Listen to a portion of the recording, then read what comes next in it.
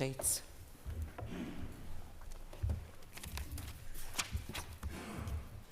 The first item on the order paper is member statements. If any member wishes to be called to make a statement, they should do so by rising in their places. Those members who are called will have up to 3 minutes to make their statement, and I just want to remind you all that interventions are not permitted, and I will not be taking any points of order on this or any other matter until the item of business is finished. I call Peter Martin. Thank you very much, Madam Principal Deputy Speaker. Last week at Balmoral, I saw the very best of our agri-food sector on display. And whilst tasting some great food and drink, I also saw plenty of animals and even ended up stroking an alpaca. However, yes, that's true, Philip. However, in the last couple of years, our hospitality and food sectors have taken a battering, most recently with the Labour government's reforms to national insurance and inheritance tax on foreign properties. Yet, in spite of these challenges, the local food and drink sector in my constituency has continued to go from strength to strength, with some notable successes across the British Isles. I think it's worth drawing attention to some of these stories and to celebrate the achievements of local producers and hospitality. Clandyboy Estate Yoghurt, started by the late Lady Dufferin, did fantastically well at the Irish Food Awards, with their raspberry and white chocolate pot being recognised as the best product in Ireland. Family-owned cattle farm Ballybogey Dexter's were acknowledged for their quality meat at the Great Taste Awards. Produced using sustainable cattle farming techniques, and they've also done great work restoring the historic Orlock farm overlooking Belfast Loch. Family-owned Primacy Meats were also named Retailer of the Year at the Northern Ireland Bangor Business Awards. Our local hospitality businesses have also found great success at a local level. The Bangala in Bangor, owned by Abdul Rob, won Best Northern Ireland Restaurant at the acclaimed Curry Oscars in London, cementing its status as the best Asian restaurant in Northern Ireland for the third year running. Coventry Inn won Atmospheric Dining Destination of the Year at the Irish Food and Hospitality Awards. The Jamaica Inn won Best Gastropub in the Ulster region at the Irish Hospitality Awards, and honourable mentions go to Copeland Distillery, the Cleaver Steakhouse, the Wool Garden in Helens Bay, amongst many other winners across my constituency. However, I should also mention the Star of Bengal, because that is my local Indian takeaway, and I would highly recommend the lamb madras. Time's up, Peter. And I think that's probably a pretty good point. Don't know what is on. Thank you very much, Madam Principal. Thank you, Peter. I call Linda Dillon. And I raise today to mark Dementia Action Week, and I want to thank the Alzheimer's Society for actually giving me my pen as I came in here today, and for all of the work that they do with families and with those who unfortunately suffer the effects of Alzheimer's and other forms of dementia. And this is a serious challenge for our health system going forward, for our health and social care system actually going forward. And currently in the north, dementia costs us £1 billion per year, and that is estimated in the next 15 years to rise to £2 billion. And that is a serious cost to us, to our economy, to our society, to our health system. But the greatest cost is to the families. The greatest cost is to those people who suffer with dementia and the people who love and support them and look after them. And we need to make sure that we do all that we can. And there is much work happening in the field of research, and there are many drugs coming online that could either delay or prevent dementia, and we need to seriously work hard, and our Minister needs to look at what can be done to ensure that these drugs are available to all of those. But we also need early diagnosis, and we talked yesterday about the availability and access to GPs, and if we don't get our access to GPs and we don't get our access to all of those in the health sector who service us, then we will not have the diagnosis, and these people will be too late in getting the medications for it to be of any use to them. So I am calling on the Health Minister to please address this, action it, make sure that all of these people have the earliest access, not only to the GP services, but also to the services that they need to fully diagnose them. This has been something that people have been crying out for many years, and I'm sure there are people in this chamber today who have been impacted. And I know certainly in terms of my own family, and I had cousins and an uncle who looked after their mummy and their wife like she was an absolute egg for many years, and she was a beautiful person inside and out, and they did everything they possibly could, and they did it with the support of Alzheimer's UK. So I want to acknowledge that a lot of work was done, but they were the ones that were there day in, day out. Her daughter and her husband and her sons were the ones that were there caring for her, loving her, feeding her, making sure that they talked to her just like they talked to her every other day of her life, didn't treat her any differently. And that was so, so important. And I think that in terms of being able to do that, you require the support of all of us here in government, in terms of being able to support them around communities, around what benefits are available, around the health service, around every element of what we do here needs to be about supporting those families and those people. So I think just if we can remember all of those, so many, many families are impacted, and so many, many more will be. And none of us know if we'll be that person. I hope every day that it won't be me or anybody I love, but none of us know. So I'm asking everybody to support Dementia Action Week, and please, to the Health Minister, make sure that people have early access to GPs and to health services. Thank you. I call John Blair. Deputy Speaker, I rise today to join the League Against Cruel Sports in recognising the importance of Fox Day, which will be celebrated this coming Thursday. This annual event gives us the opportunity to honour these extraordinary animals, highlighting their vital role within our ecosystems and advocating for their protection against cruelty. For centuries, foxes have been an integral part of Northern Ireland's wildlife. As a native species, they are revered for their adaptability and also their intelligence. Their presence in our environment is not only a testament to a healthy habitat, but also underscores their essential contribution to the biodiversity of our region. By supporting initiatives that protect these remarkable creatures, we ensure that future generations can enjoy and appreciate the unique wildlife that defines Northern Ireland. Therefore, celebrating Fox Day offers us a platform to educate ourselves about the critical importance of wildlife conservation and to stand firmly against any unnecessary harm inflicted upon these creatures. This is why legislation is required to protect our foxes, and members will know that it's my intention to bring such legislation to this chamber imminently through a private member's bill to ban hunting wild mammals with dogs. In closing, Principal Deputy Speaker, I encourage everyone to wear orange this Thursday as a show of support to these remarkable animals. This will highlight our dedication to safeguarding our ecosystems and denouncing all forms of animal cruelty. I also urge all members to join me, of course, in supporting my private member's bill when the opportunity arises. Nature has no room for cruelty, and it's high time that this Assembly consigns the barbaric practice of hunting foxes for sport to history. Thank you. Thank you, John. I call Robbie Butler. Principal Deputy Speaker, I'd like to associate myself with the remarks made by Ms Dillon in regard to Dementia Week. I have a sister-in-law who's only in her late 50s who has been impacted, as has her family, so I thank the member for bringing that. I would like to extend my congratulations today, however, to Park School in Belfast in their production of a superhero film, a film which has been shortlisted in the Best Film for the 12 to 15 category of the Into Film Awards 2025. The film's creation is a testament of the vision, creativity and determination of the young people who actually brought this project to life.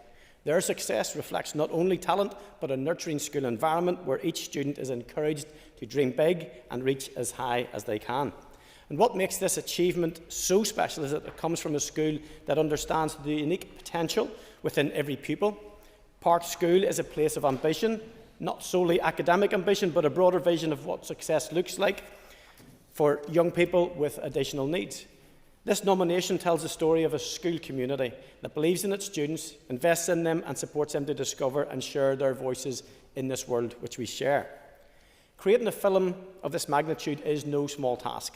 It takes teamwork, storytelling, imagination and courage, qualities that have clearly been fostered through the ethos of Park School. The pride that families, teachers, classroom assistants and the students must feel is indeed richly deserved. And I want to say to them that they are setting an example not just for other schools across Northern Ireland, but for our entire society, showing what is possible when inclusion, creativity and ambition go hand in hand. This moment, Madam Deputy Speaker, also highlights the ongoing need for a meaningful post-19 education and opportunity for those young people. This has been wonderfully championed by Alma White and her ambition to bring forward Caleb's cause, ensuring that no young person is left behind when they leave school, but instead is supported to live a full and flourishing life. So to all those involved in Superhero School, I want to say well done. You've made Belfast and Northern Ireland very proud, and more importantly, you have shown what you are capable of when given the opportunity to shine. I wish them all the very best of luck at the Into Film Awards in London. However, I'm sure you'll agree with me, they are already winners in every sense. Thank you. Thank you, Robbie. I call Mark Durkin. Sean Corlia, as current chair of the APG on dementia, I'd also like to speak on Dementia Action Week. Across the north, the Alzheimer's Society indicate that there are around 25,000 people living with dementia. However, more than a third of people with dementia don't have a diagnosis, so can't access the vital care, support and treatment that they need. I understand that getting a diagnosis can be daunting, but research shows that 97% of people affected by dementia saw a benefit or have seen a benefit of getting that diagnosis. An early and accurate diagnosis helps people to live independently for longer, access existing treatments and avoid ending up in crisis. It also allows people to better understand their own condition and plan for their future. Every year, those living with dementia but without a diagnosis account for around 15,000 visits to A&E. This is putting huge pressure on the wrong part of the health service. It's not good for the patients, it's not good for the staff, and it's not good for the system. This Dementia Action Week, the Alzheimer's Society is shining a light on the 6 most common early signs and symptoms of dementia and encouraging people to seek help if they spot these signs in themselves or in a loved one. Anyone with concerns can use their free symptom checklist and seek help. The 6 most common symptoms of dementia include memory loss, that's problems recalling things that have happened recently, difficulty organising thoughts, struggling to make decisions, solve problems or follow steps, problems with communication, that's difficulties following conversations or finding the right words, problems with vision, problems judging distances or perceiving object edges, getting confused about time or place, losing track of the time or date, or becoming confused about location, changes in mood or personality, becoming unusually anxious, irritable or withdrawn. Over the next 15 years, we'll face a 51% jump in dementia cases, the largest rise in people living with dementia across these islands. By 2040, we'll have over 37,000 people living with dementia, each diagnosis having a whole family impact. Dementia devastates lives, but it also brings devastation to our economy, as we've heard, costing over £1 billion currently, and that's set to rise to £2 billion by 2040, unless action is taken now. Amen. Mark, I called Cheryl Brownlee. Thank you, Madam Principal Deputy Speaker. And today I rise to highlight the growing concerning issue of antisocial behaviour in the Carrickfergus area. Sadly, this is not a new problem to any part of Northern Ireland, but in recent months, the scale and the severity of incidents in Carrickfergus have increased significantly. This past weekend, the Barn United Social Club was once again targeted and damaged, and not for the first time. On 3 separate occasions last week, club members have arrived to find broken glass scattered across their 3G pitch, their stand destroyed, dugouts vandalised and surrounding infrastructure damaged. Even their CCTV system has been smashed. This is a community club run by volunteers serving the people of Carrickfergus. These mindless acts of vandalism have not only caused considerable financial strain on the club, who must now foot the bill for repairs, but have also taken a toll on the dedicated volunteers who give their time so freely. kindly 2 young boys, Logan and Carter, gave up their time to help clean the area. Their actions, of course, are a reminder that the vast majority of our young people are, of course, compassionate, responsible and care deeply about their community. The Barn United Social Club has proactively engaged with groups such as Communities and Transition, the PSNI, in developing youth intervention projects, bringing initiatives like the Game Bus to encourage positive youth engagement and respectful behaviour. But despite these efforts, repeated incidents like this are understandably disheartening. And it's not only happening at the club. The Marine Gardens area continues to see large gatherings, particularly at weekends, leaving many residents feeling intimidated and unsafe. But I want to be clear, this behaviour does not represent the majority of our young people. Across Carrickfergus, we are so lucky to have so many inspiring young people and incredible organisations working day in and out to make such a difference. Groups such as CHILL, Carrick Community Forum, YMCA, Communities and Transition, and previously Carrick Connect, and many more are doing an outstanding job to build relationships, prevent harm and offer real support. And their work is making a huge difference on the ground, engaging with our young people and diffusing issues before they escalate.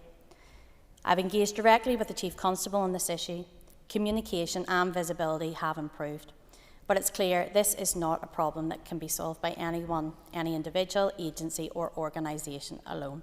It's a challenge for us all, elected representatives, police, community leaders, family, but most importantly, the young people themselves. Thank you.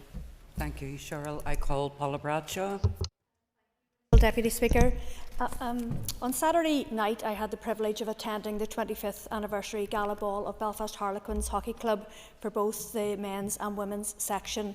Many of you familiar to South Belfast will know that this club was originally based at the North Sports Ground on the Ormer Road, which has subsequently been developed into a successful housing scheme. The club then moved to its current site in Derrimore, and it is a multi-sports club, not just the hockey for men and women's, but also rugby and GAA. And in fact, a quarter of a century on, the hockey side is embarking on a push for a new upgrade to its pitch, and the tender is out at the minute. It is noted that in just 25 years, the club has enjoyed considerable success, including providing 2 World Cup finalists on the women's side, an accomplishment unthinkable at the club's foundation. Even this season, the women's first team won the President's Cup and the women's twos team won the Junior League. The club was represented on the Ireland Masters team in New Zealand last year, as I referenced in a previous statement. In fact, first team player Katie Larmour is the latest Quins player to be called up to the Senior Ireland international squad, which is perhaps apt given the fact that her mum, Roisin Walsh, has led the club's thriving junior section for 2 decades. What is striking about the event was in fact the focus not on the silverware or the caps, but rather on the lifelong friendships which flow throughout the club. It was pointed out that across the club, in the mix of teams, both in terms of levels and maturity, you will find that the youth team interact with the vets, and the ones who are there just for the fun are great friends with those who are the elite players. So Saturday night very much reflected that there is no hierarchy within the club. That, in the end, is what sport is all about. So I wish this club, Belfast Harlequins, well going into the future, and I look forward to their continued success. Thank you. Thank you, Paula. I call Paul Free. Deputy Speaker, and I rise today to raise awareness of a meeting that took place last week. A meeting on Tuesday the 13th of May, where FIBS NI, the Vaccine Injured and Bereaved Support Group for Northern Ireland, took a delegation of bereaved injured people to meet with the Health Minister to talk about their conditions, to talk about their symptoms, and to talk about their loss. I must say, Principal Deputy Speaker, and place on record that out of that meeting they got hope. And I want to thank the Minister, first of all, for meeting with them and for also providing that hope. These people have been gaslit, they have been ignored, they have been dismissed for far too long. Even a member in this House told them that they shouldn't meet in Stormont they'd be better meeting in a community centre. So that's how these people, these injured people, have been treated to date. And so I would press the Minister to do everything in his power to make sure these people are first of all recognised, that the medical fraternity recognises them as vaccine injured, because there is a fear there within the medical profession that they don't talk about vaccine injury, and that these people be given the support that they need to live the rest of their lives in fulfilment despite their injuries and their loss. I believe, Principal Deputy Speaker, that this will be the biggest medical scandal in our lifetime. Not because they were injured because they took a medicine. I think that's the most natural thing in the world. But it's because they were coerced to take that medicine by parties in this House, by governments in Westminster and all throughout the Western world. And since that, and because of that, these people have been ignored. They've been an inconvenience. And these people need to know that they are not isolated, that they are not alone. There is now support groups, branches set up in every county of Northern Ireland and practically every major town. And that is the support that these people require in a charitable organisational status of FIBS-NI. But they need so much more help from government. They need so much more help from the health department, and they need so much more help from the trusts. And I am determined to make sure, first of all, that they're recognised, that they're acknowledged, and they receive the support that they so badly need. Thank you. Thank you, Paul. I call Donny Donnelly. Thank you, Madam Principal Deputy Speaker. Over the weekend, I had the privilege of attending the launch of the 2025 All-Ireland Coastal Rowing Championships in Glenarm in my constituency in East Antrim. It's a fantastic event that brought together rowers, volunteers, community leaders, and even a special guest, double Olympian Rebecca Edwards, to kick off what promises to be a landmark summer for sport on the Antrim coast. Standing on the slipway in Glenarm and even getting out onto the water in boats alongside local clubs, MLAs, our local MP, the Mayor and the Communities Minister, and our Olympian Rebecca Edwards, I saw firsthand the energy, pride and momentum that is already building ahead of the main event in August. The launch also marked the start of a summer of rowing. I was delighted to speak with rowers and volunteers, some of whom shared how we can better support their clubs and this year's event, with clubs from the Glens, Glenarm, Ballygally Castle, Cushendun, Whitehead and Carnlough. Our coastal clubs will be racing most weekends from now until the championships in August, creating local buzz and drawing crowds right along the Antrim coast. This August, the championships return north for the first time in over a decade, and they're set to be the biggest yet. Last year's event in Dingle, County Kerry, saw 550 crews, 71 races and 57 national titles. Glenarm is now preparing to welcome thousands of visitors across the weekend of the 15th, 16th and 17th of August. The economic impact will be substantial. Accommodation along the coast is already heavily booked, with the event set to generate millions for local tourism and small businesses. From what I saw and heard over the weekend, our local clubs are more than ready. Last year, Castle Rowing Club in Ballygally brought home 2 All-Ireland titles, 2 silvers and 3 bronzes, and they have a history of great success across multiple years. Whitehead Rowing Club secured 3 silvers and a bronze, a result of hard work and dedication, and a Glenarm rower claimed 2 national titles as part of a composite crew. These aren't just medals, they're a result of years of dedication, grit and passion for their sport. Now in its 33rd year, the All-Ireland Championships are more than a sporting event. They unite people, building friendships, breaking down barriers and creating a sense of pride and community across the island. It's also a great sport with huge benefits to physical and mental health. I pay tribute to the Irish Coastal Rowing Federation, the Antrim Coast Rowing Association and the army of volunteers who make this possible. I'll be back in our clubs all the way, and I encourage all members to come along and experience this truly special sport and event for themselves. It will not disappoint. Thank you. Thank you. I call Timothy Goss, and Timothy, you have 2 minutes. Thank you very much, Principal Deputy Speaker. There's no greater duty for public representatives than the proper stewardship for taxpayers' money. Yet last month, this House was advised that the Assembly Commission had reached a confidential settlement with contractors over the cost of repairing Stormont's roof, a multi-million-pound bill, no doubt. This is an outrageous situation. The public, whose money it is not permitted to know how much is involved in this settlement. The Commission, made up of members of Sinn Féin, the DUP, the Alliance, Ulster Unionists, SDLP, had reached a secret deal with the contractor behind closed doors. That is not providing transparency. That is not delivering accountability. That is an evasion of holding people to account.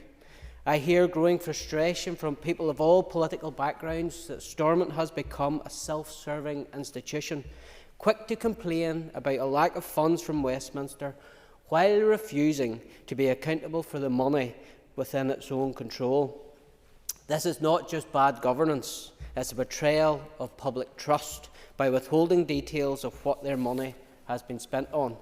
In this case, water ingress arose from drilling into the concrete slab of the roof. The public want to know who signed off on such a scheme. Was the scheme approved by the Commission, who won't tell us how much it's costing to fix? Likewise, the same should apply in local councils. Recently, Mid and East Antrim settled a tribunal claim using an NDA to hide the costs to the public. Whether in Stormont or local councils, the public deserve to know what their money is being spent on. Thank you, Timothy. I call Jerry Carroll, and Jerry, you have 2 minutes. Thank you, Deputy Speaker. Deputy Speaker, over the weekend in Belfast, across Ireland and the world, people gathered to commemorate the Nakba, known as the catastrophe in English. This event marks the founding of the Israeli state. 77 years ago this month, the Israeli state was founded in ethnic cleansing, displacement, slaughter, and the belief not in coexistence, but that it's okay to occupy and steal on other people's land. Zionism never did and doesn't today speak for all Jewish people, and a large number of Jewish people are defying what Israel represents. It's worth emphasising and challenging one of the many lies that Israel is based on. Deputy Speaker, Palestine was not a land without people. It had people, culture, history for thousands of years, and in response to the brutality of the Holocaust and industrial attempts by European fascist powers to wipe out Jewish people, Zionism grew, and Palestinians shouldn't then or now be forced to pay for the vicious crimes of anti-Semitic parties and forces in Europe, something that people in this House should do well to remember.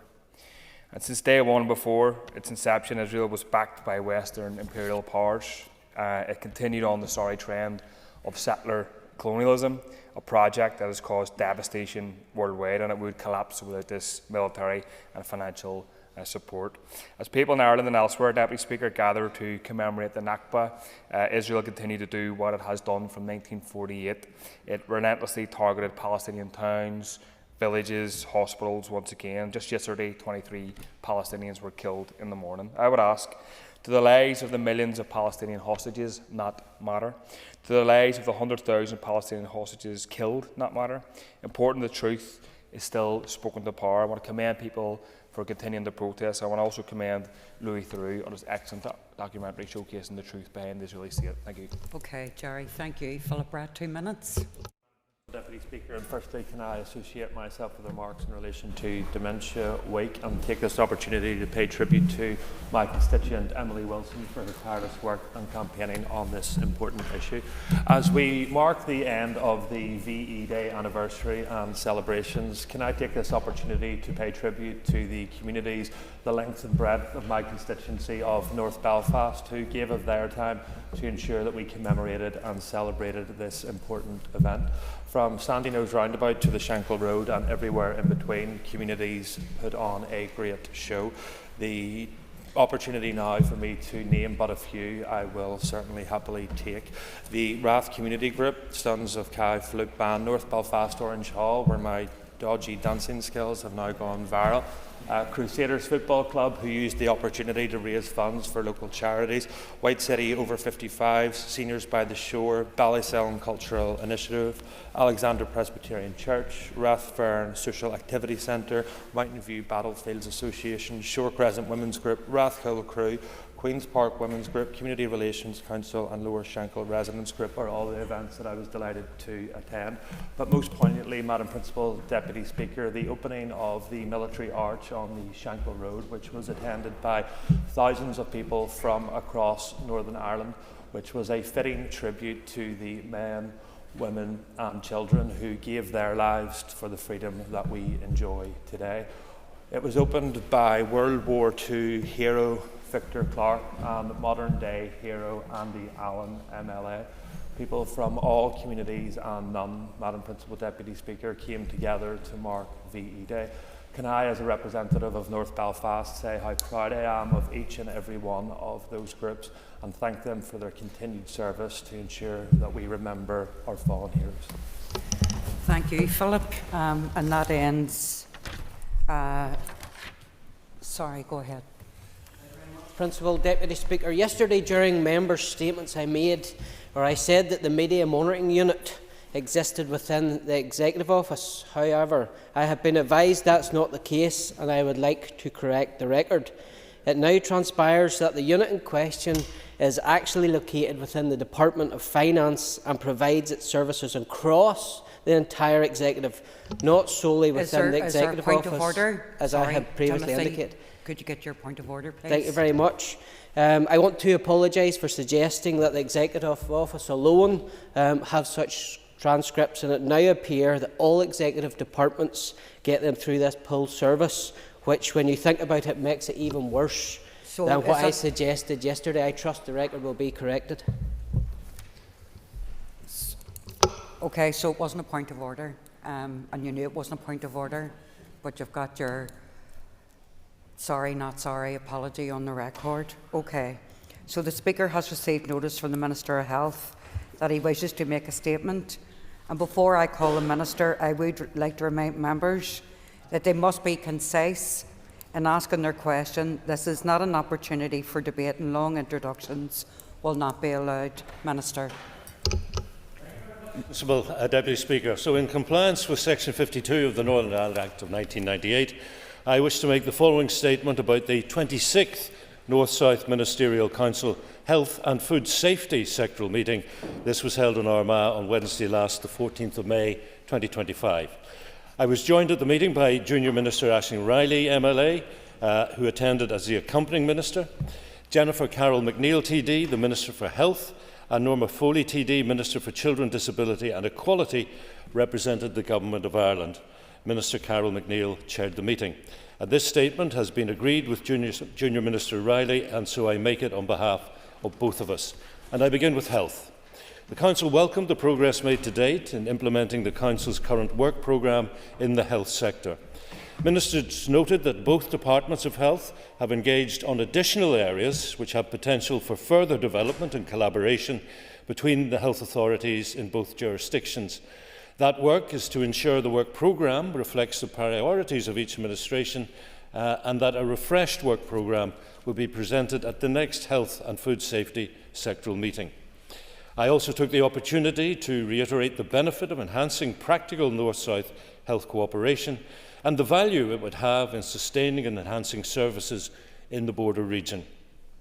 In receiving an update on cooperation between the two departments, the Council noted the ongoing collaboration on issues connected with alcohol and drug use, such as the sharing of learnings through the North-South Alcohol Policy Advisory Group, that work on suicide prevention initiatives in both jurisdictions is ongoing, including the exploration of potential opportunities for further joint working to prevent suicide, an update on the All-Ireland Congenital Heart Disease Network, the update on cross-border emergency planning and emergency response, and that both health departments will work collaboratively to seek ways to further cooperate in emergency planning and emergency response.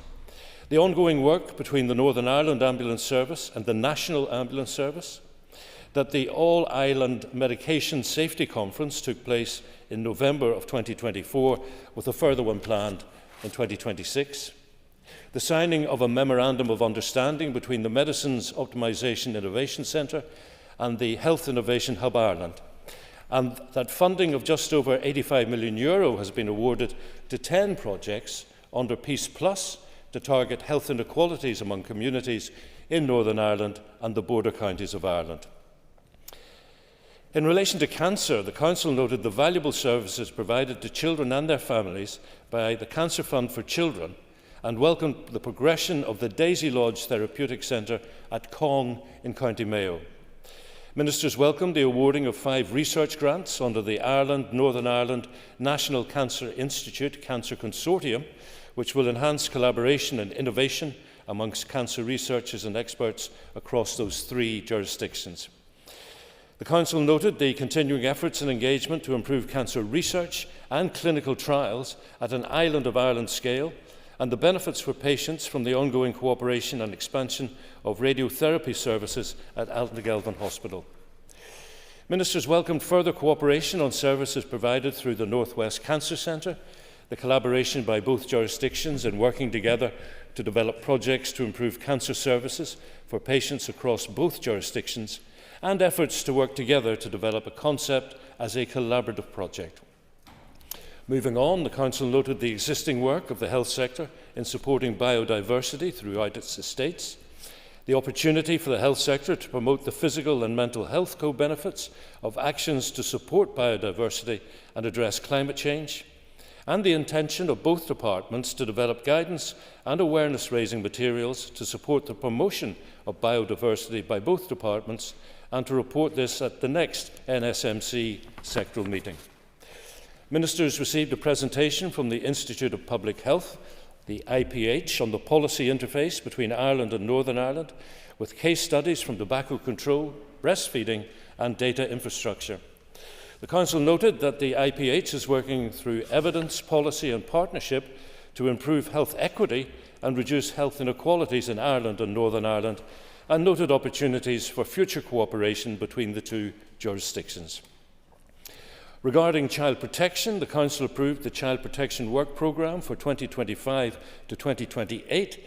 It's focused on knowledge exchange on child welfare and protection developments, early identification and sharing of information on emerging complex child welfare protection issues, and the consideration of their impact on cross-border working and ongoing cross-border cooperation in relation to child welfare and protection. Ministers noted the Knowledge Exchange Forum, which brings together child protection practitioners from both jurisdictions, which continues to meet to share information in the critical area of social work practice within child protection services. Ministers also noted there has been significant awareness-raising work in both jurisdictions on the need for dual registration of social workers in relation to children's cases with a cross-border dimension. Principal Deputy Speaker, let me turn now to food safety. The Council noted the progress report containing Safe Foods high-level achievements since the last Health and Food Safety sectoral meeting. These include the new Food Environment Campaign 2024-28 to protect children's health, which was launched in June of 2024 in partnership with the Departments of Health in both jurisdictions, the Public Health Agency, the Health Service Executive, the Food Safety Authority of Ireland and the Food Standards Agency. Also, the ongoing Safe Food for Business training resources that Safe Food is providing for businesses across the island of Ireland which produce or sell food, with about 80% of those being small food businesses. The new extended 2025-28 Community Food Initiatives programme that has been developed to positively influence healthy eating habits, especially of low-income families, through the promotion of greater access to and availability of healthy and safe food using a community development approach. Next, the food safety, nutrition and healthy eating promotion work done by Safe Food through its various food safety and nutrition programmes and networks, and the research carried out by Safe Food on a range of topics, including consumers' use of smart devices, food poverty and food safety advice for vulnerable patients and residents in healthcare settings.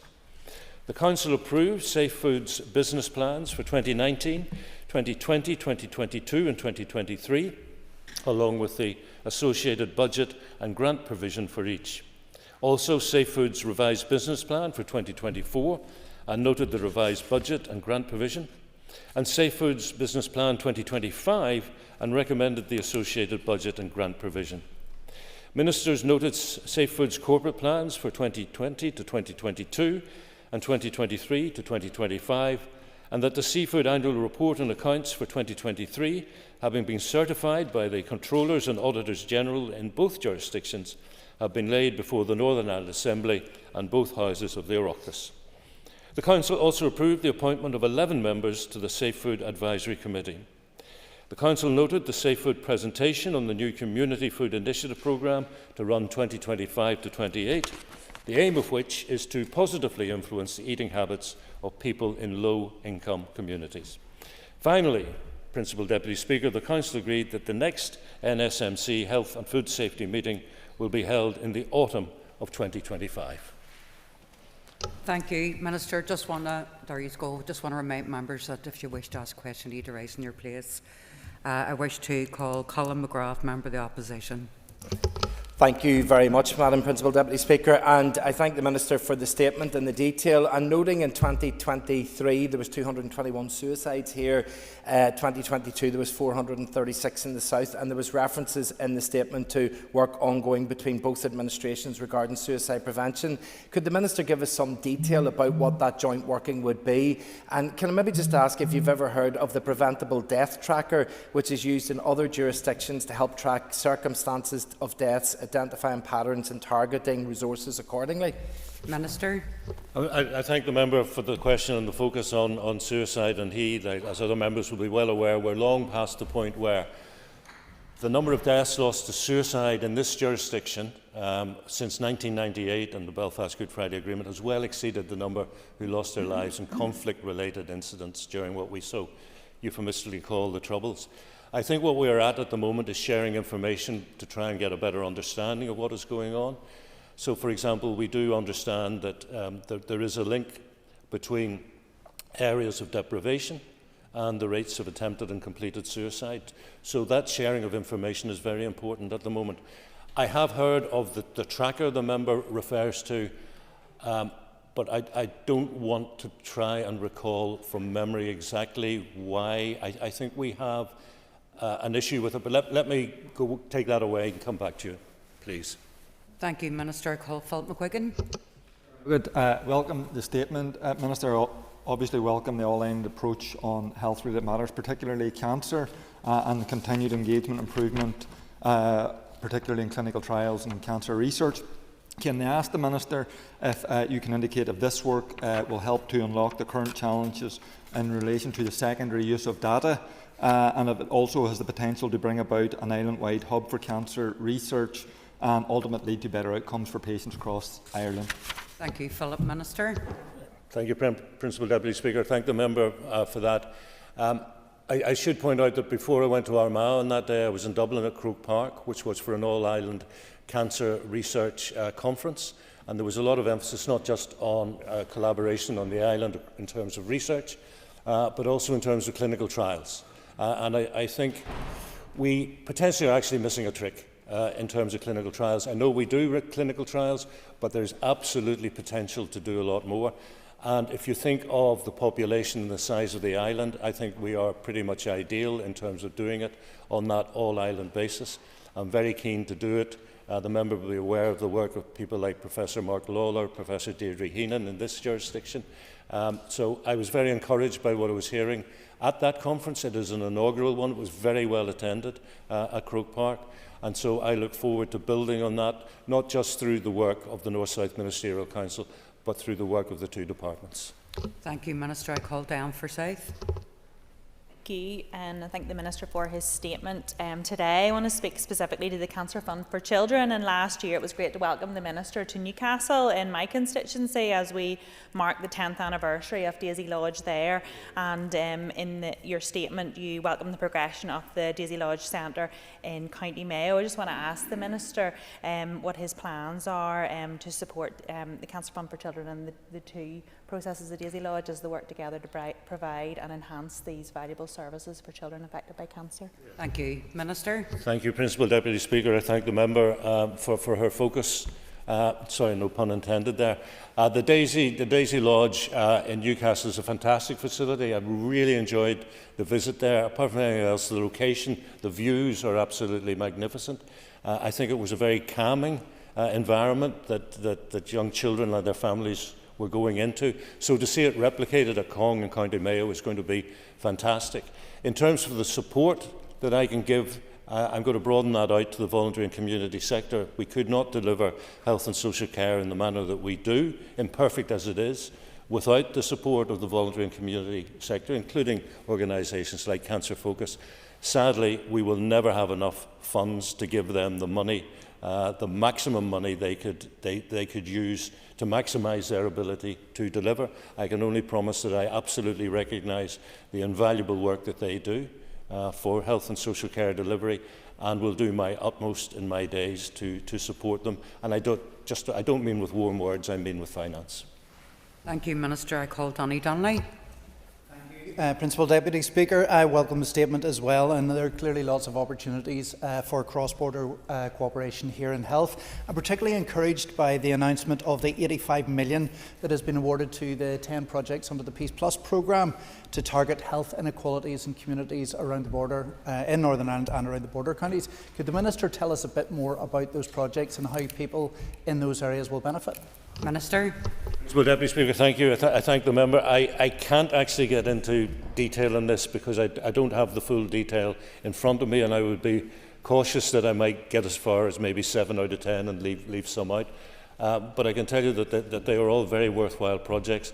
I think the member is aware that I have a focus on health inequalities, and the measure that I want to use to judge whether we're actually making a positive impact is healthy life expectancy. And I think the member knows the most shocking divergence is 2 females who could be born today, grow up in Belfast a mile apart, one in the area of most deprivation, one in the least, and their healthy life expectancy is going to vary by 14.1 years.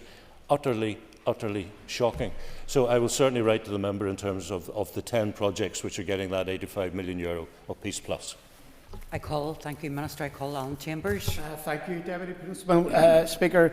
I certainly thank the Minister for his statement this morning, and I welcome the ongoing engagement he is having with his southern counterpart.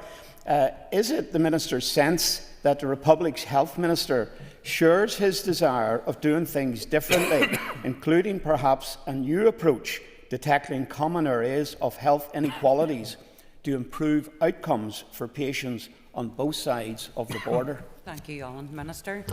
Thank you, Principal Deputy Speaker. I can assure the member I believe that is the case. I have now met Jennifer Carroll McNeill on 2 occasions. We had a bilateral in Dublin before we visited the new Children's Hospital, which is an amazing facility.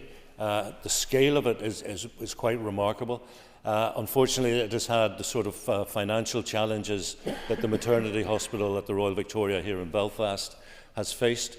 And talking to the Minister, I could see a determination to try and make sure that hospital is up and running as soon as possible. I think we found a lot of common ground, and the common ground, I think, where we found the most common sense of where we want to go was actually on health inequalities. And we're only in the foothills of this, so I don't want to raise expectations. But the Minister mentioned something to me, and we went into quite a detailed discussion about health inequalities. And they're the same whether you're talking about Coleraine or Limerick, Dublin, Belfast, Derry, you name it. And I think we can, certainly within this mandate, I am hoping we will be making a pitch to the Shared Island Fund for an initiative which I think could make a real difference in people's lives. Thank you. And thank you to the Minister for your answers so far, and I welcome the statement and particularly the previous answer. If I can just ask that the information that's going to be shared with Mr Donnelly could be shared with the committee members in relation to those projects. I think it would be really important. Really welcome that the Council approved the Child Protection Work Programme 25-28. Again, I would appreciate if that could be shared with committees, exactly the detail of that, and if you could outline what within that or what within your conversations would ensure that something like what happened young Kieran Dern from Drogheda, the young boy who was murdered, who had supposedly moved to the north and was not followed up, to ensure that something like that never happens again, because we know that the most dangerous place for a child in this country is in their own home. Okay, thank you, Linda. Minister. Thank you, Principal Deputy Speaker. I thank the Minister. I find it hard to hear the member. I think you're a little bit off mic, but I get the gist of it. I'd certainly share the information from the two items that you listed. We were keen to discuss that what we have to do when there is a tragic incident is learn the lessons, and not just learn the lessons in terms of a paper exercise, but figure out how we strategise and how we implement protections that are learnings from those occasions. I was very encouraged. Minister Foley is well across her brief. We had a detailed discussion, and officials will continue to work, and very much mindful that every incident is an incident that should never have happened and that has such devastating consequences. Thank you. I call Philip Brett. Thank you, Madam Principal Deputy Speaker, and can I thank the Minister for his update. Minister, could you outline if there was any discussions in relation to best practice of hospice care, and in particular the Minister will be aware of the difference in the funding model in the Republic of Ireland. Hospices are funded 100% by government. That's not the case here in Northern Ireland. So was there any discussion in relation to how we can better support our hospices here in Northern Ireland? Thank you, Philip. Minister. Thank you, Principal Deputy Speaker. I thank the member. There was no detailed discussion on hospice care during this sectoral meeting. Previously, as I say, I met Jennifer Carroll McNeill, the Minister of Health in the Government of Ireland, down in Dublin, and after that I visited a hospice in Dublin. I got a briefing on the different funding arrangements, which are obviously much more advantageous to hospices in Dublin. I understand former Taoiseach Leo Varadkar had been very instrumental in that funding stream being established, and I am a bit remiss because I can reach out. Leo Varadkar has encouraged me to reach out to him to discuss these issues. I haven't done that yet. It is on my to-do list, and if I'm being really honest, Principal Deputy Speaker, I'm being a bit slow on it. Thank you, Minister. I call Orlea Flynn. And I thank the Minister for making the statement here today. Minister, can you maybe detail any joint initiatives that have been agreed or are being planned around, I know it references work around mental health, drug and alcohol services. The statement did mention the Alcohol Policy Advisory Group, but is there actually any joint initiatives that are being planned around those areas? And was any cross-border cooperation discussed around the mother and baby unit, if we get to the point, hopefully in a short space of time, that we might have one here locally? Thank you, Orlea. Minister. Thank you, Principal Deputy Speaker. I would say to the member, I think the detail was more in terms of the food safety side of the fence. But in terms of the mother and baby unit, I think it's a matter of public note that we did hope that we make a successful pitch to the Shared Island Fund in terms of the mother and baby unit. And that was unsuccessful. And that was when Stephen Donnelly was the Minister. And perhaps, with hindsight, we waited too long when it gave them too much detail, because the answer I got was that it was a kind of definitive no. So my view is moving forward, if we're pitching to the Shared Island Fund, we shouldn't be sending them like a 20-page, fully detailed proposal, a one-pager to see whether they're interested, because if they're just going to say no, there's no point wasting that resource. If they're going to say yes, then you go away and you get down into fine detail. So the mother and baby unit will be based at the Belfast City Hospital, and we're at a pretty advanced stage in terms of the business plan. So I would hope that we will be green-lighting it certainly during the course of this calendar year. Thank you, Minister. I call Alan Robinson. Principal Deputy Speaker, like others, Minister, I very much welcome and acknowledge the progress and the working together on cancer research. Would the Minister, however, acknowledge that it is also very important to be embedded within the huge research hubs of Oxford, Cambridge and London? Could he also maybe give an update to the House today on the cancer research strategy for Northern Ireland? Thank you, Alan. Minister. Thank you, Principal Deputy Speaker. Yes, I do acknowledge the East-West link, and I think that was something that was also discussed, at least on the fringes of that conference I mentioned at Croke Park in Dublin.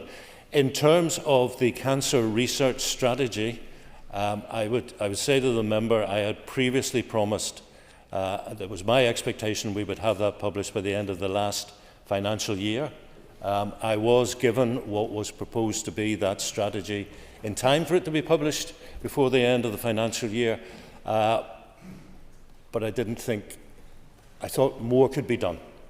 I thought more could be done to improve it, I wanted slightly more engagement with stakeholders so that I could be assured that they were satisfied with the strategy. And so additional work is being carried out. We have missed a deadline, hands up to that, but I think it is worth it, because I think when we get this over the line and I'm satisfied with it and stakeholders are happier with it, it will be a more effective document. Thank you, Minister. I call Mark Durgan. Minister, your statement refers to the ongoing collaborations on issues connected with alcohol and drug use. Can you expand on that? And could you possibly commit to exploring further opportunities for joint funding for addiction services in border areas like Northlands, in my own constituency, that has recently been stripped of its core funding? Thanks, Mark. Minister. Thank you, Principal Deputy Speaker. I just take a little exception to that last use of language, saying they were stripped of their core funding. We redesigned the core funding scheme because it hadn't been reviewed in 20 years, which meant any charity that has been established in that period, that 2-decade period, couldn't even apply for core funding. And it was also, the point was also made that core funding was an annual thing, and because you got it 1 year, you should not expect to get it the following year. It was redesigned at my request, facilitated by NICVA, the Council for Voluntary Action. So stakeholders were the co-designers of the scheme, and Northlands were unsuccessful. And the criteria that were used, I think the 6 criteria, were not of the departments, they were the stakeholders. So I very much regret Northlands are not in receipt of core grant funding, but I think it's wrong to say we stripped them of it. I am more than happy to work with the North-South Ministerial Council, with Jennifer Carroll McNeill, and consider whether that is an area where a pitch to the Shared Island Fund would be appropriate. I think given Northlands is up by the border, that would make it attractive. Thank you, Minister. I call Cheryl Brownlee. Deputy Speaker, and I just want to follow on just in terms of the alcohol and drug use. Obviously it's mentioned within the statement here, but what actually was discussed or what updates was provided in this meeting so we can obviously improve the services right throughout Northern Ireland? Thank you, Principal Deputy Speaker. I have to say to the member that the area that I wanted to discuss within that broad sector of alcohol was the benefits, as I see it, of minimum unit pricing for alcohol. You have minimum unit pricing in Scotland, you have it in Wales. The research that I have seen suggests that it does work. The very esteemed health inequalities expert, Professor Sir Michael Marmont, agrees that minimum unit pricing does work. I would like to bring legislation to this House in this mandate to introduce minimum unit pricing alcohol in Northern Ireland. To do that, I need executive agreement, and I'm afraid I do not have that, and I would encourage the member to reflect on why that may be. Thank you, Minister. I call Timothy Garson. Thank you very much, Principal Deputy Speaker. Minister, on page 7 of your statement, it notes the ongoing cross-border cooperation in relation to child welfare and protection.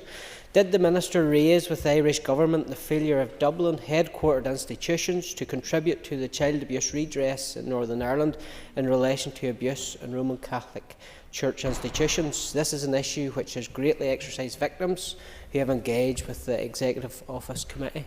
Minister. Thank you, Principal Deputy Speaker. I think the member has actually answered his own question. I did not raise the issue at the North-South Ministerial Council meeting in sectoral format for health and food safety because it is an issue for the Executive Office. Thank you. I call Justin McNulty. Minister, you mentioned the success of the North West Cancer Centre and the ongoing cooperation and expansion of radiotherapy services at Altnagelvin Hospital on a north-south basis. In terms of the Taoiseach Shared Island Fund and the cross-border dimension, was Daisy Hill Hospital discussed and its primarily positioned location to serve as a cross-border hub with a specialism? Minister. Thank you, Principal Deputy Speaker. I'm glad the member is sitting down because the answer is no. Okay, so that concludes questions on the statement. If members would like to take their ease, please, before the next item of business. Minister. Sorry, Principal, maybe a point of clarification, if I may. It all depends what you say. It's to clarify a point of detail from last week's Assembly debate on cancer waiting times. During the debate, I made reference to the Western Trust in particular having been reliant on a single-handed dermatology consultant, and that is the case, but it doesn't mean that the Western Trust has the worst waiting lists, and there was no intention to make such an implication. My point was to give some examples of some of the recruitment and service resilience challenges that are faced. So to be clear, the Western Trust has some of the best waiting times in Northern Ireland for dermatology red flag outpatient appointments. I'm happy to put that on the record and to thank staff for their work. So it wasn't a point of order or clarification, it was brass necked, Minister, so you've now got it in the record.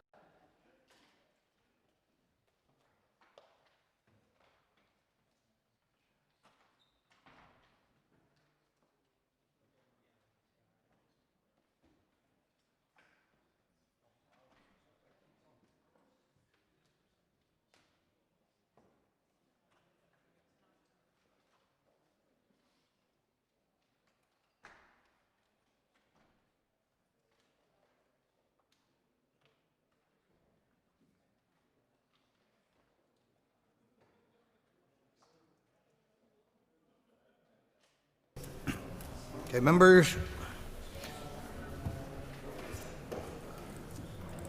The next item on the order paper is a motion on decolonisation of museum collections and repatriation of artefacts. I will ask the clerk to read the motion. That this Assembly notes National Museums NI's commitment in its ethics policy to proactively seek to democratise and decolonise its collections through ethical collections development, research, partnerships and engagement. Further notes the Inclusive Global Histories exhibition launched by Ulster Museum in 2022, which aims to demonstrate NMNI's commitment to decolonisation, diversity and inclusion. Commends the continued repatriation efforts of NMNI regarding the return of human remains and other sacred objects to the people of Hawaii. Acknowledges the immense cultural, social and historical significance that the return of artefacts represent to societies and Indigenous communities impacted by colonialism around the world, including on this island. Encourages museums to further develop and expand decolonisation policies, such as cooperating with requests for the repatriation of art and artefacts, and calls on the Minister for Communities to support museums here in their efforts to decolonise their collections. Thank you. And I call Minister McHugh to move the motion. Move. Thank you. The Business Committee has agreed to allow up to 1 hour 30 minutes for this debate. The proposer of the motion will have 10 minutes to propose and 10 minutes to wind. As an amendment has been selected and is published on the Marshal's list, the Business Committee has agreed that 15 minutes will be added to the total time for the debate. Please open the debate on the motion. Mr McHugh. This motion advocates for the decolonisation of museum collections and the repatriation of artefacts. This initiative is not merely about returning objects, it's about restoring dignity, acknowledging historical injustices, and fostering genuine reconciliation with communities whose heritage has been displaced. National Museums NI has commendably taken steps in this direction. In 2022, the Ulster Museum launched the Inclusive Global Histories exhibition, marking a significant move towards decolonising its collections. This exhibition critically examines the provenance of artefacts, many acquired during colonial times, and seeks to present them within their rightful cultural context. By doing so, NMNI is not only educating the public but also challenging long-standing narratives that have marginalised Indigenous voices. A poignant example of NMNI commitment is the repatriation of ancestral Hawaiian human remains and sacred objects. These items, removed in the 19th century, were returned to native Hawaiian representatives in a ceremony that underscored the importance of cultural respect and healing. As Carmen Hulu-Lindsay of the Office of Hawaiian Affairs aptly stated, this act was much needed and long overdue. You will now need your headphones. In fact, here on the island of Ireland, we had a recent example of the repatriation of remains. 13 skulls were removed in 1890 from the island of Inishbofin and kept in Trinity College, Dublin. Those skulls were kept without the permission of the islanders at the time. Recently, after intensive lobbying and a petition signed by the current inhabitants of Inishbofin, were the remains returned to the island, where they were respectfully reinterred. An apology was given by Trinity College for the obvious upset caused by the removal of these remains 133 years ago. And in addition, the university's Legacy Review Working Group is reviewing its links with slavery and the British Empire. Decolonizing museum collections is not just an ethical imperative. It enriches our understanding of history by incorporating diverse perspectives. It challenges all to confront uncomfortable truths and to engage in meaningful dialogues with communities worldwide. By supporting this motion, we affirm our commitment to justice, inclusivity, and the transformative power of acknowledging and rectifying past wrongs. Let us therefore endorse this motion wholeheartedly, setting a precedent for museums everywhere to follow in the pursuit of equity and historical integrity. Thank you. I call Doug Beattie to move the amendment. Moved. Thank you. You will have 10 minutes to propose and 5 minutes to wind. All other speakers in the debate will have 5 minutes. Please open the debate on the amendment. Thank you, Mr. Speaker. I have to start by saying, but I will not dwell on the issue, but there is a certain irony to Sinn Féin motion, which includes returning of human remains to Hawaii. This while we are still here today waiting for the return of human remains from those who were disappeared. So I would ask the party opposite to use the influence they still exert in those responsible to have the remains of Columba McVeigh, Joe Linsky, Seamus Maguire and Robert Narak repatriated to their families. I have to admit, when I first read this motion, I had two thoughts. Firstly, the motion sounded like a bit of Brit bashing. Secondly, that the motion lacked any kind of nuance and was grounded purely on decolonisation without looking at what else a museum offer, particularly in education and learning. Our amendment aims to address that. For example, the National Museums clearly state it is a leading cultural institution. They are responsible for ensuring Northern Ireland's significant collection is developed, cared for, and accessible to the widest audience possible. For us, the museum is a place of learning, of understanding our past, the shared history, the global cultures, and the painful parts of our past. Clearly, the return of ancient remains and artefacts to Hawaii was the right thing to do. But was that part of decolonialisation? The artefacts in question were donated to the museum by a Mr. Gordon Augustus Thompson, who was an ethnologist who studied people and culture. He was not part of any colonialisation of the Hawaiian Islands or Sandwich Islands when he visited them in 1835.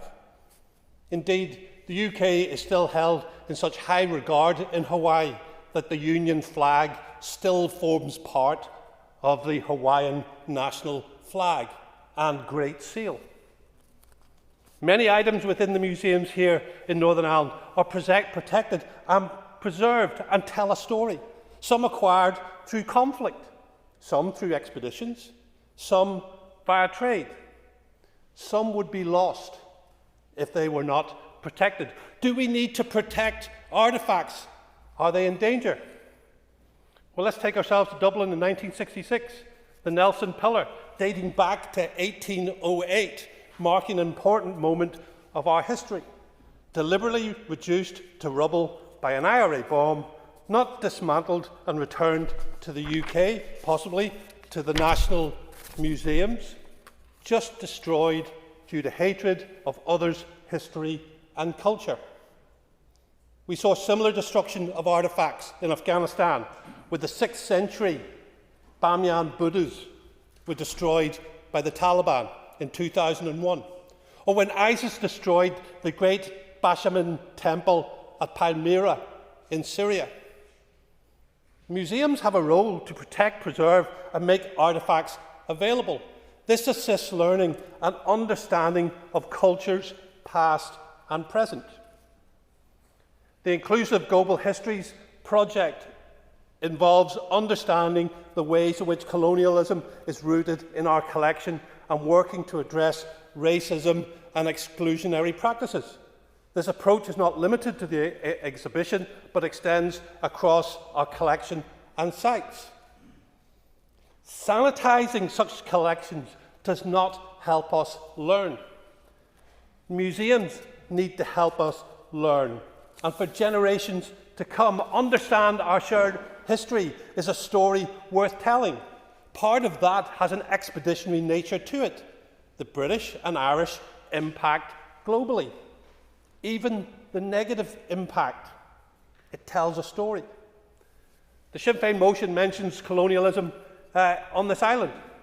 That would include the 15,000 ecological items in the Irish museums from Africa, Asia and the Far East that the Irish Collections Providence Working Group identified before they were disbanded in 2023, with no action being taken to return any of the items. And they're not on display. They're just being held. This includes 2 highly sacred whale teeth from the Solomon Islands, donated in 1900. Hey, there's even a Cromwellian armour breastplate with a musket ball through the chest. Should that be returned as stolen loot? I don't think so. It needs to be held, retained, and used as an aid to learning. Of course, there are items in Northern Ireland museums that you can put down to colonialisation, because hundreds of years ago, that is how the world was. It was a world of exploration and understanding, but with primitive knowledge of the impact on various cultures. No matter how hard we try, we cannot fix what happened 2, 3, or 4 centuries ago. But we can learn, and museums help us learn, and the stuff that's retained within them helps us understand better. How about a spear from Benin? A colonial artefact from the French protectorate, wasn't colonised by the British, donated following an expedition in the area. What can we learn from that about the culture of the time? A bronze manila or bracelet from West Africa, without a doubt from when the area was colonised. It was used as currency in the slave trade. Can we learn from this? Can we expose the collective shame of the slave trade? Or just return it in order to sanitise our museum collection? I would say the former is more important. Solomon Islands Tamako, a war canoe from the World Cultures Collection, an important artefact in understanding the cultures and civilizations at the time. To me, learning and understanding other cultures and people is important while protecting and caring for our own history. I'm a great believer in protecting our own Indigenous heritage. Some will know I have raised many issues in regards to Knock Ive, a Neolithic site just outside Raffir Island, older than the pyramids, and we stuck a wind turbine on top of it. Or the Ballynatagat giant gravestones, 6,000-year-old court tomb, which we excavated in 1966 and sat idle in the Ulster Museum before being replaced, not to the original site where it was ripped up from, but to somewhere else. A failure of our Historical Environments Division that sits alongside the destruction of an early Christian rath in Warringstown.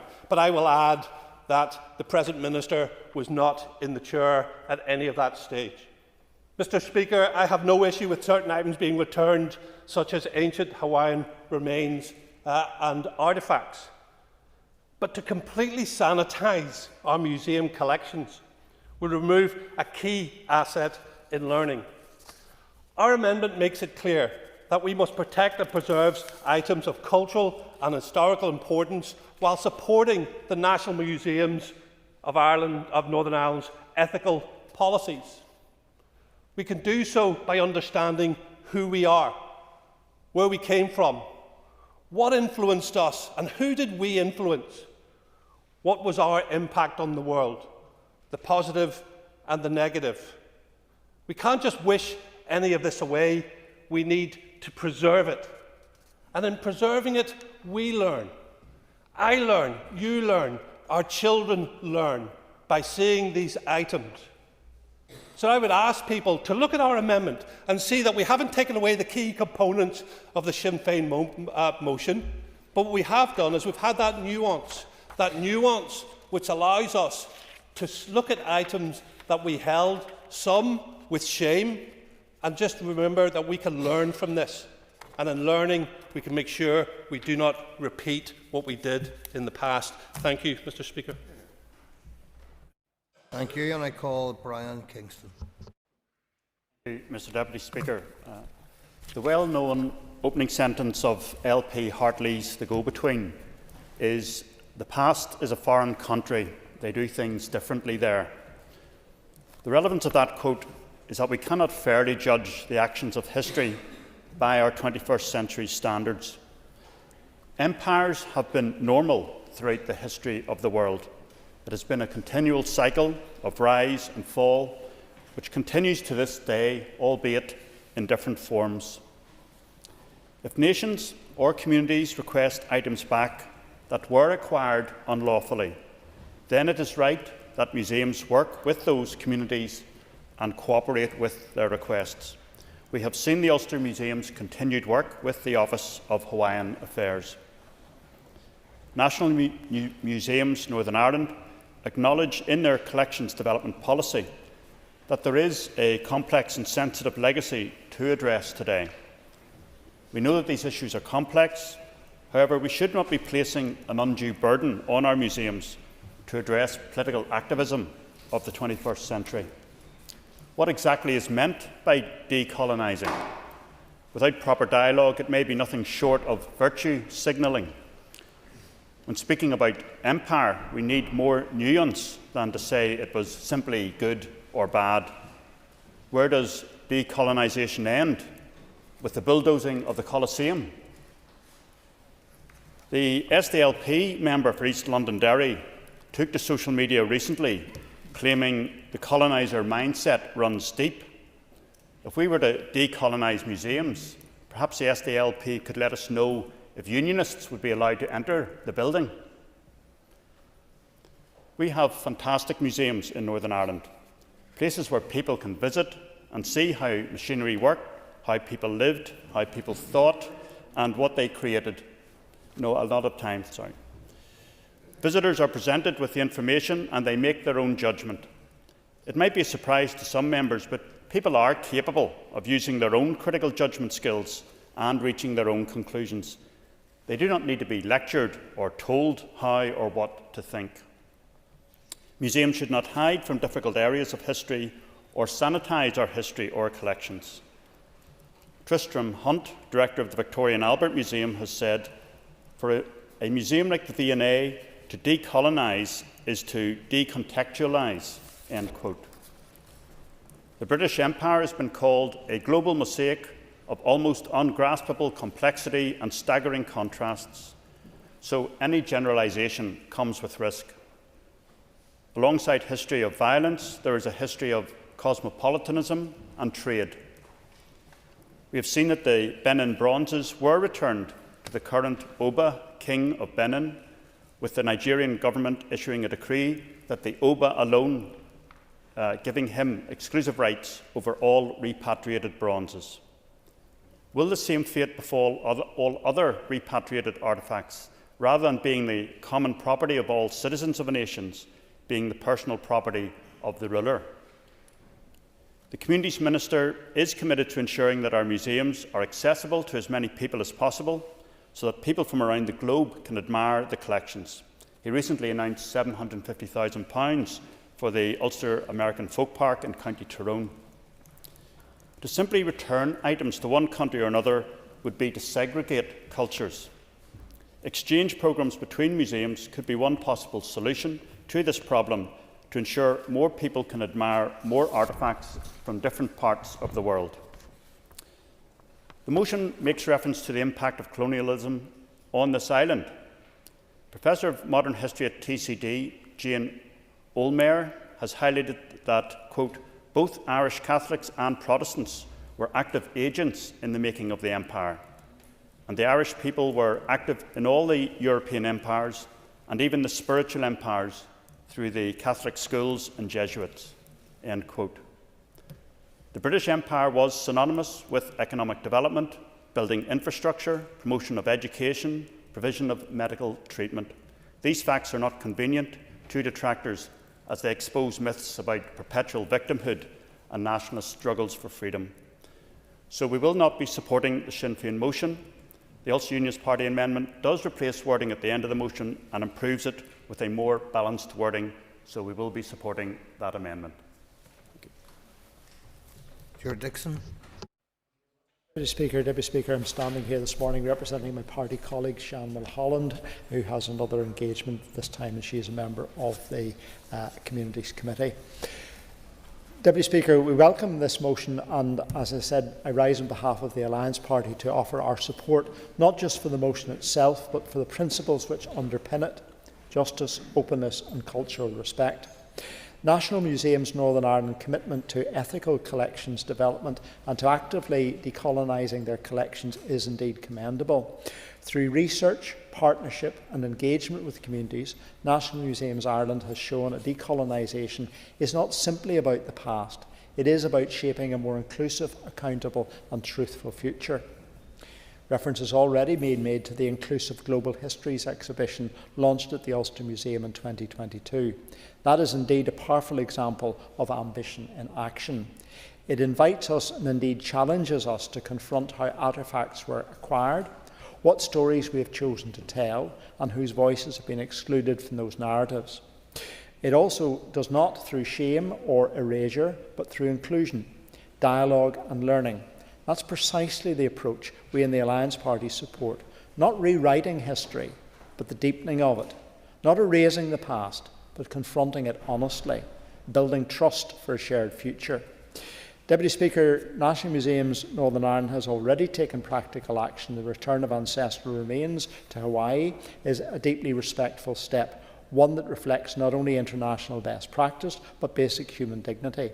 It recognises that culture is not a trophy and heritage is not a possession, it's a living part of identity. In our context of questions, Britishness and Irishness are deeply felt and not easily mapped onto the cultural binaries seen elsewhere. National Museums in Northern Ireland have rightly recognised that any decolonisation work must reflect our shared and interwoven histories and must be careful not to undermine the core principle of decolonisation, which is to address racism, exclusionary practices and while respecting identities. Their curatorial commitment to dialogue, especially those for whom collections of special significance, reflects a model we can all learn from. A hospitable, inclusive and respectful approach that encourages reflection without imposition, especially here in the Assembly at times. Deputy Speaker, these efforts stand in contrast to the more rigid approaches which treat artefacts largely as objects of legal preservation rather than living cultural expressions with emotion and ethical significance. Recognising harm, returning what was taken without consent and restoring dignity is not some sort of moral absolutism, it is common decency. Yet the past is complex, but complexity cannot be a shield for inaction or delay. We must resist simplistic binaries. That's not the case of return everything or return nothing. It's about evidence-led, case-by-case decisions grounded in provenance, research, legal clarity, meaningful community engagement and public transparency. That's why the Alliance Party fully supports that approach, rooted in the principle and driven by evidence and accountability. And critically, Northern Ireland is well placed to lead. Unlike institutions in the rest of the United Kingdom governed by the British Museums Act, National Museums Northern Ireland is not barred by statute from making ethical returns. We have greater flexibility and we should use it wisely and courageously. National Museums Northern Ireland's internal guidance supporting decolonisation in Northern Ireland encourages museums to be positive and unafraid, and we wholeheartedly support that. But this ambition must be met with support. That's why this motion calls for ministerial leadership. We need the Department of Communities to fund provenance research and digitisation, support partnerships with both local communities and international source communities, and provide clear, consistent guidance to help museums navigate claims with confidence and care. Let's be clear, Deputy Speaker, this is not just a matter of good practice, it's a matter of international responsibility. The United Nations Declaration on the Rights of Indigenous People is explicit. In Article 12 it states, states shall seek to enable access or repatriation of ceremonial objects and human remains in their possession through fair, transparent and effective mechanisms developed in conjunction with the Indigenous peoples concerned. This gives clear backing, not just moral but international, for the type of work undertaken here. We also need to broaden this work beyond museums. We need to embed it in our schools, our public institutions and our cultural policy, so that all communities in Northern Ireland see themselves reflected in the stories we tell. Deputy Speaker, this is not just about artefacts. Apologies. It's about apologies and it's about inclusion. Time's up. Thank you. I call Daniel McCrossan. Thank you, Mr. Speaker. I rise today in support of the motion, and the SDLP will not be supporting the proposed amendment. At its core, this motion asks us to reflect deeply on the role of museums in shaping how we understand the past and how we move forward into a more just and inclusive future. The National Museums Northern Ireland and indeed the Ulster Museum have shown leadership by actively embracing decolonisation through exhibitions like Inclusive Global Histories and through the ethical repatriation of human remains and sacred objects to the people of Hawaii. This is not just commendable, it is morally necessary, and it shows leadership by our local museums. Decolonisation is not about erasing history, it is not about hiding artefacts or whitewashing our shared past. Quite the opposite, in fact. It is about telling the full story, one that includes the voices and experiences of peoples who, for centuries, were silenced, exploited and stripped of their cultural identities. When we return human remains or sacred objects to Indigenous communities, we are not surrendering history, we are honouring it. We are saying, we hear you, we acknowledge your pain, and we will do better and can do better in the future. Mr. Speaker, the amendment before us today, in my opinion, seeks to dilute that message, and it suggests that returning artefacts could be confused with ideological revisionism. I tend to disagree. This isn't about blame, it's about responsibility. The amendment also implies that the ethical return of artefacts risks undermining collective heritage. But I would ask, whose heritage are we speaking of? Because for many communities around the world, their cultural identity was stolen, displayed and sometimes even distorted without their consent. And on this island, with our own history of colonisation, appropriation and displacement, we above all people should understand why decolonisation matters. We know what it is like to be silenced, to have our history told by others. Mr. Speaker, I understand that museums face financial pressures, but ethical repatriation is not a financial burden. It is an act of moral leadership. It is an act of courage. And in many cases, repatriation opens the door to new global partnerships, collaborative research and mutual learning. It builds trusts and it builds bridges. We must not let short-term funding challenges be used as a reason to hold on to the legacies of colonialism. Education is key, and museums play a vital role in that, but education cannot come at the expense of justice. The real lesson for all of us, for our children, for our schools and for our communities, is that we are willing to admit when wrongs have been done and to take meaningful action and steps to repair them. The original motion reflects a more forward-looking vision for museums as places not just of preservation but of reconciliation, places where the past is not hidden but confronted, ethically, honestly and inclusively.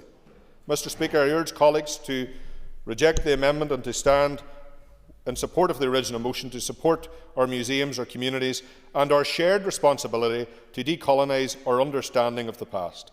Thank you. Emma Sheeran. I welcome the opportunity to speak on this motion, and I welcome the support from across the House for this motion, which I think is an important one. I note that the party opposite have stated that they support the returning of artefacts to their home nations, which is exactly what this motion is calling for. And I suppose the conversation that we've had thus far has been respectful, and I think that is to be welcomed. And that is largely what this is about, respecting different narratives and reflections on the past and having an honest conversation. And we know that our museums offer so much. They're a tourism opportunity, they're an education opportunity, and the story being told accurately and with acknowledgement of past hurt and different perspectives on how different events unfolded is always going to lead to a better education piece and a better tourism experience. And I think that that's key to what we're asking here.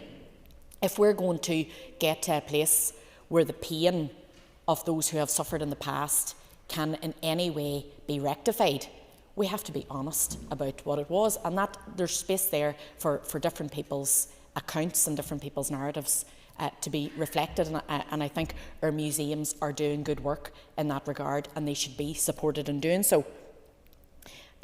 We want to offer people an authentic experience. We want to encourage more visitors to our island, and we want to bring people in and tell them the whole story, because we know that the hurt of past communities is exacerbated when their pain is not acknowledged or reflected. And others have referred to the fact that when countries receive artefacts back and do so in a respectful way, that allows the story to be told in both places. Honestly, we need education, but we don't need to be educating anyone at the expense of any other community, particularly a community who have already had wrongs perpetrated on them. So that's what this motion is about. It's about recognising the fact that our museums have already given a clear commitment to decolonisation of artefacts where possible, and that they want to engage with countries around the world and return artefacts again where possible, and we want to support them in doing so. And in that, we'll have a better experience for everyone involved, and that's what this motion is about. And it's not about bashing anyone. The past happened. If we're ever going to deal with it, we have to talk about it openly and honestly and move on from there. And I think that's what this motion is calling for, and I welcome the support from across the House for that. Gurmila Mahakov. Timothy Gaston. Much, Deputy Speaker. The so-called decolonisation of museum collections is in truth something my staff are more exercised about than I am.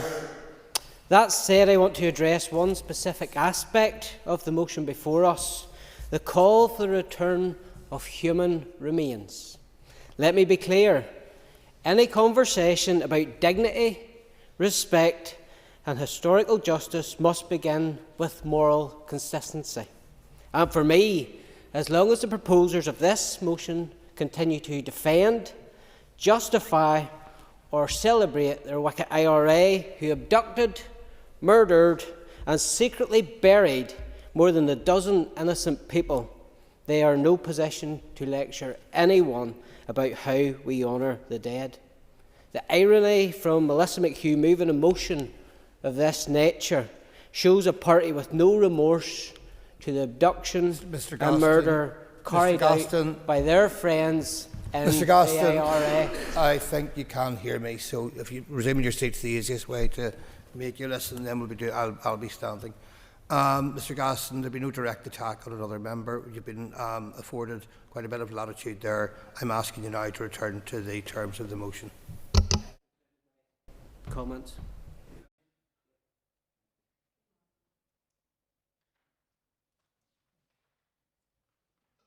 Okay, that's the end of the list of speakers, so I'm going to ask the Minister for Communities to respond, and Minister, you have up to 15 minutes.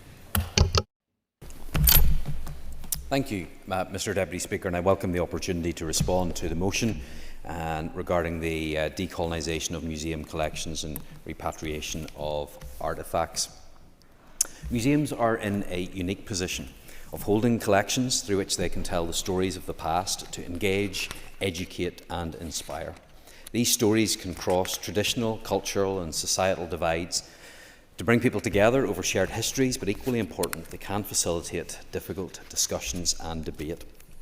I'm aware of the live issues facing our museums on the ethics behind some of the collections that they hold and the challenges they face in taking responsibility for the futures of these objects. And I've seen it firsthand, the work museums can do in bringing people of different cultural backgrounds together, both here at home with National Museums NI, engaging marginalised communities through global voices, local choices, and in the United States with the work of Secretary Lonnie Bunch and the Smithsonian Museums. In recognition of the important role that museums play in our society, a new museums policy is a central plank in the Heritage, Culture and Creativity programme which I established last summer, and I expect that policy to be ready by the end of the year. My intention is to support the work of our culture and heritage institutions and communities and to help protect and promote our tangible and intangible cultural heritage. This debate centres on collections, and our museums do hold some extraordinary items. And those collections and markers of our past aren't just the preserve of the great collections at the National Museum of Northern Ireland sites. We have them elsewhere in Northern Ireland as well. Those collections aren't just about holding objects from the past. They're about collecting, preserving and telling stories about how we came to be here and the influences which, for good or ill, have helped to shape where we are and how we live today and how we regard and understand each other. However, Mr Deputy Speaker, I do have concerns about the motion before us today, not because I dismiss the value of cultural sensitivity or ethical stewardship of museum collections, but because of what I see of the so-called decolonisation agenda that was presented today by other speakers. It leads me to believe that perhaps this is less about justice and more about a politically motivated anti-British campaign. But let's consider the practical implications of this motion. It encourages museums to cooperate with requests for the repatriation of art and artefacts. Now, on the surface, this seems reasonable, and the motion cites the return of human remains to Hawaii as a success. And I do not dispute the moral case for doing that, few would. But let us be clear, I think this is a narrow example used to justify a much broader agenda. Moreover, who decides what gets repatriated? The vague call to cooperate with requests opens the door to endless demands, often from groups with tenuous claims to ownership. Many artefacts were legally acquired through trade, gifts or salvage. Others come from regions where modern nation-states did not exist at the time of acquisition. The logic of the decolonisation as presented today unravels when applied consistently, and it becomes a Pandora's box of competing claims driven not by ethics but by political pressure. I'm happy to give way to the member. Minister, would you agree that the pillaging of global treasures and artefacts by the British Empire is not really defensible, and that all artefacts of cultural and symbolic significance should be returned to the places of origin? For example, the Elgin marbles should be returned to the Greeks from the British Museum. Would the Minister agree? I don't agree with the member's comment, because what he is trying to do there is treat every single artefact that did not originate in this place the same, and that's simply not the case. If you've been listening to what I've just said, he would have realised that the artefacts and items in our collections come from many different places and were acquired in different means. Am I opposed to having the conversations and to making sure that we do this in a sensible and appropriate way? Absolutely, that should be the case. And in opposing the motion, I'm not advocating for a whitewashing of history. Museums should engage with communities. They should acknowledge contested provenance, and they should present balanced narratives, but they must do so without succumbing to a politicised agenda that distorts the past to serve present-day ideologies. The Inclusive Global Histories exhibition, for example, could be a platform for dialogue, in the same way that National Museums Northern Ireland, through their Troubles and Beyond exhibition, has commanded respect from all sides of the community. And this respect has not been won by rewriting history or sanitising our past, but by telling the truth and being honest about our past. And I have to say, many people listening today will think that Sinn Féin has an absolute brass neck with the comments that they have made. For them to talk about the need to tell the truth of the past, the need to be honest about the past, and about hurt that has been inflicted on communities, it is beyond parody to hear words like that from the members opposite. And I hope that they would take the time to reflect on some of the hurt that has been caused across Northern Ireland by those that they have associated themselves with in the past. So let's protect our museums in Northern Ireland as places of learning, not propaganda. Let's celebrate our shared heritage and not dismantle it. And let's preserve the mutual respect for National Museums NI. And let us ensure that decolonisation does not simply become code for an anti-British movement dressed up as a virtue that seeks to divide rather than to unite. We deserve better here in Northern Ireland, and that's why I think that the amendment in the name of Mr. Beattie does go some way in preventing some of the harm that I think otherwise might be caused by this motion and those that are behind it. And so I'll happily accept that motion, but will not be supporting it if unamended. Thank you. Thank you, Minister. I now call Robbie Butler to wind on the amendment, and you have up to 5 minutes. Thank you, Mr. Deputy Speaker. So today, I urge all members that have listened to this debate to support the amendment before us today. I do so whilst firmly acknowledging one area where there should be no ambiguity. That is the repatriation or the return of human remains. Let us be clear. Holding human remains, especially those taken without consent, in a museum or in a damp bog is indefensible. Where communities and families request their return and the provenance and justice is clear, that return must be a matter of principle. It's a matter of dignity, of respect and basic human decency. And in these cases, there is no grey area. But the original motion and the need to amend it, when we looked at it, examined it, and there are some merits, goes much too far. It encourages a sweeping approach to decolonialisation without drawing lines between sacred and personal artefacts and those that have broader cultural significance. It treats all such items as if they should be removed or returned without considering evidence, context or legality. That's not justice, that's reductionism. Museums are not monuments to empire. Anyone that thinks so needs to visit a museum. They are dynamic institutions committed to education, inclusion and public access. Many already engage in difficult discussions, and that has been the case in this chamber, and I will commend all members for doing so today. There are difficult conversations about history and empire, and they do so while operating under enormous financial constraints. Their duty is to preserve and interpret history for all, not to rewrite it based on ideological pressure, but to present it, warts, hurt and success. This amendment draws the necessary line, we believe. It rightly supports the return of human remains and sacred items in evidence-based cases, but it also warns against the danger of campaigns rooted in blame and revisionism rather than reconciliation and understanding. Let us empower our museums to act ethically and responsibly, not reactively.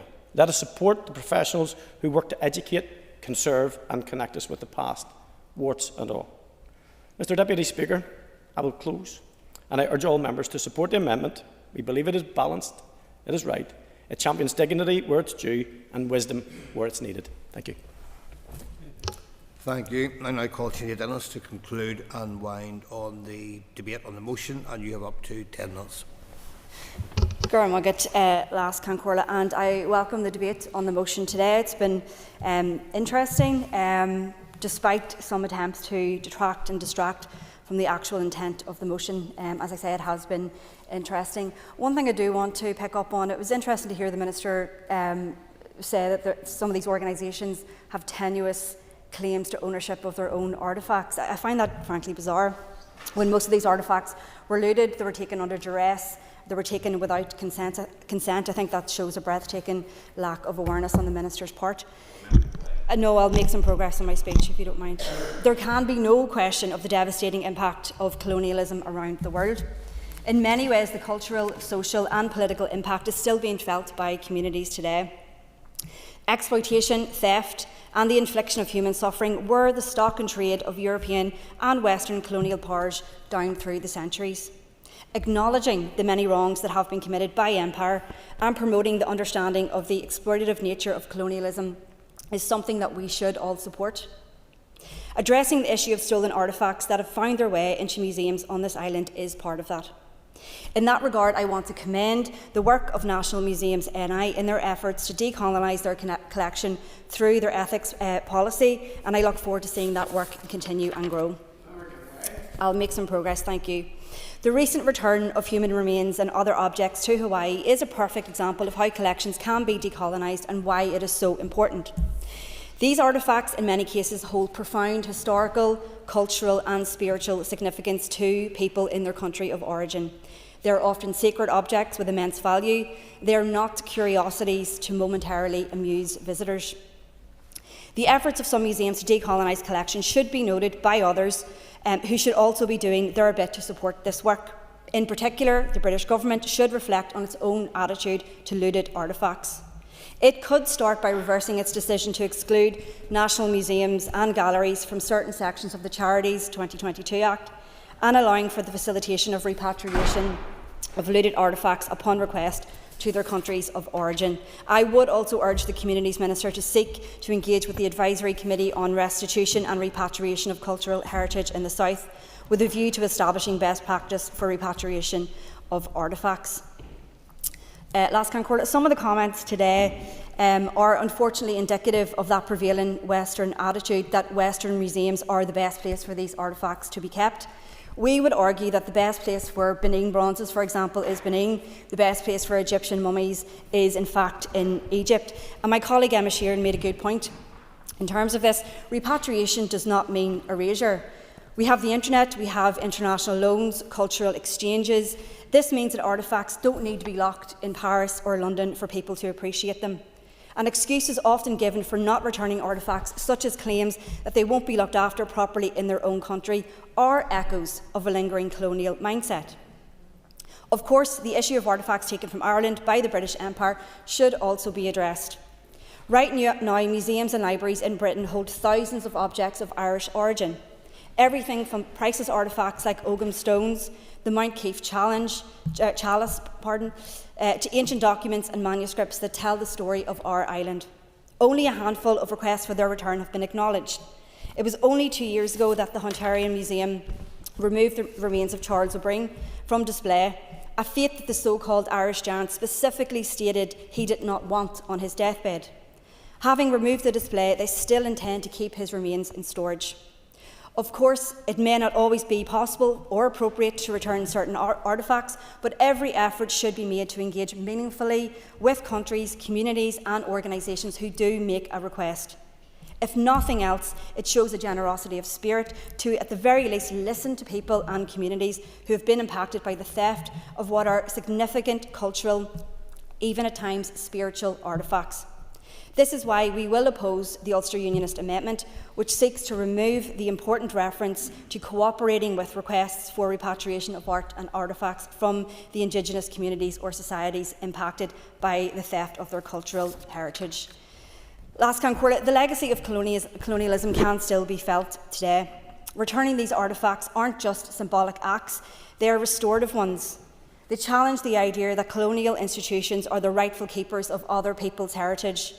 They remind us that reconciliation is not only about the past, it is also about present justice, and it is about future relationships. If anything, I think this debate has shown that the ultimate goal is to decolonise minds, but we can, at the very least, start by decolonising museums. Where am I good? Thank you for that. Members, the question is that the amendment standing in the name of Doug Beattie, Robbie Butler, Andy Allen and John Stewart be made. All those in favour say aye. Aye. Contrary, no.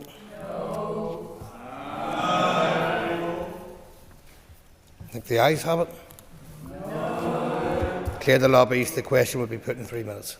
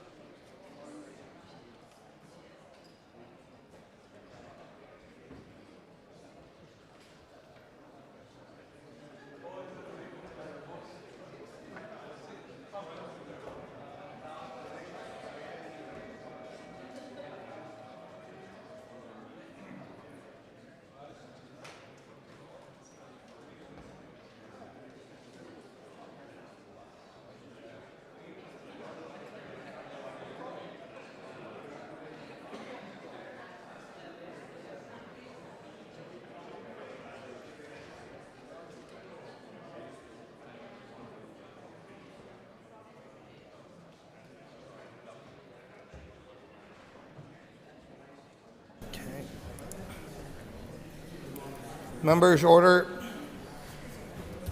Order, members.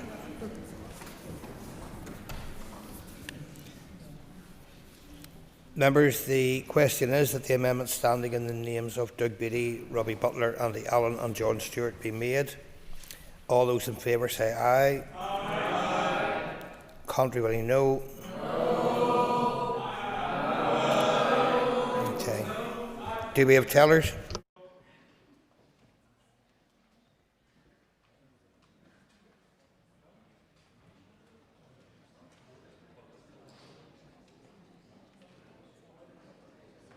Okay, members, order. Order, members. Tellers have been appointed as follows. Tellers for the ayes are Alan Chambers and John Stewart. Tellers for the noes are Emma Sheeran and Danny Baker. Clear the lobbies. Order, please. Order, members. Clear the lobbies. The Assembly will divide. Ayes to my right, noes to my left.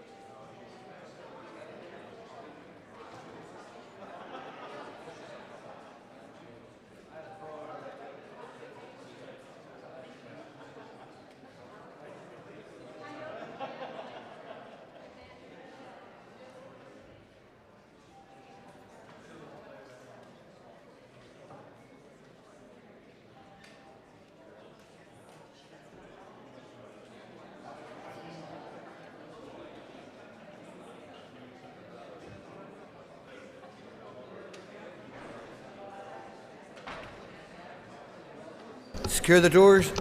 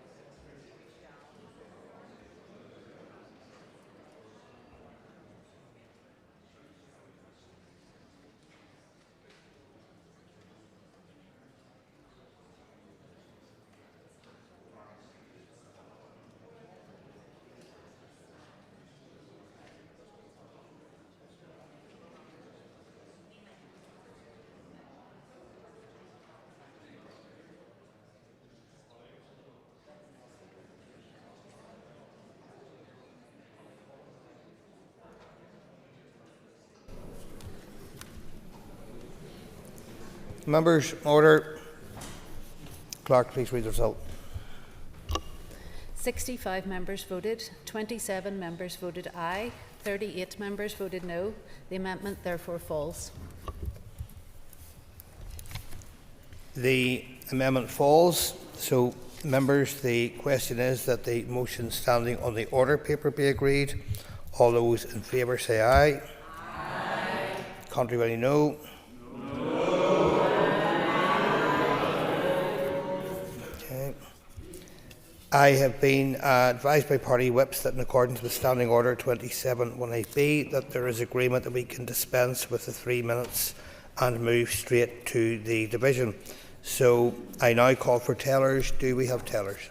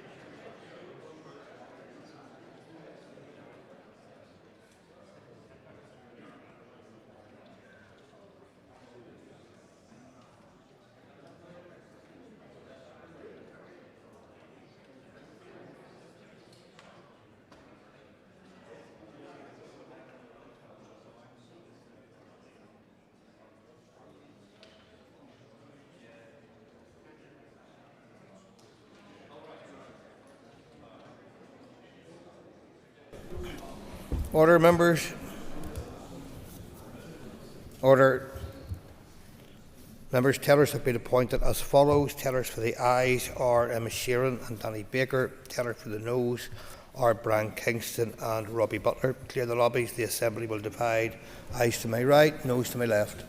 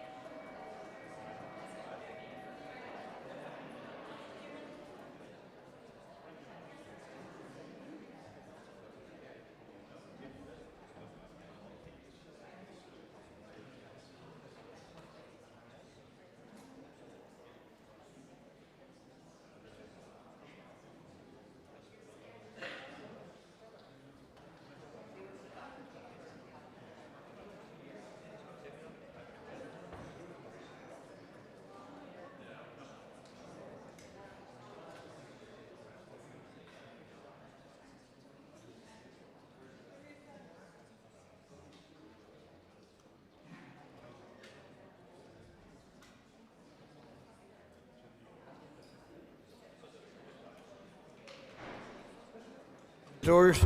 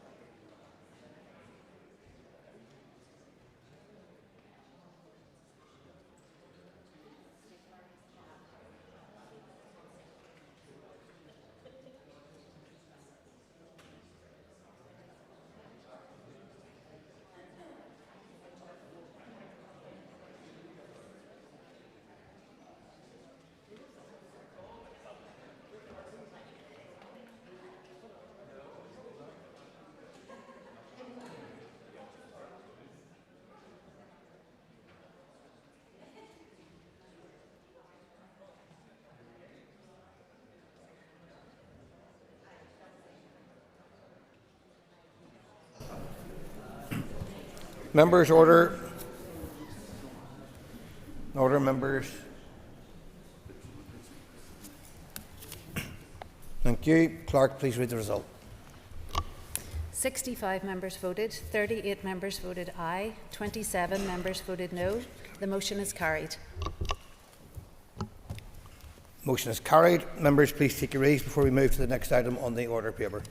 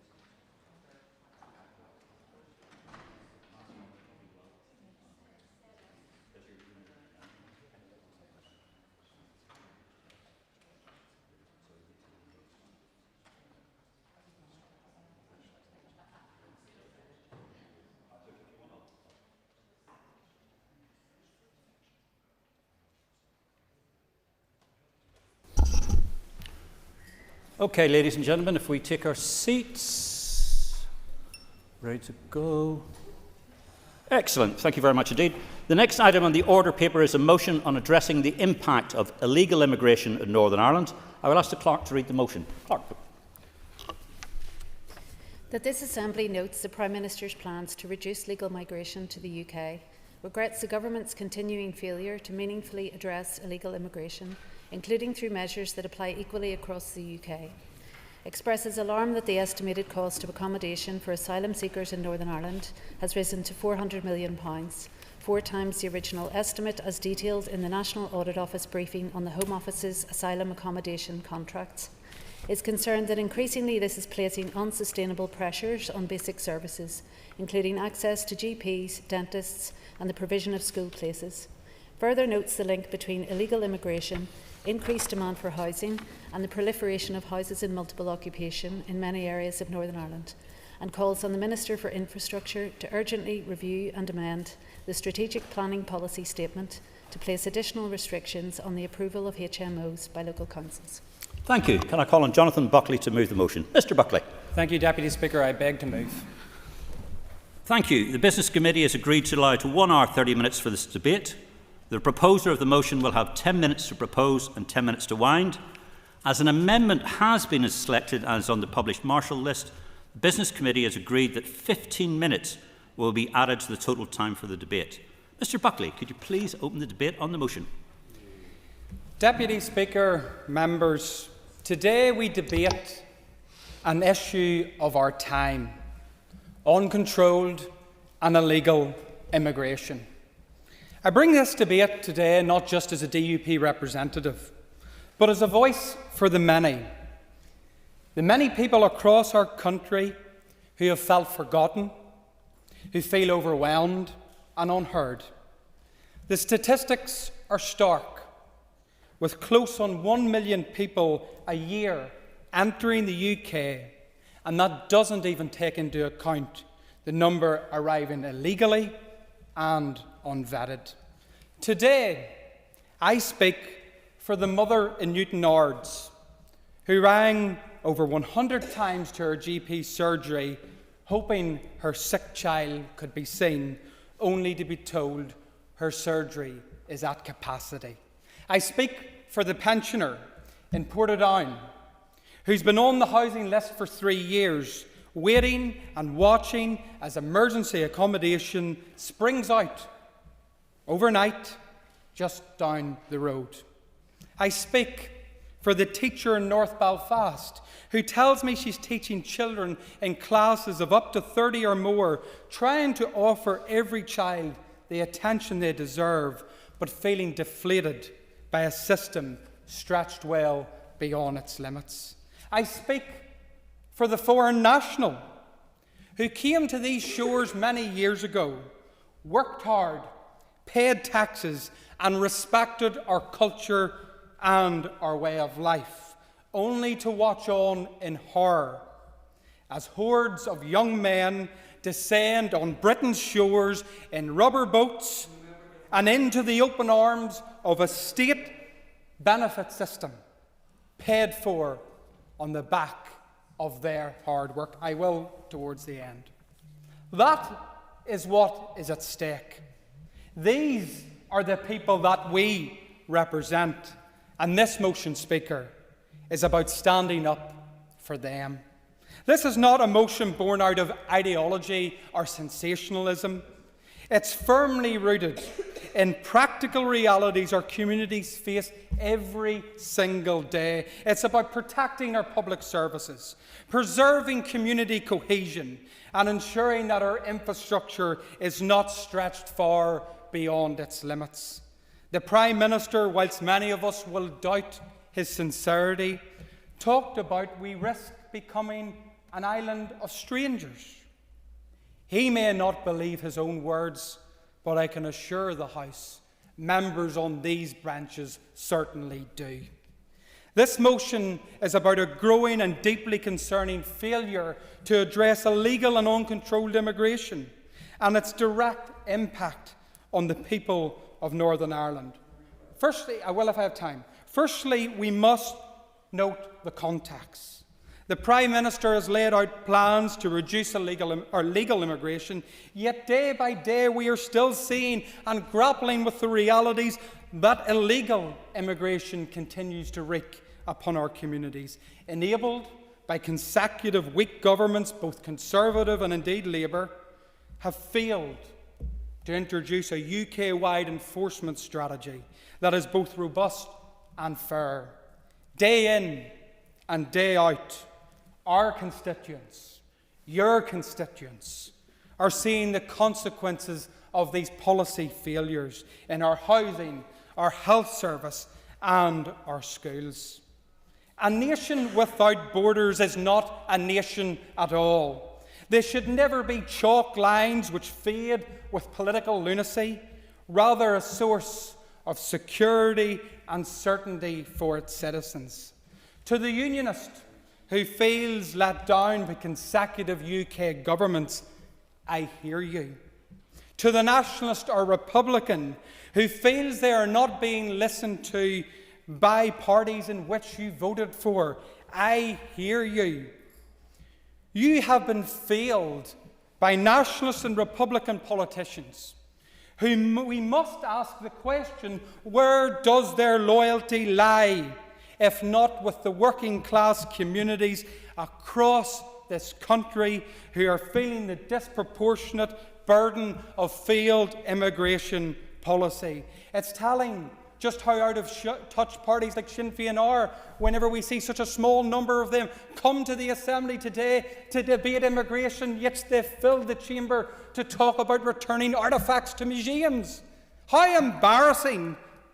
Sinn Féin's policy of Brits out and everyone else in is fooling absolutely nobody.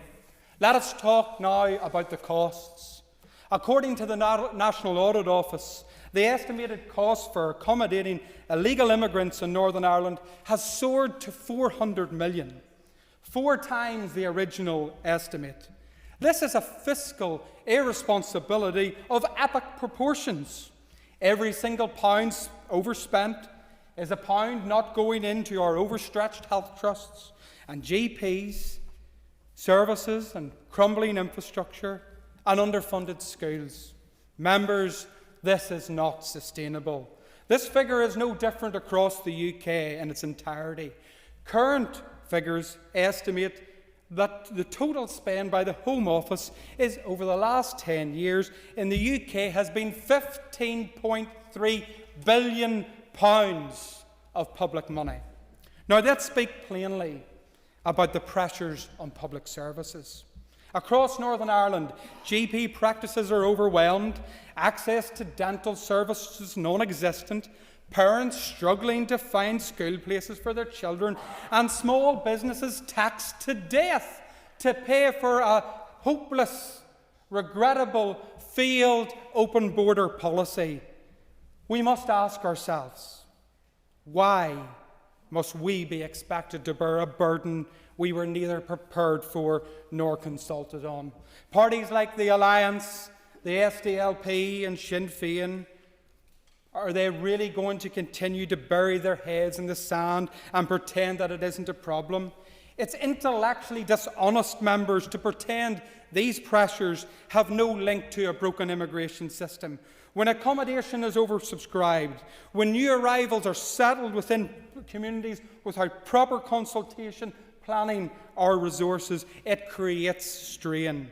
And those most affected are often the working class communities, forgotten by certain decision makers. Housing, as we all know, is at breaking point. There is now a dangerous and growing link between illegal immigration and the increased demand for temporary and overcrowded housing. We are seeing a proliferation of houses of multiple occupancy across towns and cities in Northern Ireland. These properties, often poorly regulated and insufficiently inspected, are rapidly altering the character of our communities. And members, the situation will only get worse. Beneath Keir Starmer's plan to stop the migrant hotels is a plan to incentivise certain landlords with 5-year guaranteed rental deals at an increased rate of that of our own civilian population. That is what's happening, and if members took a moment to consult with their communities, they would see it. You couldn't make it up. In just one street in my hometown in Portadown, there are 24 HMOs. Just think about its impact upon local residents, local communities. Councils with limited powers, not at this stage, and outdated strategic planning policies. That simply does not reflect the scale of the problem we represent. That's why this motion calls for the Infrastructure Minister to urgently review and amend that policy. Local authorities needed to be equipped with planning policies that enable them to best meet the demands of their community. When illegal immigration is allowed to flourish and go unchallenged, it becomes harder, not easier, to make the case for those who truly need help. To those who oppose this motion, I ask, what is your alternative? Are you going to continue to ignore the warning signs? Are you going to continue carrying on, letting communities become unrecognisable? Should we continue letting public services collapse under demand and taxpayers to foot the bill of spiralling costs beyond all expectations? This is not about scapegoating. This is about sensible, sustainable government. And it's time we restored balance and give our communities the representation that they truly need and are calling for. Thank you, Speaker. Thank you very much indeed, Mr Buckley. Ladies and gentlemen, the Business Committee has arranged to meet at 1 p.m. today.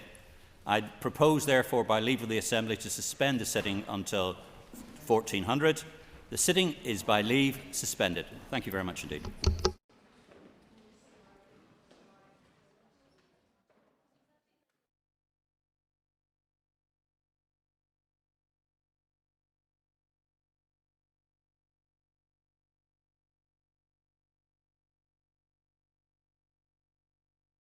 Assembly Chamber. Sound.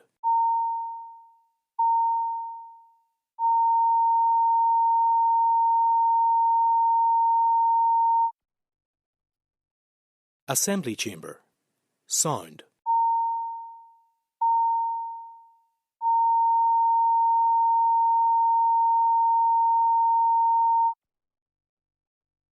Assembly Chamber.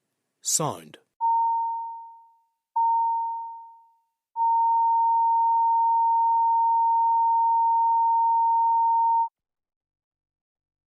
Assembly Chamber. Sound.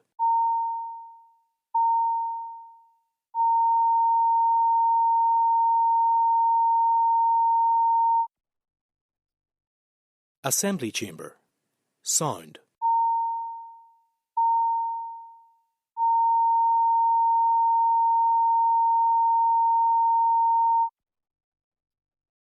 Assembly Chamber. Sound.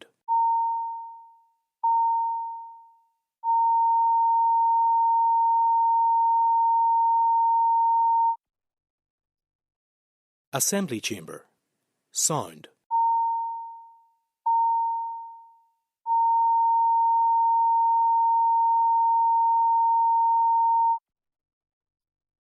Assembly Chamber.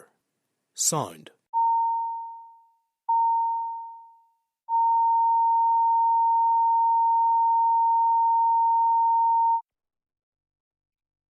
Assembly Chamber. Sound.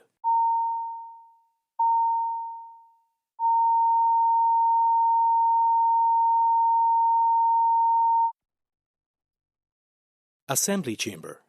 Sound.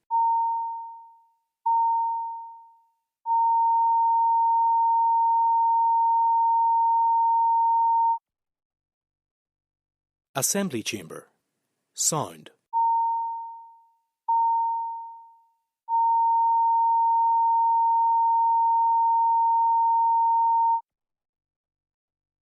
Assembly Chamber. Sound.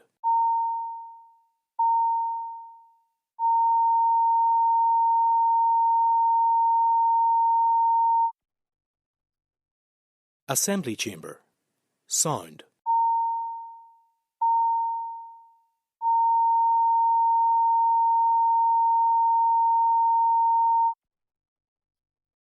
Assembly Chamber. Sound.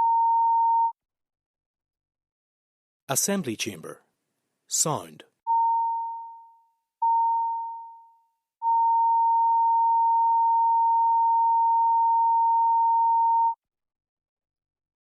Assembly Chamber. Sound.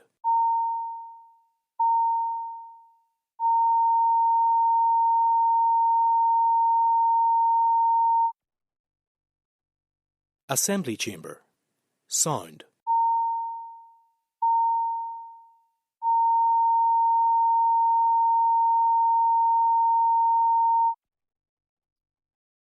Assembly Chamber. Sound.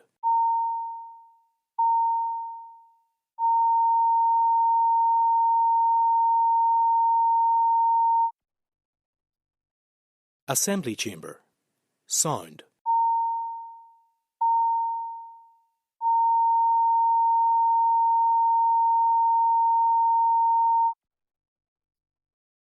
Assembly Chamber. Sound.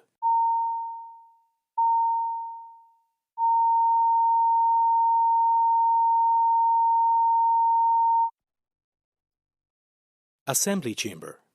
Sound.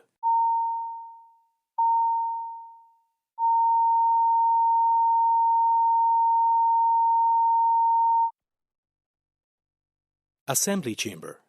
Sound.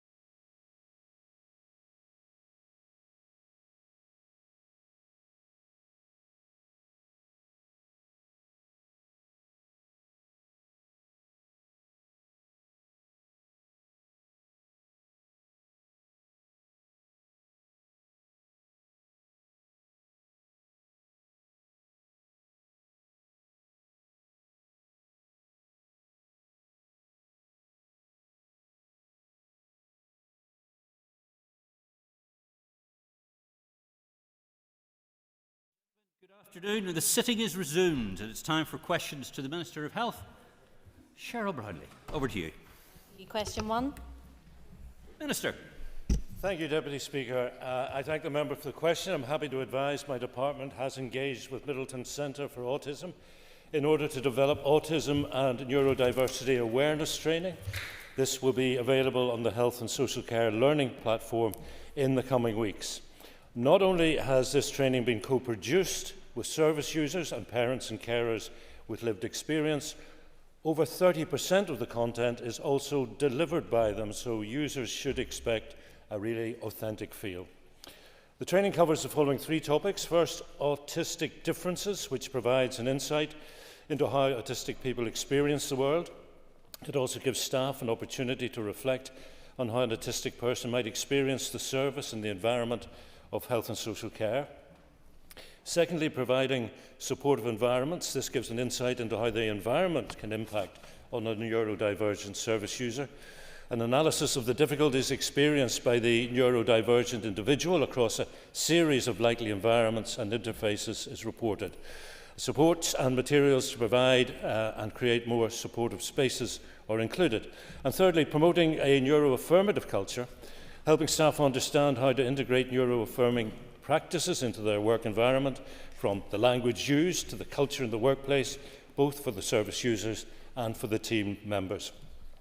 That training is key to ensuring that appropriate adjustments are made for each autistic person, and to ensure our mental health service, which includes cognitive, behavioural and other therapies, is person-centred, adapting treatment and care at every point throughout a person's journey. It's important the health service is equally accessible for all, and therefore this autism and neurodiversity awareness training will be available for all health and social care staff and not just mental health staff. Thank you, Minister. Ms Bradley for supplementary. Thank you, and I thank the Minister for his answer. It's certainly a huge step forward in improving the service for autistic individuals. I suppose I just want to welcome, of course, his training, but can I ask, will this be extended right through to adult mental health services as well, and is it mandatory? Thank you, Deputy Speaker. My understanding is that it will be available to all working within health and social care, and not just to mental health practitioners. Sorry, the second point of the question was? Is it mandatory? I am not sure if it's mandatory. I would have to check that and get back to the member. Collier, and following on from the Minister's answer and the supplementary, I suppose I just want to ask the Minister, over and above the specific training, does he believe that different and bespoke approach to mental health interventions for autistic children and young people as well as adults is required?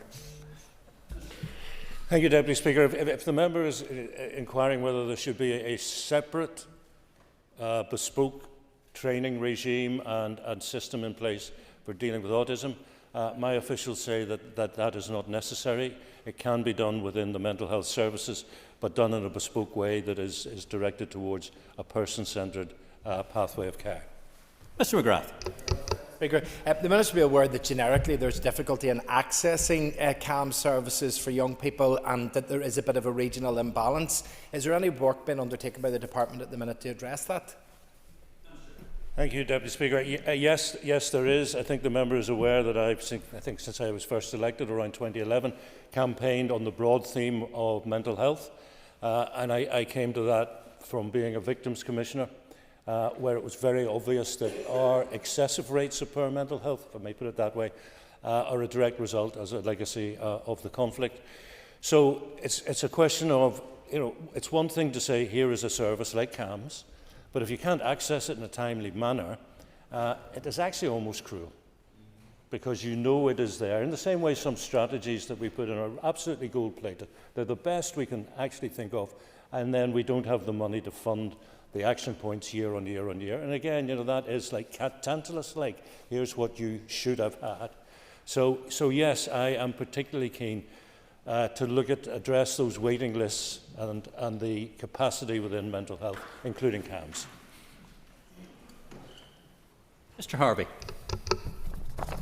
Thank you, Deputy Speaker. That will be a question to Minister, please. Minister. Deputy Speaker, thank you. The new regional cervical screening laboratory in the Belfast Health and Social Care Trust has been operational since November 2024. The Belfast Trust was awarded the regional contract following an expression of interest process, which considered submissions from trusts against a range of key criteria. The Belfast Trust scored highest in this process and was awarded the contract. While some of the HPV testing equipment, that's human papilloma virus equipment, is physically located in the virology department within the trust and not in the cytology laboratory, it is on the same site, and all testing is being undertaken by the cervical screening laboratory team. This arrangement of a piece of equipment being located in a different location within one site is not uncommon and is recognised as acceptable practice within national guidance. The equipment located in the virology laboratory is in a room used only for cervical screening.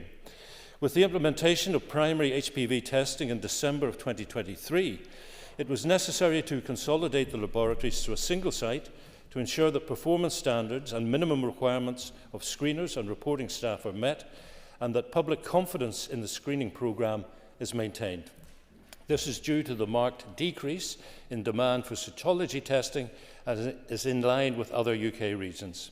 Even operating as a single-site model, the anticipated volume of screening samples will see the Belfast Trust Laboratory as the smallest in the United Kingdom. And I can assure members that the regional laboratory is fully operational, and between the 3rd of November 2024 and May the 4th, 2025, the regional laboratory processed and reported approximately 43,000 HPV tests for the Northern Ireland Cervical Screening Programme. Mr Harvey for supplementary. Thank you, Deputy Speaker, and thank you for your answers so far, Minister. Minister, how does the Department intend to ensure that patients are informed in a timely manner of the result of the testing? Thank you. Well, I thank the member for his follow-up question.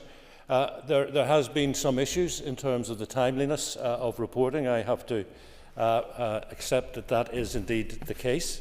Last week, though, I was very pleased. I was pleased to hear that work is being done to address that, and we look at a range of weeks in blocks in terms of how long it takes to report back to people who have been tested in terms of their results. The Public Health Agency has informed the Department waiting times are improving week on week. At 4th of May, 90.2% were authorised within 4 weeks, 0.7% in 4 to 6 weeks, 2.3% in 6 to 8 weeks, and 6.8% were over 8 weeks. Thank you very much. Mr Chambers for supplementary. Thank you, Deputy Speaker. Does the Minister agree with me that it is vital that women should have confidence in the cervical screening programme in Northern Ireland? I thank the member for his question, and I understand it's rooted in previous issues which have been of a very serious nature. But yes, I would encourage women to take up the offer of cervical screening when invited to do so. Over 99% of cervical cancers are caused by the human papilloma virus, the HPV. Primary HPV testing is an automated test. It identifies the presence of HPV, and it's recommended by the UK National Screening Committee because it's a more accurate test and it will save more lives than cervical cytology. The Public Health Agency continues to monitor awareness, confidence and barriers to participation in cervical screening and will continue to use this information to inform future activities. Coverage data used as a measure of participation in the programme is now available for financial year 23-24, and it shows an increase in age-appropriate coverage across all trusts in 23-24 compared to 22-23. Mr Carroll. Given the concerns raised about the lack of full services provided and staff concerns raised about conditions, I would urge you to move at speed to address both these issues.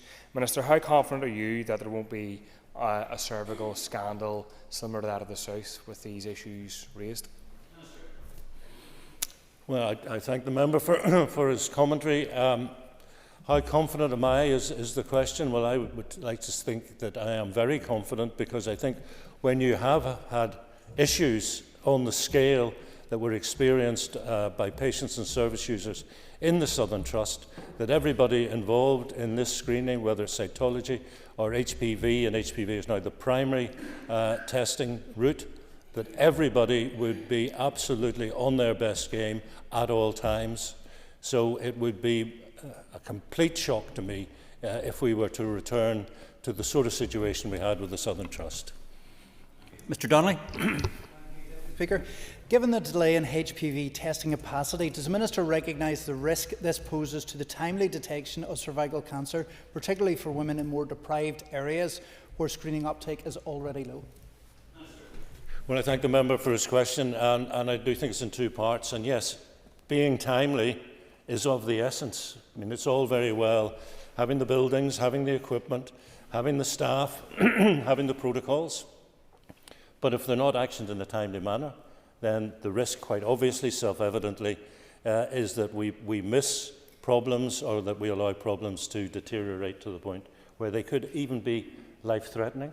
And as to his point in terms of people living in areas of deprivation, he will be aware that tackling health inequalities is one of my primary focuses, and over the next 2 years I hope to do enough to encourage the next Minister of Health to continue on that journey of tackling health inequalities.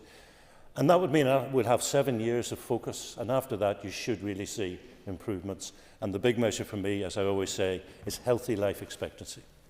Thank you very much, Minister. Ms Dillon. And thank the Minister for his answers so far. Minister, I'm sure everybody thought that everybody was on their game and was doing their very best whenever we had the cervical smear scandal in the Southern Trust. What we really need is some reassurance around the accountability mechanisms. And in relation to the health inequalities, I think you'll agree with me, the most important element of tackling health inequalities is around education. And women need to understand the importance of the cervical smear. They also need to understand that does not detect ovarian cancer or womb cancer. We need to understand as women exactly what cervical smear testing will detect and what it won't, so that we're not afraid then to go forward when there are other symptoms. Well, I thank the member for that. She'd be aware that I have officials working on a Women's Health Action Plan, and certainly education would be a core part of that. And I would think, looking ahead, I would prefer to have a women's strategy for women's health. But in the meantime, I think the important thing to do is to get an action plan where we can take definite actions on certain conditions that are particular, perhaps, to women. But that idea of education is absolutely core. I couldn't agree with the member more. Mr McNulty. I would ask Karen Coyle and thank the Minister for his answers thus far. The Minister will know how long and how hard people have campaigned for cervical cancer screening. After the smear scandal that did happen in the Southern Trust, can the Minister outline what measures are being adopted to ensure accurate, consistent and timely screening, and is outsourcing a part of that? Thank the member for the question. I'm not aware that outsourcing is something that we want to do. I think we had to do it as a short-term measure when we consolidated on the Belfast Trust site. I just want to reassure people that every effort is being made to review what happened in the Southern Trust, and we've had a number of reports. There are 2 more to come, and at that point I will make a final decision. But the questions that need to be answered are: what happened, why did it happen, and that includes who was responsible for it happening, and what steps have been taken to either ensure it will never happen again, or if it's not possible to give that absolute guarantee, what steps have been taken to try and ensure it is very, very, very, very unlikely to happen again. And that process is still ongoing, but I expect the final 2 reports to be published in the coming weeks, and then we'll approach the end point of our review of what went wrong. Thank you very much indeed. Mr Butler. Question number 3, Mr Deputy Speaker. Thank you, Deputy Speaker. Last week I was very pleased to announce a significant package of investment in Northern Ireland's health and social care workforce.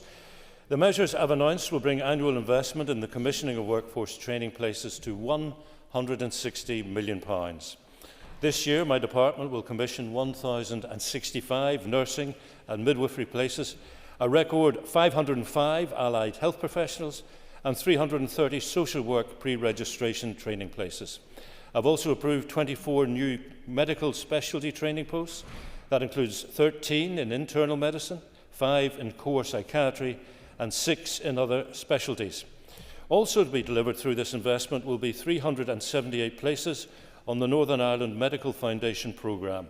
This will provide a place for every graduate from Queen's University Belfast Medical School at QUB, and also the first cohort of graduates for the GEMS programme at Ulster University.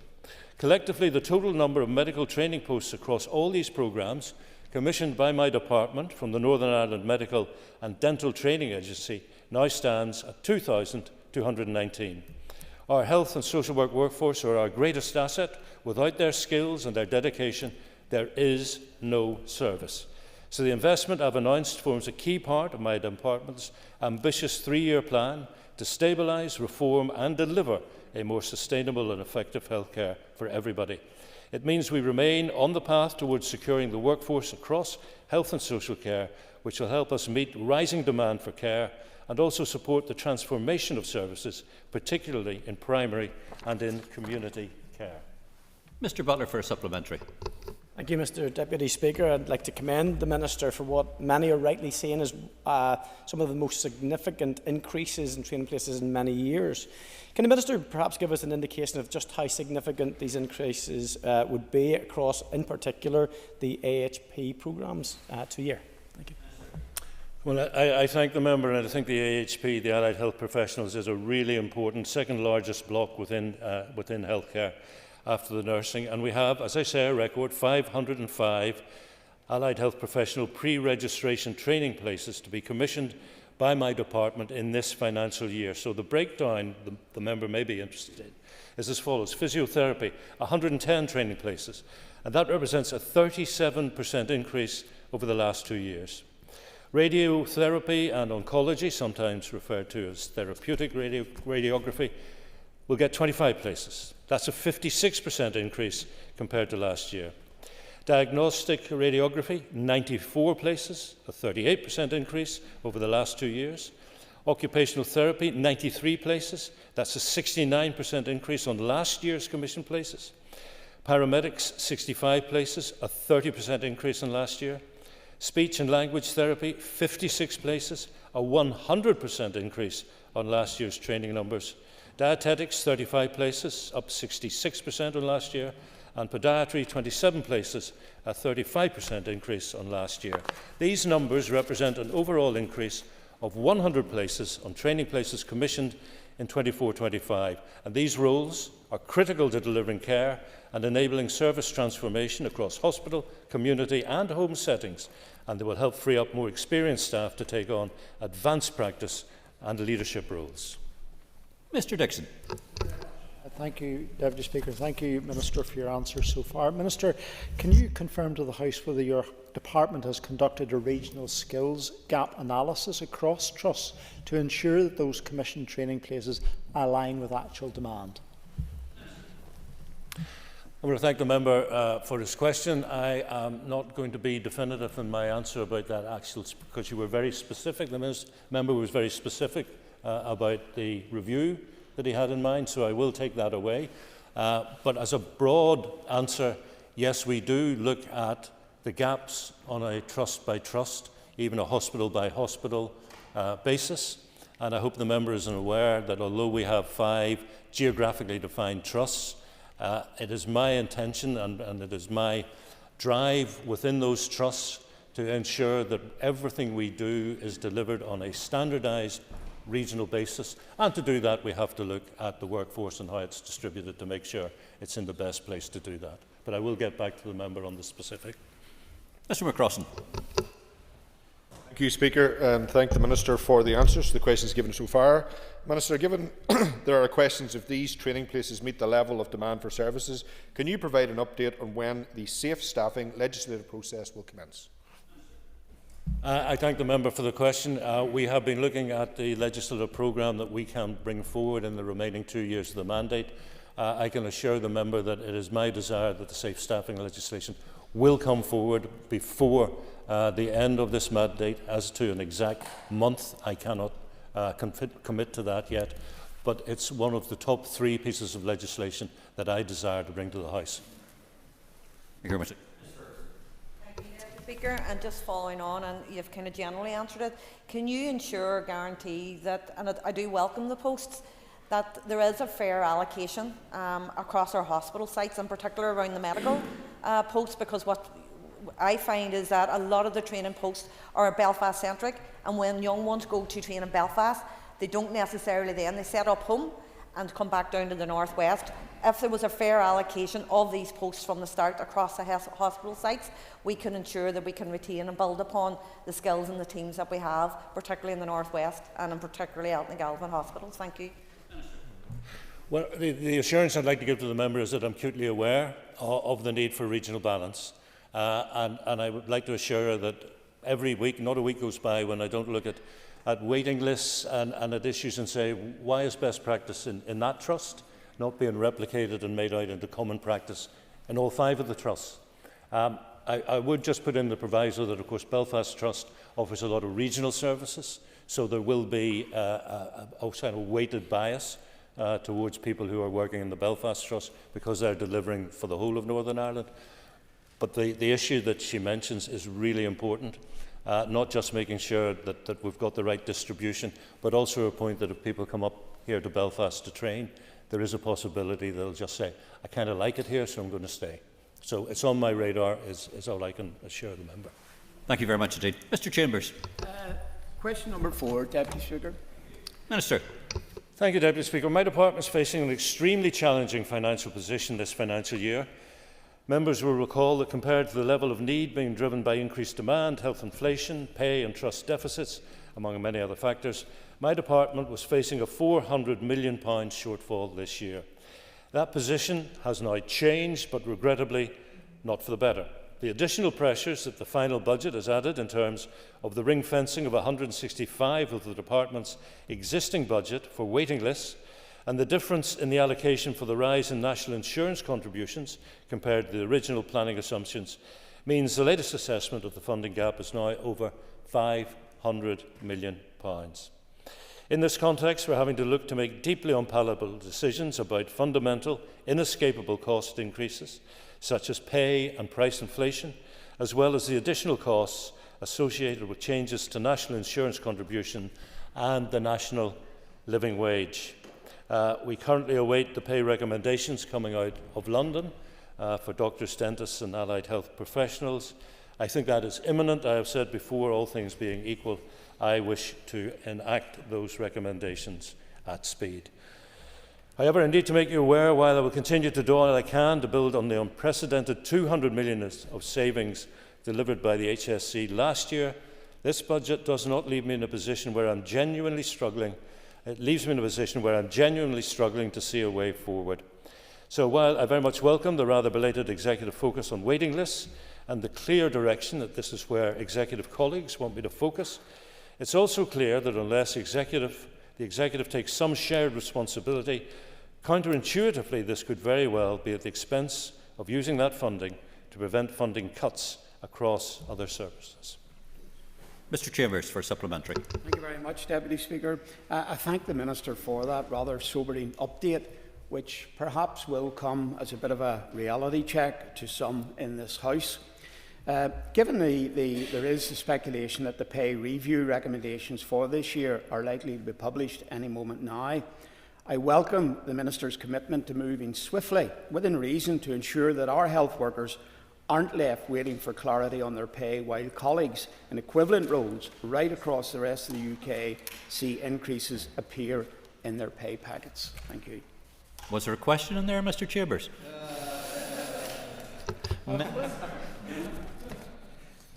Well, I welcome the member's statement. What I would say in terms of the pay pressures is that we made an assumption, we had to make an assumption in working out our budget, and that was of a 2.8% pay rise. As I have said already, I think the two sets of recommendations for allied health professionals on the one hand and doctors and dentists on the others have been received by the Department of Health and Social Care, so we await the publication of those figures and the response of the Secretary of State, Wes Streeting. I am no longer confident that we have budgeted a large enough percentage to meet what we are expecting to be published. Mr Martin. Thank you very much, Deputy Speaker. Minister, you'll no doubt agree with me that actually treating illnesses early on is better in terms of patient outcomes and also in terms of the cost implications for the health service. In light of that, would you commit to assessing the cost to the health service of undiagnosed celiac disease and the resultant health complications with a view to speeding up diagnosis of this illness? Well, I thank the member for his question. I will certainly take that away to officials. I am aware of celiac disease, but only at that, as it were, superficial or headline level. I will certainly commit to go away and checking what we do as a department and as as health trusts in terms of the service. I'll also check whether it's a consistent service across the 5 trusts, and I'll get back to the member. McAllister. I thank the Minister for his answers. Almost a year ago, you stood saying almost the identical thing, with perhaps a little difference in figures, about having to make cuts that would have detrimental impact. But none of those cuts happened, the ones that you and your staff outlined at committee. So what happened, and why weren't those cuts, and will it be the same again this year? Is it just fear-mongering, or is it actually trying to find efficiencies and wastes in the 5 trusts across Northern Ireland, perhaps on the administration costs? The member says slight variations. 400 million to 500 million is not, in my estimation, a slight variation. It's not a slight variation in the view of the trusts or the department, or I could well imagine the Department of Finance. These are not slight variations. These are major variations.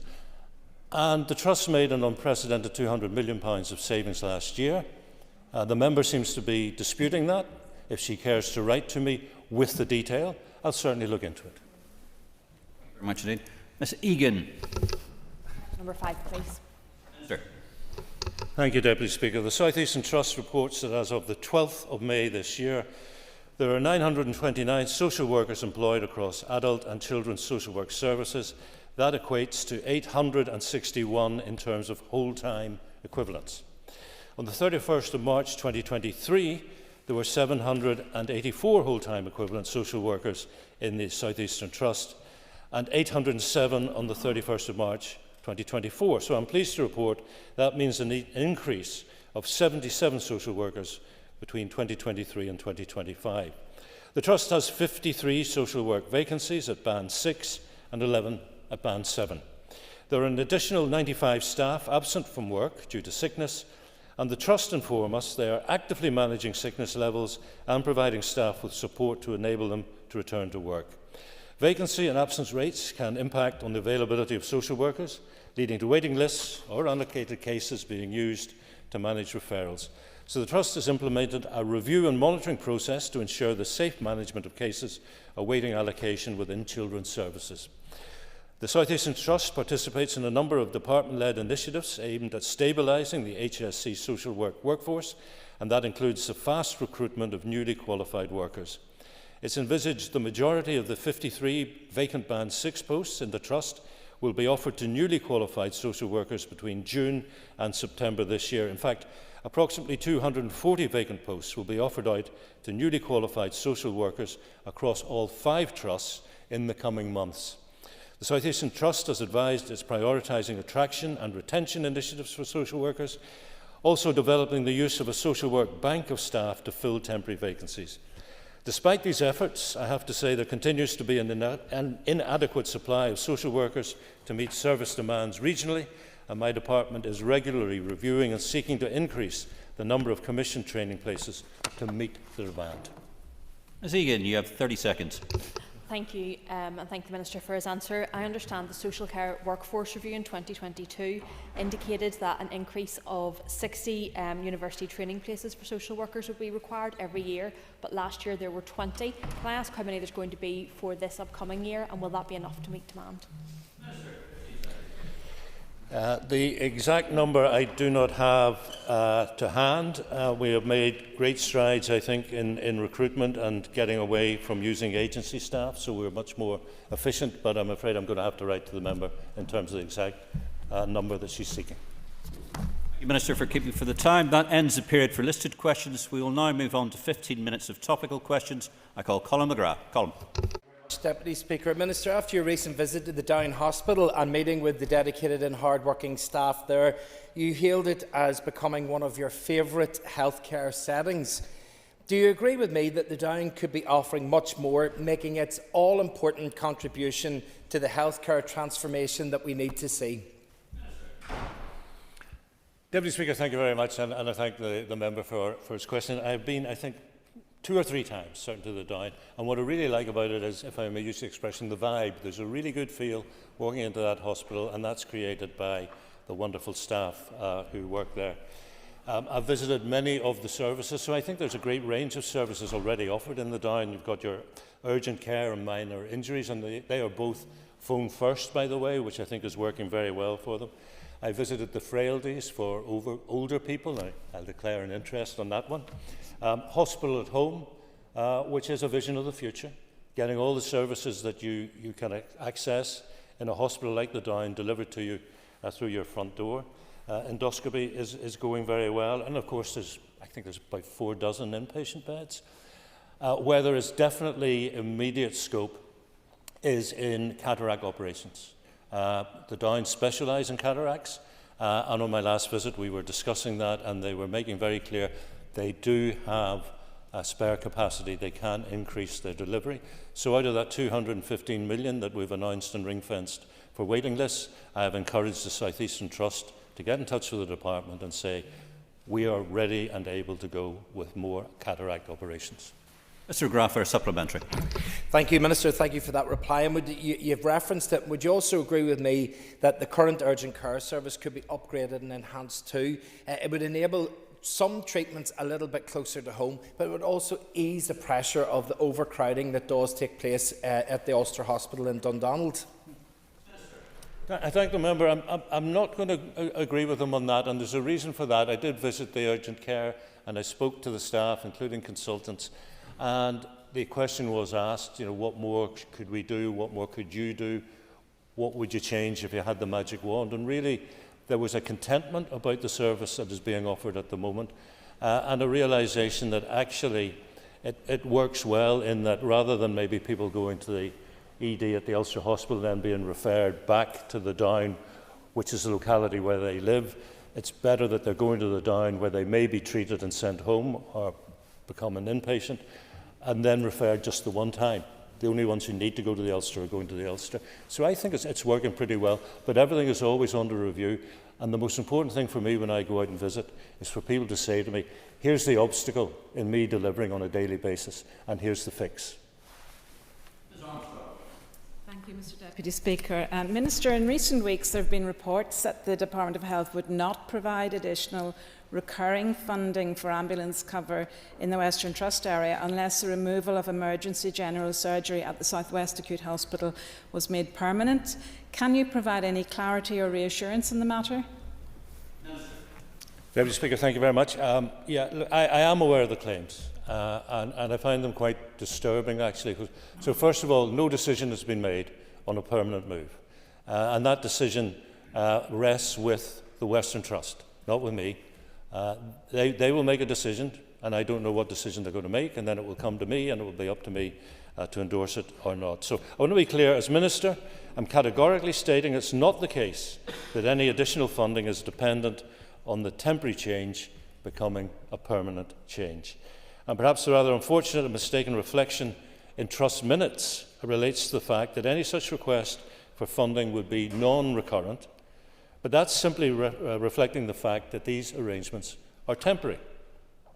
But that's completely different to no funding being made available. Thank you. I thank the Minister for his very clear commitment, and I hope it will provide some reassurance for the people that have been greatly distressed by the recent reports on the matter. Can the Minister give a commitment that, in line with the recent Requia review of the pathways, that the Trust has now better engagement with the Northern Ireland Ambulance Service?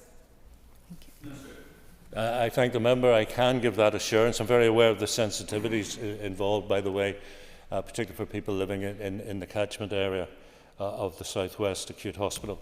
I'm more than happy to provide that reassurance. In relation to the point on ambulance capacity, it's my understanding the Western Trust has daily engagement with the Northern Ireland Ambulance Service, daily engagement with the view of minimising the impact on capacity and including where necessary the use and best use of outside ambulance provision. I still firmly support the original recommendation within the RQIA review of a more sustainable and resilient ambulance model, supporting emergency surgical services within the Trust. Ms Egan. Thank you. Minister, can I please have an update on the details of the hospital reconfiguration framework? Well, I thank the member for her question. That was put out to public consultation. We have had, I think, a vigorous and very welcome set of public responses. Those are still being analysed by my department, so we are not yet at any position where we're going to give a more detailed vision of the network in terms of which hospitals will provide which services. Thank you, Minister. Can I ask then, are your department effectively evaluating any transformation that has already successfully taken place in order to garner more public and political support? I'm not aware that we are, no. Deputy Speaker. Minister, I'm sure you'll have heard by your statement yesterday, 24 hours on, many members of the public are generally pleased with the announcement you had made yesterday in relation to GPs funding. Obviously, the GPs are not happy with the funding proposed. However, in your statement yesterday, you referred to people making 50 and 100 calls, and indeed some have been told to ring back the next day. In relation to the funding, how do you believe what announced yesterday will address that for the anticipation of those people who are making those calls? Minister. Deputy Speaker, thank you very much. I thank the member for his question. Well, we did put a number of proposals on access to the GP committee. One of them, for example, was to say make some of your appointments pre-bookable, so that if you are caught in that kind of speed dial, redial situation, that you don't necessarily get to the point where when you finally get through, you're told, I'm sorry, all today's appointments have gone. And that's it. Start again tomorrow. Go down that big snake to go. So these were all, we think, very practical recommendations, and were achievable at no cost to the GP services. So we are asking the GPs to implement our proposals anyway. Obviously, they have rejected our proposals, have rejected the 9.5 million of additional funding. They will be going back to their members. We await to see what the response is going to be. Can I welcome the Minister in terms of that proposal and indeed the idea that's been put forward? But given they may have rejected it, I presume they will receive the money. So if in receipt of the money, is that coming with a precondition that they must follow that? And if not, what sanction can you take as a Minister if they don't follow those ideas laid out yourselves in relation to that funding? Well, I thank the member, but obviously, it's a tense situation, and I don't want to make it any worse. What I would say to them about the 9.5 million, which I have decided to implement and to pay anyway, is that some GP services genuinely struggle, and we've seen handbacks of contracts over the last couple of years. I had a grave concern that, for example, indemnity was still a toxic issue, although we provided a temporary solution for last financial year. We have now identified a permanent solution. That requires £5 million of additional money being put in. Had we not done that, some more surgeries might have handed back their contracts. They've had a hike in national insurance imposed upon them by the UK government. They weren't expecting it. None of us were. I didn't think it was fair to ask them to take that hit, so the department have taken it. 3.5 million is our estimate, and as I said yesterday, if it's higher, we'll go higher. If we didn't do that again, you were potentially looking at a GP surgery handing back the contract. So we're trying to do what we can to stabilise primary care. Thank you. Minister, could you provide an update on the business case for the new £1.4 million investment into Carrickfergus Health Centre for the new mental health facility? Deputy Speaker, thank you very much. No, I can't, but I can go and get it. Thank you. Well, I'll go on to another question then. So in the previous debate on diabetes, the audit and the utilisation of data, you detailed around the Encompass system and how that could be obviously utilised. Now that would be for primary care. Just in terms of secondary care, how could that data be collected? Because those obviously with type 2 diabetes, that's how they would be engaged. And so I was just wondering, how is all that data being collected through this Encompass system? It should be related to the first question that you asked. Now, it's up to the Minister where he wishes to answer or not, and knowing the Minister for being the good sport he is, I imagine he will. Minister. Are you allowed to say a Deputy Speaker has just stitched you up? I think that the member if I heard her correctly, she was talking about Encompass being in primary care. Encompass is in secondary care. Sorry, apologies. It's in the hospitals. So as long as it's in the hospitals, Encompass will trap that. Thank you, Mr. Deputy Speaker, and can I thank the Minister for joining myself and Mr. Gaston recently to visit the Turning Point in Ballymena, and I hope, Minister, you're able to see firsthand the tremendous work that the charity are delivering. Can I ask, Minister, do you agree that Turning Point NI are a fantastic example of community and voluntary sector partners for the work that your department is committed in delivering? Mr. Speaker, thank you very much indeed, and I thank the member for the invite, which I was more than happy to accept, and like so many of the other visits that I am so blessed to take part in, I really enjoyed meeting with Turning Point NI, one of many, many, many fantastic voluntary and community sector organisations doing inspiring and fantastic and wonderful work on the ground for people with mental health issues, some of whom are in crisis. And I believe it's of an invaluable service and felt as such by the local trust. And I know they receive no formal HSC funding, but they still take those referrals from GPs, from community mental health teams, community and voluntary sector and self-referrals. So I'm aware the community mental health team in Ballymena also see Turning Point as a very useful and very important partner in the Ballymena area, and I wish we could do more financially to support them. Thank you, Mr. Deputy Speaker, and I thank the Minister for his response and kind words. Minister, do you accept that there is still a lot of potential to better utilise the community and voluntary sector in the delivery of some really important mental health services across Northern Ireland? Yes, I thank the member, and of course I fully agree, and I point them to Action 17 of the Mental Health Strategy. Action 17 commits the Department to fully integrate the community and voluntary sector in mental health service delivery with a lifespan approach, including the development of a protocol to make maximum use of the sector's expertise. And the more visits I undertake, the more impressed I am with the innovation and the clear motivation to help. There's currently an independent review underway on that scope, scale and capacity of the voluntary and community sector. I expect one of its clear outcomes will be the creation of a protocol which will help ensure the most effective use of the sector's expertise and resources, and I go back to my role before elected politics as a Commissioner for the victims and survivors of our conflict, and the realisation that on a day-to-day basis so many were suffering poor mental health and would receive their direct help from voluntary and community organisations, whether they were people who they trusted, which was very important to victims of the conflict, of the troubles, and so I have a deep respect and an understanding of the work they do from that day forward. Mr McMurray, and you have a minute. Speaker, and thank the Minister for the answers so far. How many GP practices are on special measures of financial support or have formally indicated a risk of closure or contract handback? Once again, contract handbacks. There are a number in that situation.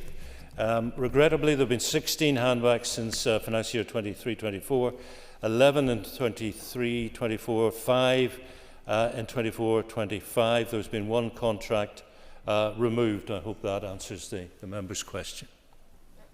Time for a short supplementary, Mr McMurray. Thank you very much. Thank you much, Minister. Has there been any financial or workforce modelling undertaken by the Department in order to assess or mitigate against the impact of such potential changes? We have a crisis team who go in and help any GP service that feels they are under pressure. So yes, we do look at the underlying reasons and try and come up with workable solutions.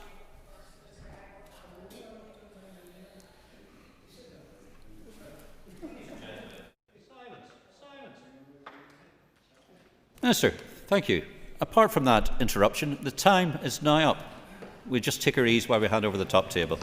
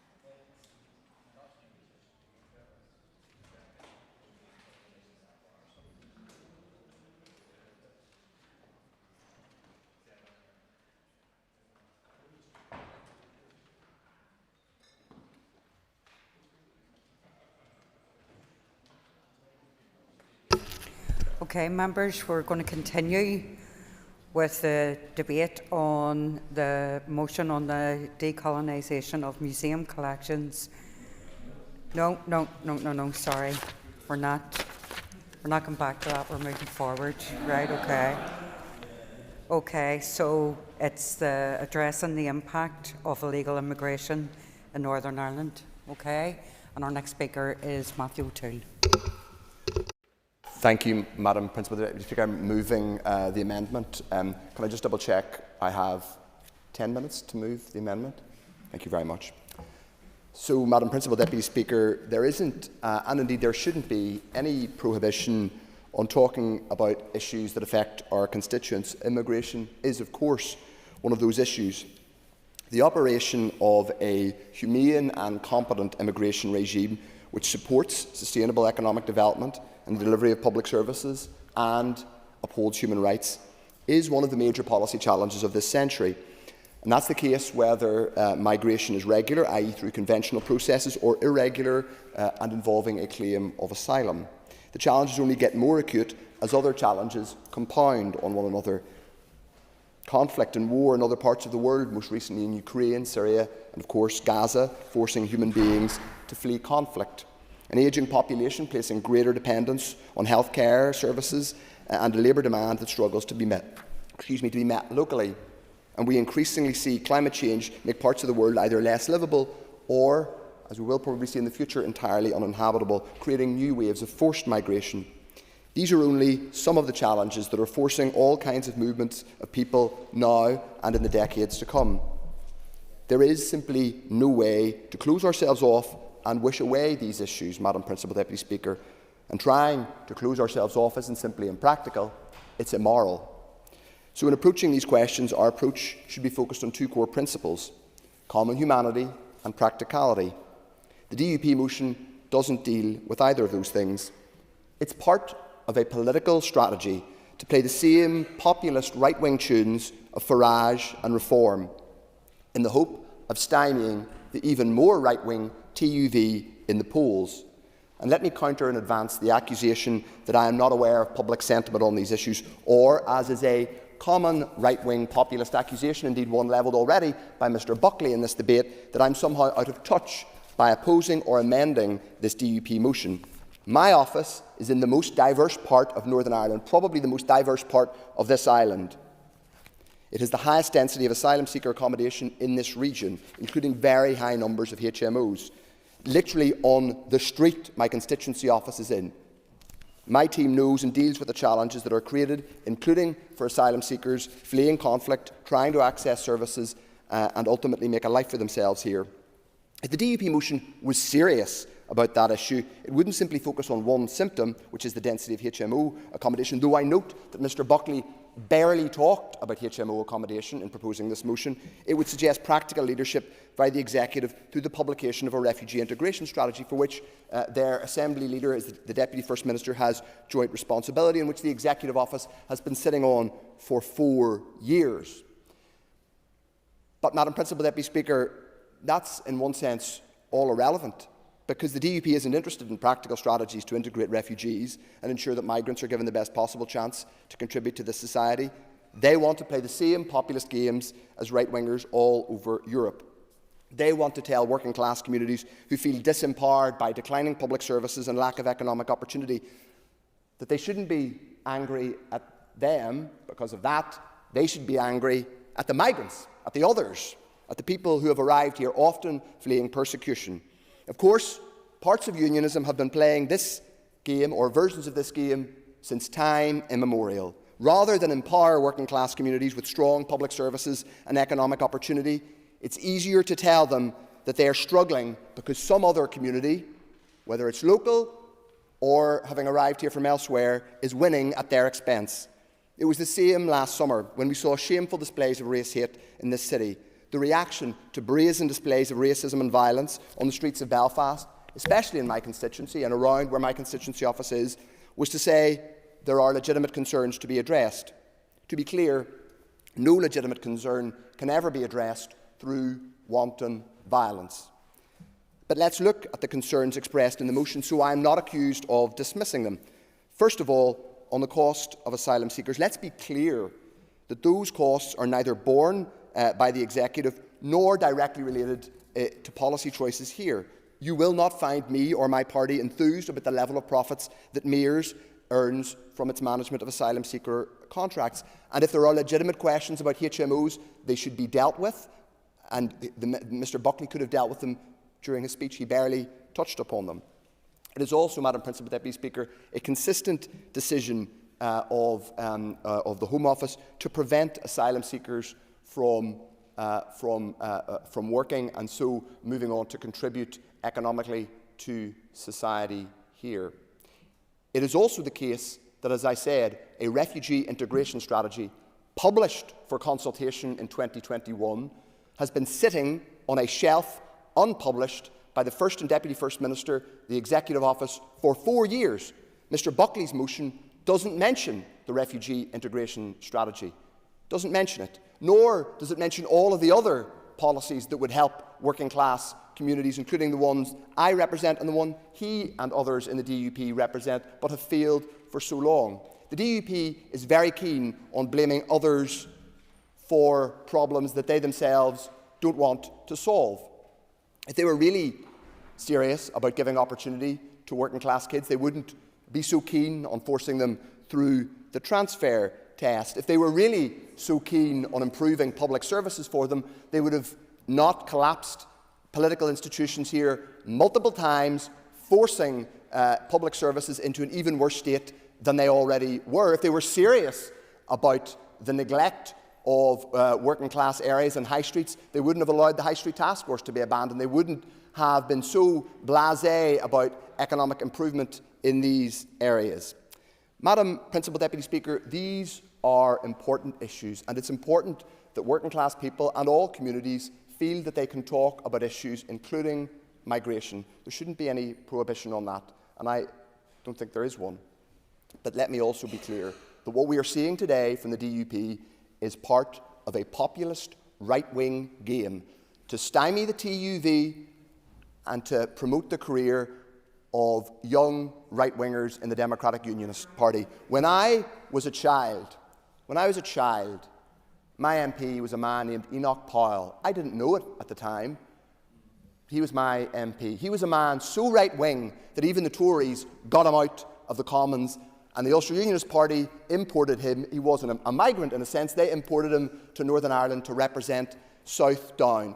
One of the proudest achievements of my party, and an honest, tolerant public representative named Eddie McGrady, was getting Enoch Powell out of the politics of Northern Ireland. And now, today, in this chamber, we have our own pocket Powell from Portadown, Mr Buckley. I won't give way, your colleague didn't give way to me. A pocket Powell, determined to drag us back to the politics of identity and all that divisive politics. Madam Principal Deputy Speaker, it says, I'm afraid, a lot about the state of unionist politics when the best that they can offer working class communities, and indeed all people in Northern Ireland who are supposed to be sold on the positive benefits, we are told, of the UK, that the best that they can offer is this kind of miserable, divisive, populist, right-wing nonsense. But it's not just the DUP, it has to be said. Language in other parts of these islands has become darker and more concerning.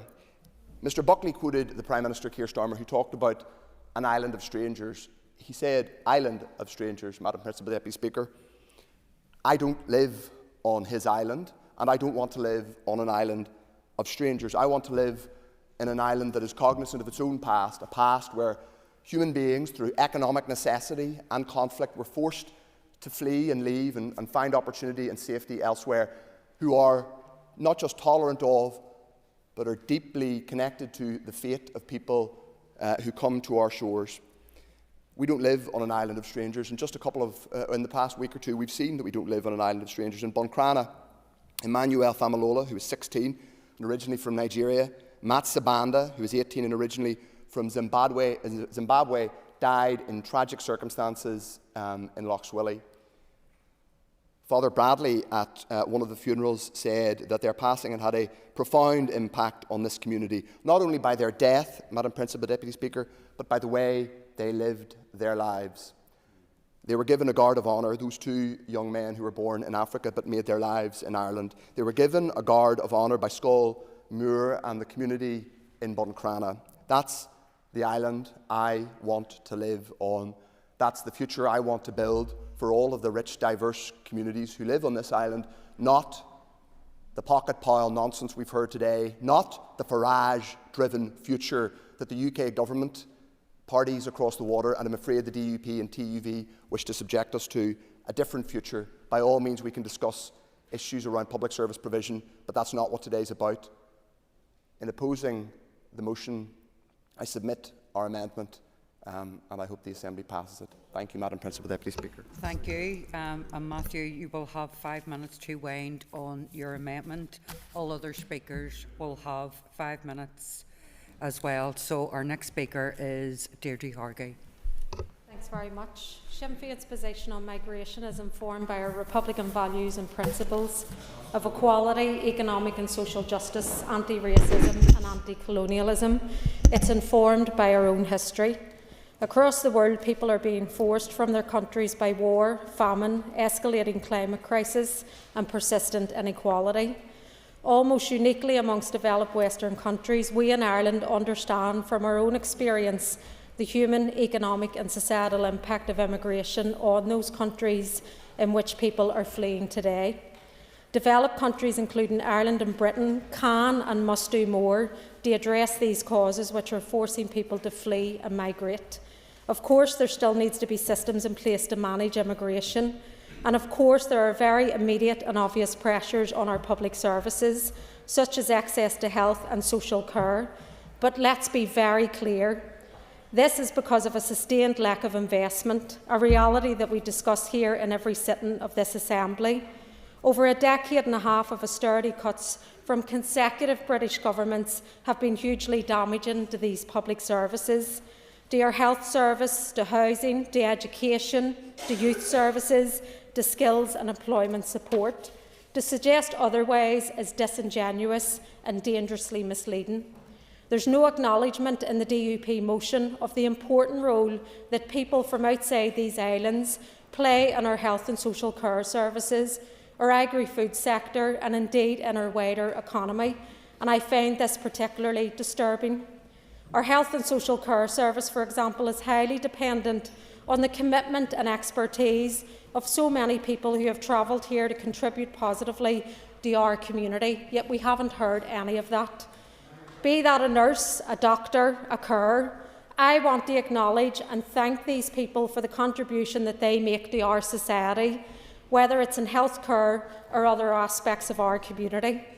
Sinn Féin wants to see an immigration system that works well, where the rules are applied and where fairness is paramount, and where people and communities are, of course, treated with dignity and respect, and that's all of the people in our communities. As an island where currently 2 separate immigration systems exist, robust bilateral arrangements between the Irish and British governments are, of course, necessary in order to ensure the free movement of citizens across the land border, while simultaneously managing the immigration systems. A functioning and fair immigration system needs to ensure that those who are deemed to be in need of international protection are granted asylum and that they're granted it in a timely manner.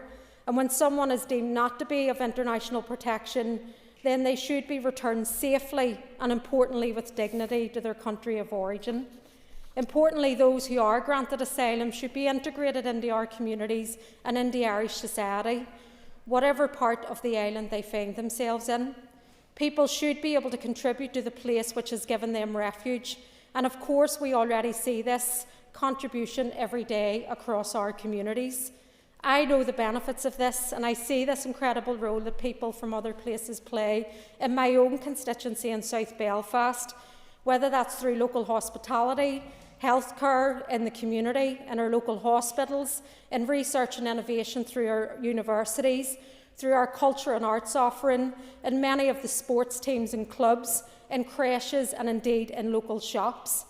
People who are part of the community and who are working on behalf of the community. And unfortunately what we do see is racism is an unfortunate but ugly reality in sections of our society. Last week, a man on his way home from work in South Belfast was physically attacked by a large group close to the city hospital. The attack must have been deeply traumatising. We also witnessed last summer local businesses who provide services to the local community burnt to the ground, where their staff members were attacked and threatened. These attacks and every example of racism is unacceptable and must be called out.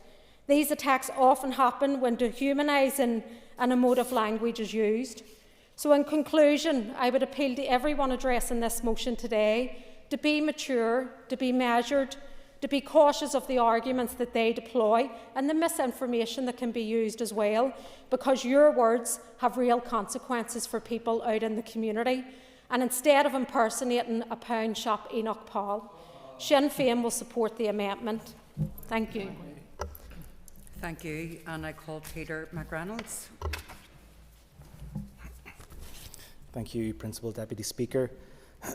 And last August, this Assembly was recalled because so-called protesters were emboldened enough to walk through Belfast and other areas across Northern Ireland, attacking our public infrastructure, disturbing the peace, attacking businesses and putting £2 million of additional pressure onto our police service. Around that time, we heard about legitimate concerns around immigration in this chamber, using deliberate and divisive rhetoric which ignores the systemic and structural pressures on our public services, pressures that members in this chamber have contributed to in the past through inaction and collapsing this Assembly, but then lay this at the blame of those for people coming here from other countries, fleeing persecution, war, or simply seeking a better life, as we've heard today. Today's disjointed and confused motion tries to do the same again. I think back to friends and colleagues last summer who have a different skin colour or accent from me and who were fearful of their safety walking on our streets, or someone else whose partner had stones thrown at her as she left where she worked at a hospital in South Belfast. And I distinctly remember the update we received on the policing board around violence in Larne and healthcare workers living in fear after attacks on their homes. There are numerous other disgraceful examples during the last year, which Amnesty International has recently labelled a year of hate, with 1,300 hate incidents reported. And I think that some of those people will see today's debate and experience that fear and trauma all over again. Today's motion raises concerns and issues about education, health and dentistry. But Principal Deputy Speaker, let's get real here. These are not because of so-called illegal immigration or asylum seekers. They're a consequence of this Assembly's dysfunction.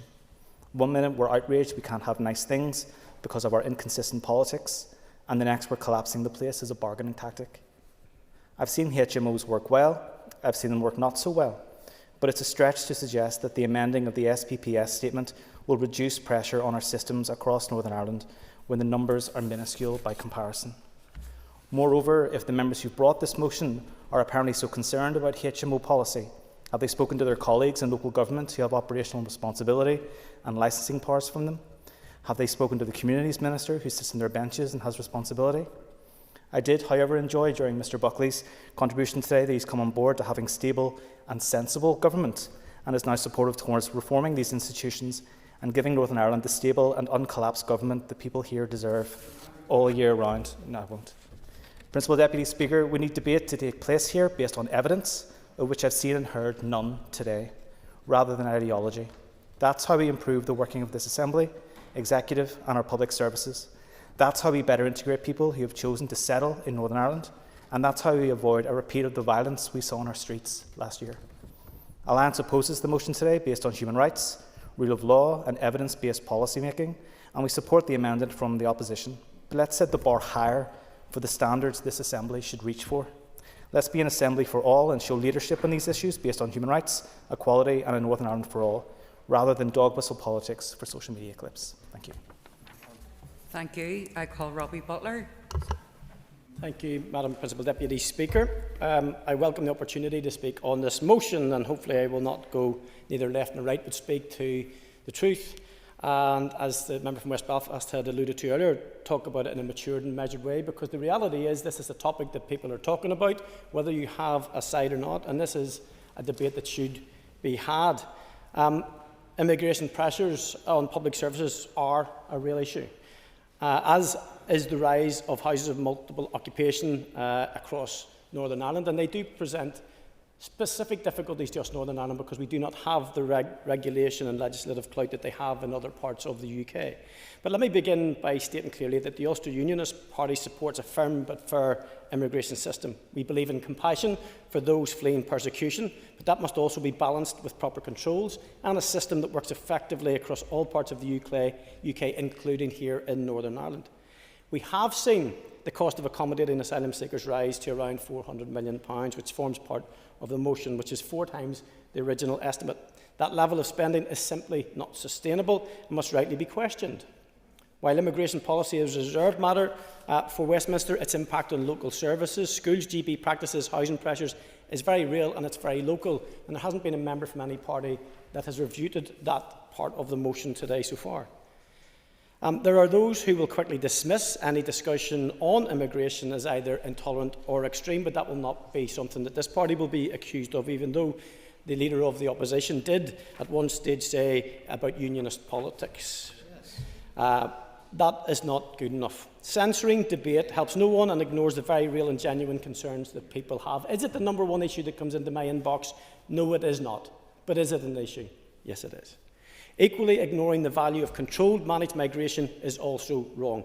Across the world, responsible migration supports economies and fills skills gaps. Here in Northern Ireland, many of our doctors, nurses and key workers come from overseas and have made a positive and lasting contribution to our society, and I am sure that everyone in this chamber will be appreciative of that. However, we must never allow honest discussion to slide into hostility. Those who come here to contribute, to work hard and to integrate should feel welcome, not vilified.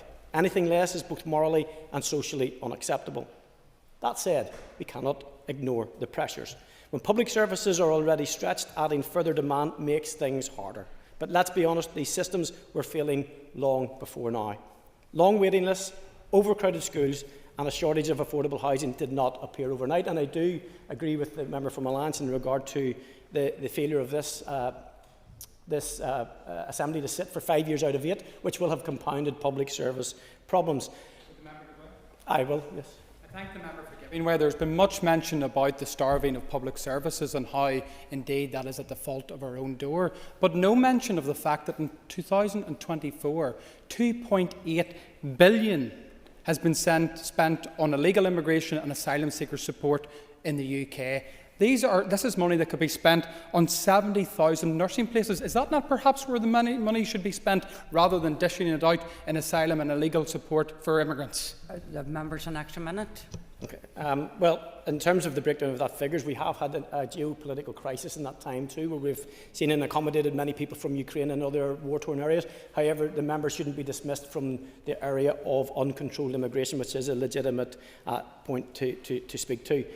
But I've said immigration can and does add pressure, but so too has repeated failures of this executive. Madam Deputy Speaker, the main call of the motion is for a review and amendment of the strategic planning policy statement to place additional restrictions on the approval of HMOs by local councils. And one of the most visible symptoms of the housing crisis is the rise in HMOs. Increasing numbers of properties are being converted into shared accommodation, not because it's ideal, and from my perspective as a former firefighter, I can tell you it is worse than far from ideal. It can be downright dangerous, but because people have no other choice, that's where they end up being. The unchecked growth of HMOs in certain areas is having a damaging impact on communities. Local residents often feel unheard and powerless to object, and I think that fault lies with the Home Office and the failure to adequately communicate and bring communities along with them. It speaks to a broken housing system that is failing individuals and families right across our province. When the only option for some is to share a converted terrace house with 5 strangers, something is badly wrong. Other parts of the UK have acted. In England, councils use Article 4 directions to control the spread of HMOs. In Scotland, restrictions are in place in high-pressure areas. These approaches are backed by robust planning policies. People in our communities do feel powerless to oppose, where in contrast the Northern Ireland councillors are doing their best with licensing, but they lack the planning powers and clear guidance to manage these issues effectively. That is why the Ulster Unionist Party will be supporting the motion today. We need the strategic planning policy statement reviewed and strengthened so that councils can make decisions based on local needs and not just on abstract regulations. We urge the Infrastructure Minister to urgently begin the review and to do all that she can within this mandate to make the changes necessary. And when we come to having debates on immigration, we really need to detoxify the space. Allow each other to talk about the issues that are impacting people. Deal with strangers to this land in a humanitarian way, and let's just become a bit more mature about a very important topic. I call Paul Free. Principal Deputy Speaker, and I must say I rise here today distraught at the level of debate that we've had today on what is a very serious subject. It has been reduced to a zero-sum game. It has been unionists pitted against nationals. It was horrendous to hear some of the language that was uttered in this chamber over the last number of minutes. And there's absolutely no need for it, but it is what we have come to expect. I have a few truths to say.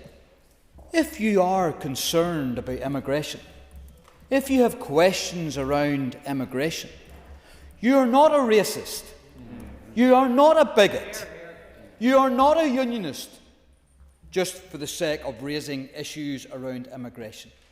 And that leads to the point and why this debate is so important to have. I can't be responsible for how other people react to this debate, but I wish it wasn't so. I wish my ears haven't heard what I've heard over the last half hour, because it is disgusting to reduce this to a racist sum. There are people in my constituency, and they are so concerned about immigration. Yes, I will give way. Yes. Thank the member for giving way. The proposer of the motion was unfortunately unable to do so. Could the member explain to me why this motion focuses on HMOs and calls the Infrastructure Minister on that particular element of housing, rather than focusing on the wider housing crisis that we face, that would call his own party colleague, the Communities Minister, to answer this debate? The member has an extra minute. Thank you, Principal Deputy Speaker, and I thank the member for his intervention. It's because it's a very serious issue. And if we were to tackle all of the issues around people movement, it would be 3 pages long. So let's take it a chunk at a time. And I thought that with our motion here centring on HMOs, it would have led to a better debate. But alas, I'm running out of time. I'm sorry about running out of time. But the thing is this: in my communities, in the constituency which I represent, and in particular Ballymena, there has been a massive concentration of people movement. Now, there's nothing wrong with people movement. It's as old as man itself, and people move for all sorts of reasons. That's not the issue. It's about controlling that movement, which is vitally important, and we have been failed by our government. And it's not good enough to say this isn't a devolved matter, because this really matters for the people who we represent.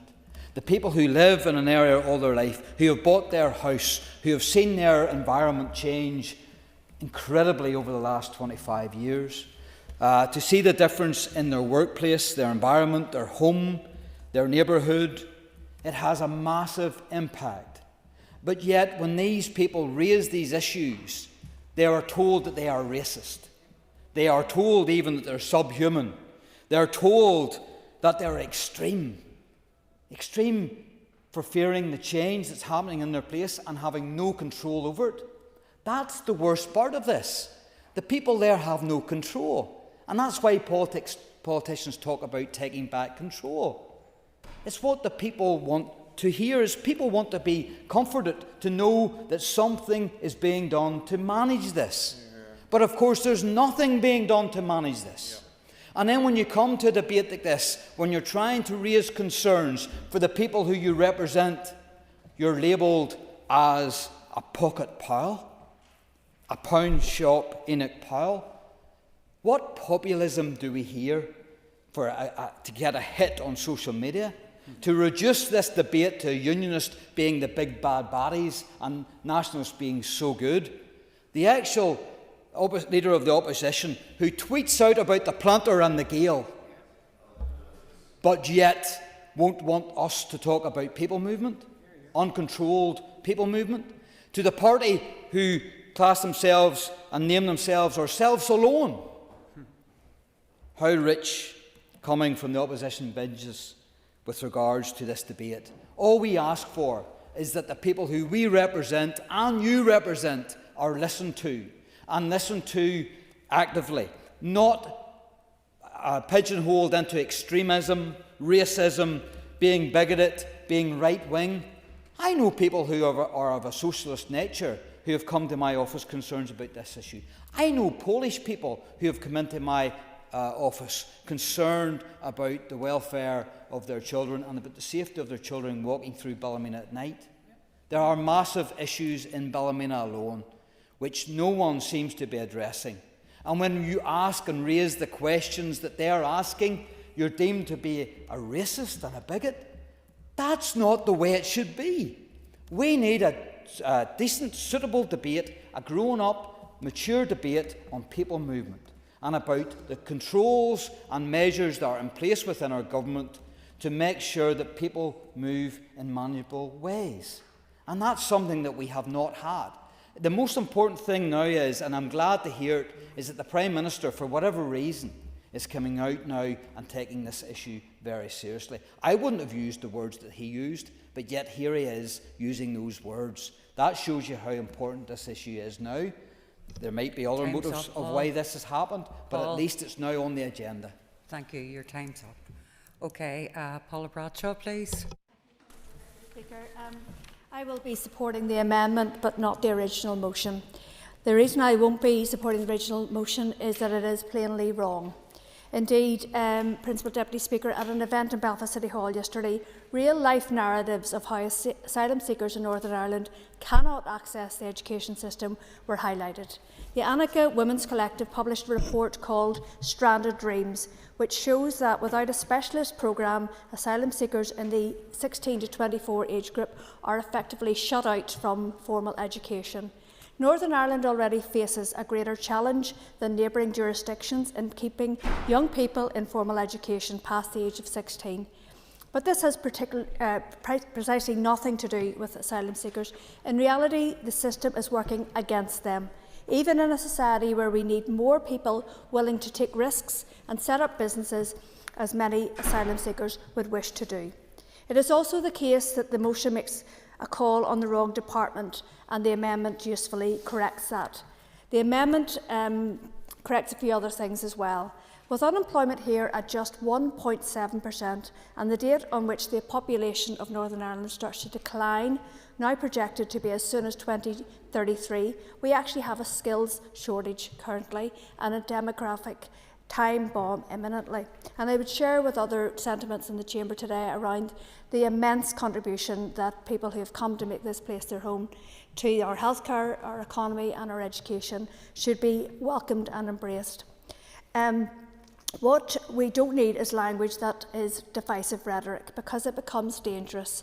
It is reasonable to talk in terms of managing immigration more effectively, but not to blame immigrants and pit them against others in our society. Everyone in this House should be clear that the dramatic rise in funding required to house asylum seekers is the fault of those who mismanaged the process, not of the asylum seekers themselves. Indeed, the very issue is that not only has the entire funding required risen, but the accommodation remains entirely unsuited for people, particularly those who are considering people have been fleeing war zones with the complex needs that they have had to endure and now live with. A managed migrations policy would indeed focus on integration, and that is why the amendment correctly calls on the Executive Office to bring forward the refugee integration strategy, among other things. So let us be clear what the cost of inaction really is. We saw last summer the riots in South Belfast in particular, after the anti-immigration rallies, which saw individuals and PSNI officers attacked, businesses damaged and community tensions heightened. And in terms of direct costs, we did see the PSNI receiving an extra £2.8 million in the October monitoring round to cover the cost of tackling the disorder. what would that £2.8 million have covered? How many nurses would it have been able to employ? How many new houses could have been built? And how many courses could have been put on for people who want to escape poverty? The cost is not purely financial, however. Just this morning I was alerted to between 25 to 30 pieces of anti-immigration graffiti that appeared overnight in the Beaver estate in my constituency. This is where divisive and inflammatory rhetoric gets us. What were the people who put up that graffiti intending would be the outcome from it going on the walls? Was it to scare and intimidate young children and their families so that they were fearful of walking amongst their community? Because that is what happens when that sort of graffiti appears. And I don't think anyone in this chamber should be championing or saying that that's the right way to address the issues in front of us. Principal Deputy Speaker, we do still await the race relations order. We have been awaiting this for many years. The community in question have been waiting for these for many years so that we could see discrimination outlawed and brought up to the standard we require in the 2020s. We still await the refugee integration strategy with its implementation plan and funding model, and we also need to see details of how the next racial equality strategy will be delivered. What we are seeing in the original motion is an attempt to diversion from doing the actual work of ensuring Northern Ireland plays its role in helping those fleeing war and natural disaster, while at the same time ensuring that social integration takes place. That means we need to get on with publishing, resourcing and implementing the strategy, as I said. We can look at the concerns around housing. Members, time's up. Okay, thank you. Thank you. I call Deborah Erskine.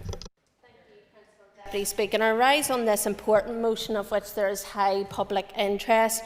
Many of our constituents have always shown generosity to those who play by the rules, yet that goodwill is being stretched to breaking point because His Majesty's government has allowed an uncontrolled system of illegal immigration to flourish, while focusing on curbing legal routes. This ultimately pushes people into illegal and unsafe practices, which is at the heart of this motion. A policy that squeezes a nurse recruited by the NHS while people smuggling gangs sail on undisturbed is the very definition of misplaced priority.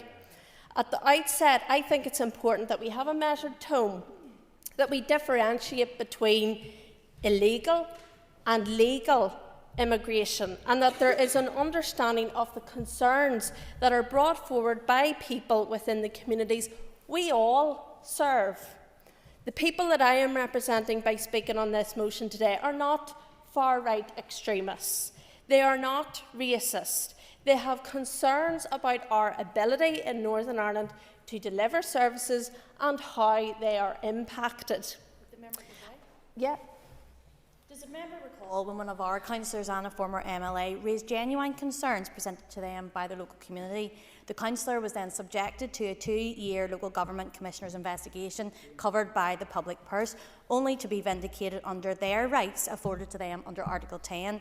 Does the member agree that people should have the space and have the right to raise genuine concerns about this issue without fear of investigation? Absolutely. The next minute. Politics is the answer to all of this. It's about debating these issues in the likes of these chamber and raising the concerns that people bring to us. According to the National Audit Office, the annual cost of accommodating asylum seekers in Northern Ireland has exploded to £400 million. Every pound spent on emergency accommodation is a pound not spent on cancer drugs, potholes, special needs classrooms. And today, I do want to focus on the houses of multiple occupancy. In town after town, the rapid conversion of homes into HMOs, often substandard, frequently unchecked and utterly unsuited to the character of neighbourhoods. These are no longer confined to student areas. They are appearing in established working class and rural communities, driving up rents and hollowing out the very fabric the government says it wants to protect. There's a direct line from uncontrolled illegal immigration to unsustainable pressure on housing stock. And from that pressure, the proliferation of HMOs. This is something I see in my own constituency, particularly Dungannon. The difficulties with this are manifold. Unscrupulous landlords profiting from people via the government. Opportunity rife for illness with poor quality housing and over-occupancy and increased housing costs and antisocial behaviour. This is not a society we should be advocating for. Principal Deputy Speaker, this Assembly cannot solve the small boat crisis. That rests with Westminster. But we can insist that within our devolved competence, planning policy protects local people. The Strategic Planning Policy Statement is one such lever. Right now, it is far too permissive. Local councils feel compelled to greenlight HMO applications because of the SPPS, giving them no firm footing to refuse. The approach to such planning controls also varies between local councils, leading to inconsistencies and at times a failure to guard against over-provision of HMOs and corresponding impacts on community cohesion. That is why we're calling on the Infrastructure Minister to urgently revisit the Strategic Planning Policy Statement and give councils more direction and define the parameters over that over-proliferation of HMOs. The answers to deal with this are in politics, and that's why I say very clearly that violence should not be on the table. Those who are acting as judge and juror, taking the law into their own hands within the communities, are wrong to do so. That's why the DUP are fronting up and bringing this to the Assembly chamber today. It's incumbent then on us to act. People use the excuse of violence because they're frustrated with politics, feeling like they're being let down. There's an anger that exists within communities when illegal practices are happening under the nose of their community. Many people I speak to are compassionate, but they are not fools. They know the difference between a refugee fleeing persecution and an opportunist who is coached to destroy documentation crossing the channel. They also know when Westminster is asking ratepayers to foot the bill for their own policy failures. The DUP will not be silent while our health service, our schools and our communities are eroded through illegal practices. An immigration system should be firm, fair and, crucially, legal. I urge every member to support the motion and to back our councils with stronger planning tools. Thank you. I call Philip Brett. Speaker, and can I commend the member for Fermanagh South Tyrone on that excellent contribution? Well, Madam Principal Deputy Speaker, it didn't take long for the insults and the abuse to be hurled across the chamber. Though, as I predicted yesterday, Madam Principal Deputy Speaker, they would rather fight in insults than speak to the facts that are before them here today. The people who we speak for are not far right, are not extremists and are not fascists. But given the discourse that has been used by the benches opposite, it is no wonder that members of the public feel unheard, unvalued, and that politicians don't care what they have to say. I do want to raise some of the issues raised by the Leader of the Opposition, Madam Principal Deputy Speaker. I will put my record and my commitment and the commitment of my party to working class communities against anyone's in this House. I would not dare challenge any member's commitment to their constituents, and I don't expect or appreciate him attempting to quantify my commitment to the people that I'm honoured to represent. He describes, Madam Principal Deputy Speaker, these benches as young right-wingers. I don't think I'm particularly young nor right-wing, but if standing up and speaking up for the people who put their trust in me makes me a young right-winger, I will wear that badge with honour. The comments from the benches opposite. I will take, and this party will take, no lectures on political extremism from the benches opposite. This party never justified political violence. This party never supported the murder of people based on the sole fact that they were Protestants. And this party never attempted to inflict genocide on the Protestant population of this country. That was your party opposite. The Alliance Party's contribution, Madam Principal Deputy Speaker. Order. So, I'm trying to let the debate flow. I have taken note of some of the adjectives that have been used, but I think you need to watch, Philip, because you're actually accusing people of genocide, which is completely different to being called a pound shop, whatever it was, pound shop, whatever. Yeah, so I'm just asking people, I think Deborah referred to having a tone. I think we just need to carry on with the debate, say what you have to say, but just be careful. Principal Deputy Speaker, and the only party, of course, that raised the issue of skin colour and religion, because it's not included in our motion, was the Alliance Party, Madam Principal Deputy Speaker, because that party thrive on the issue of division. They thrive on looking down at those who do not subscribe to their woke nonsense and are not subscribed to their liberal elitism. This party has a right to bring forward the issues that matter to the people that we represent, and that is exactly what we are doing today. Just as they are more interested in policing the flying of our flags from lampposts rather than illegal immigration, Madam Principal Deputy Speaker, we will stand up for those who voted for us. Happily get to it. I thank the member for giving way. And would he agree with me that since Labour took office, we have seen something in the region of 30,000 people cross on small boats over the English Channel? That's a concern to everybody in Northern Ireland, not just Unionist Nationalists, everyone. And that brings me on to why this party will be opposing the amendment that has come forward today. Because firstly, Madam Principal Deputy Speaker, by removing the lamentation of illegal immigration, it does a disservice to the tens of thousands of wonderful people in every corner of Northern Ireland who have gone through the proper process, who have come to Northern Ireland, who have invested in this country, who nurse our sick, and who look on in absolute disgust that the process that they went through is not being followed by others. The Leader of the Opposition says we are not interested in the issue of HMOs, so I do want to touch on that. It is absolutely destroying parts of my constituency in North Belfast. Inner cities are unrecognisable from what they were many, many years ago. Pensioners come into my office, Madam Principal Deputy Speaker, with 7 or 8 males moving into the house next door. That is not extremism or fascism. That is someone who wants to live in peace in a house that they bought 40 years ago, pay taxes and should be looked after. The issues that face the people of North Belfast are no different than those that face all our members and all our constituents. But people seem to struggle with the basic fact that two things can be correct at the same time.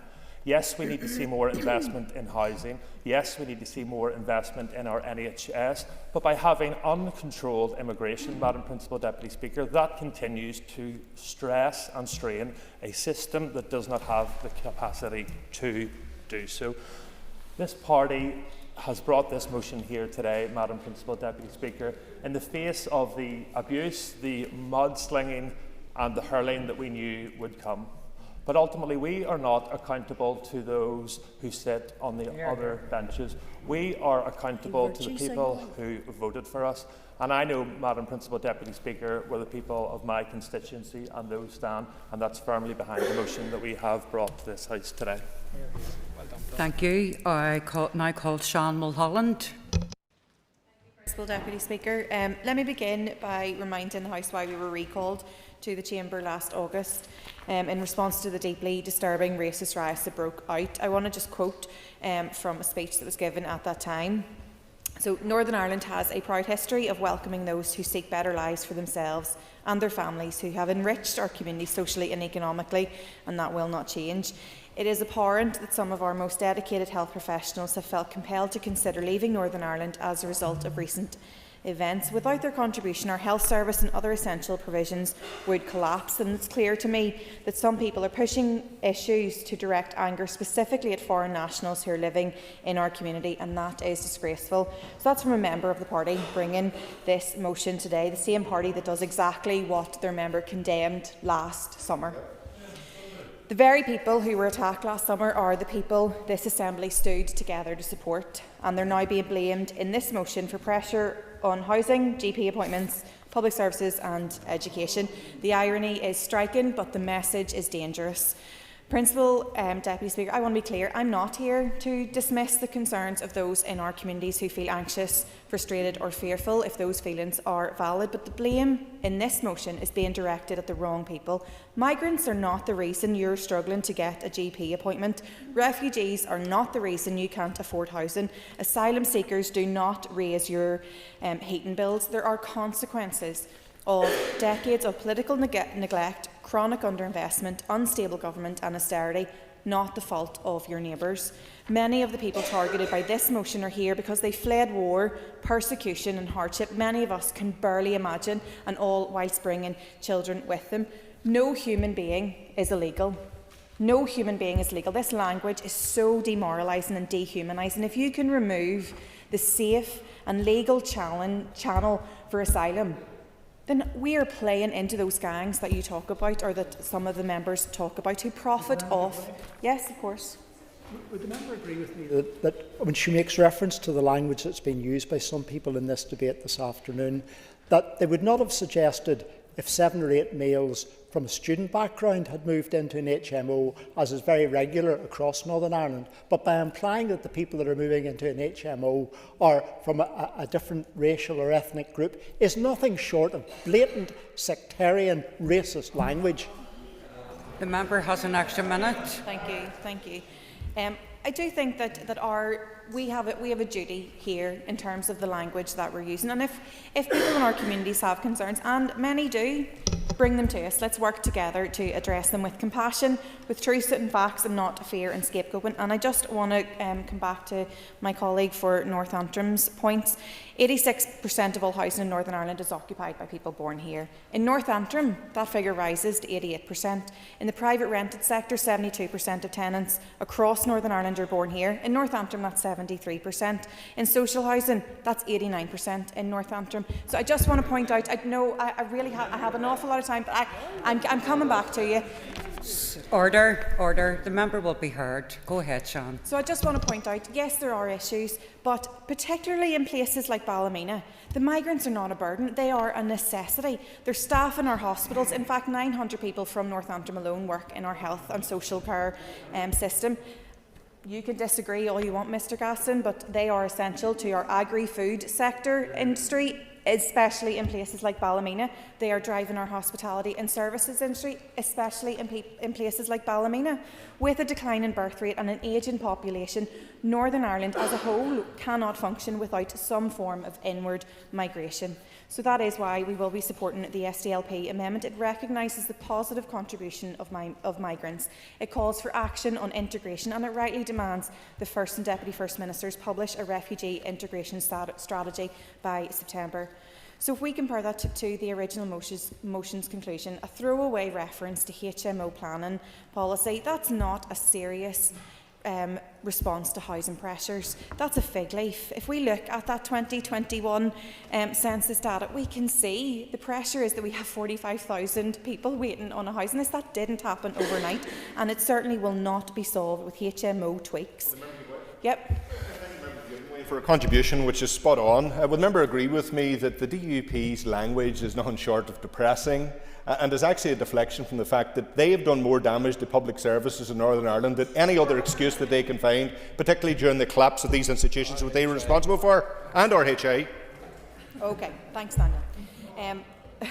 The housing crisis, it won't be solved with HMO tweaks. And I do agree that political instability has caused an awful lot of some of the issues that we're facing, but I won't support a motion that others, members of our community, I won't support a motion that uses infrastructure policy as a cover. This does a disservice to the genuine concerns that people are talking about, but I will support an amendment that recognises everyone in Northern Ireland, no matter their race, faith or background, as part of our shared future. The communities targeted last summer are the same ones being blamed in this motion. We stood with them then, and I'll be proud to stand with them again now. Thank you. I call Timothy Gasson. Very much, Principal Deputy Speaker. This motion exposes a simple but serious truth. The United Kingdom no longer controls immigration policy across its own territory. And why is that? Because the protocol has placed part of our nation under foreign rule. It's a matter of deep regret that some return to Stormont, having promised the public they wouldn't, whilst the protocol remains. But here we are, back in office, with the protocol still in place and embedding in more and more each day.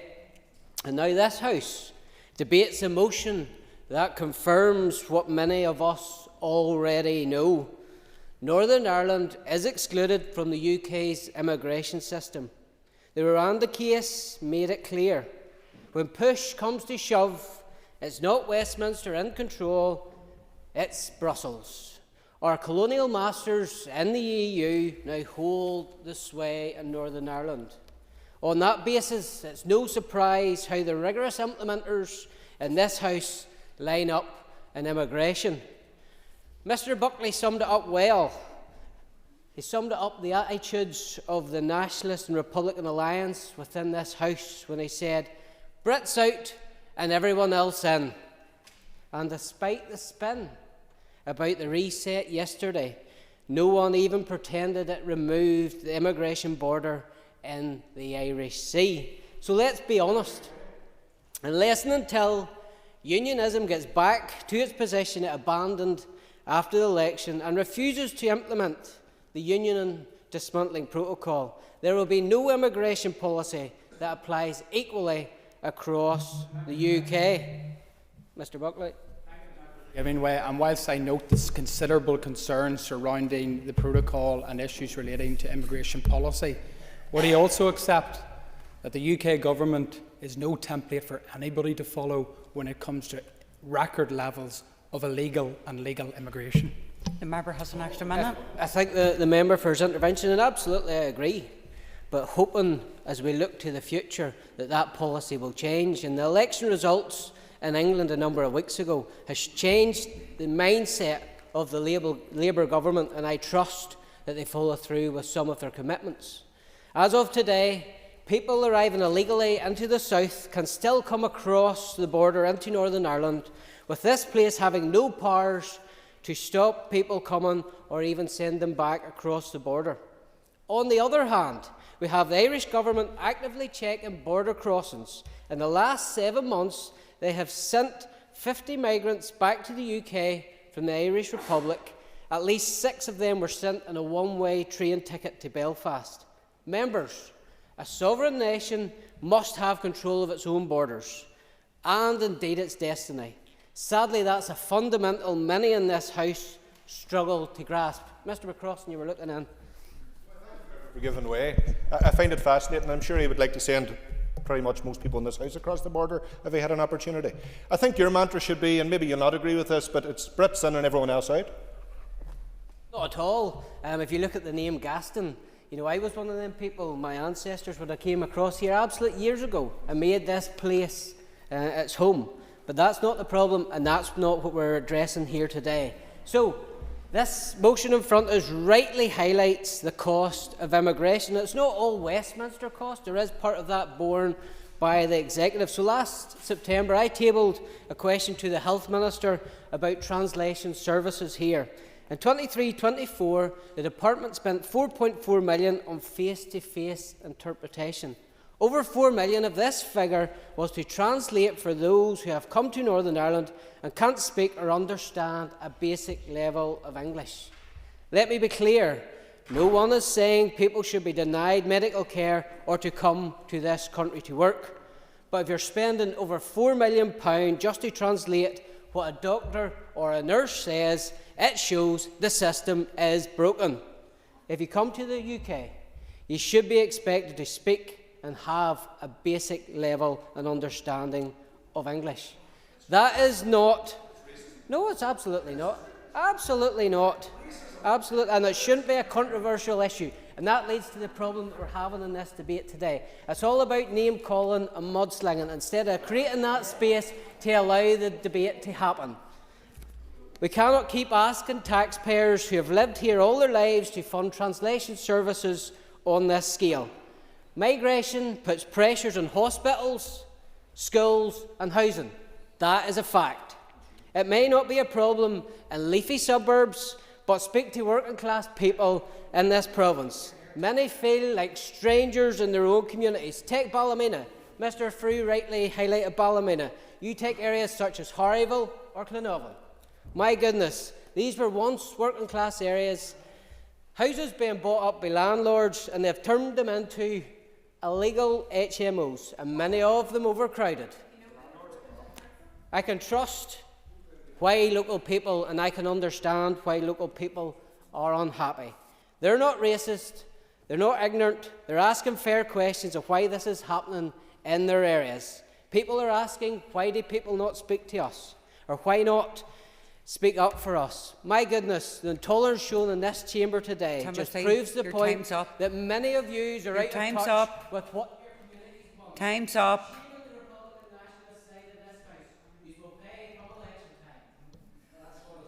Well, could I just remind members, see when I say time's up, so that will impact the next time you be called to speak. Okay? Thank you. So, Jerry Carroll's our next speaker. Deputy Speaker, I'm opposing today's motion in the strongest possible terms. There's plenty of objectionable, inflammatory language in this motion, but I'll start with the term illegal migration. As has been said, no human being is illegal. That includes asylum seekers and refugees. These are people, no thanks, fleeing war, ethnic cleansing and persecution. A very small number of migrants may come here in search of a better life. They should be supported. Would anyone on the benches to my right really try to deny that they wouldn't do the same?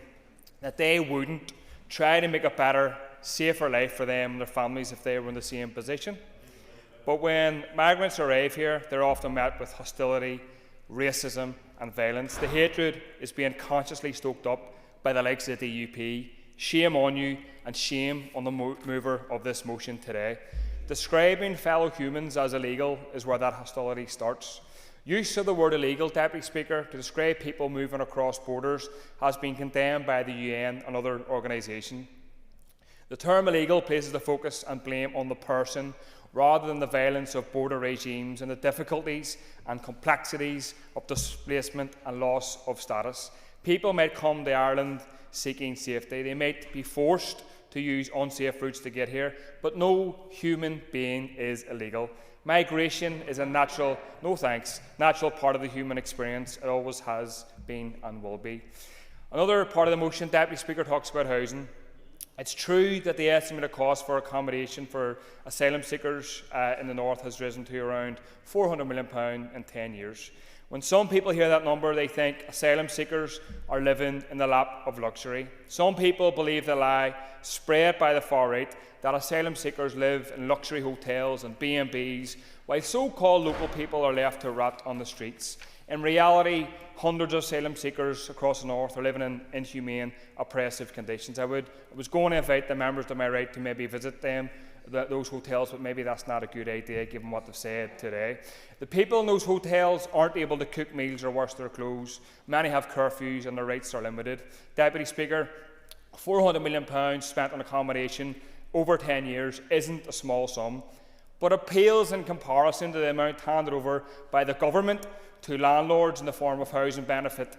Every single year, £330 million each year is spent subsidising landlords in the north. Landlords will always charge extortionate rents as long as Stormont is footing the bill. The message from the DUP is work away, lads. Who are the real scroungers? It's not migrants, refugees or asylum seekers. Many will say it's those ripping people off with huge rents, subsidised by the state. I remind the members to my right that their party colleague, the Minister for Communities, is responsible for housing. In case they forgot, he has overseen an escalation of this housing crisis, where average rents in Belfast are over £1,100, where almost 60,000 people from 30,000 families are officially homeless, where over 12,000 families have been waiting for more than 4 years on social housing. And HMOs are part of that housing crisis. To his credit, the member to my right from East Londonderry asked the Infrastructure Minister about the impact of holiday lets and HMOs on residential areas.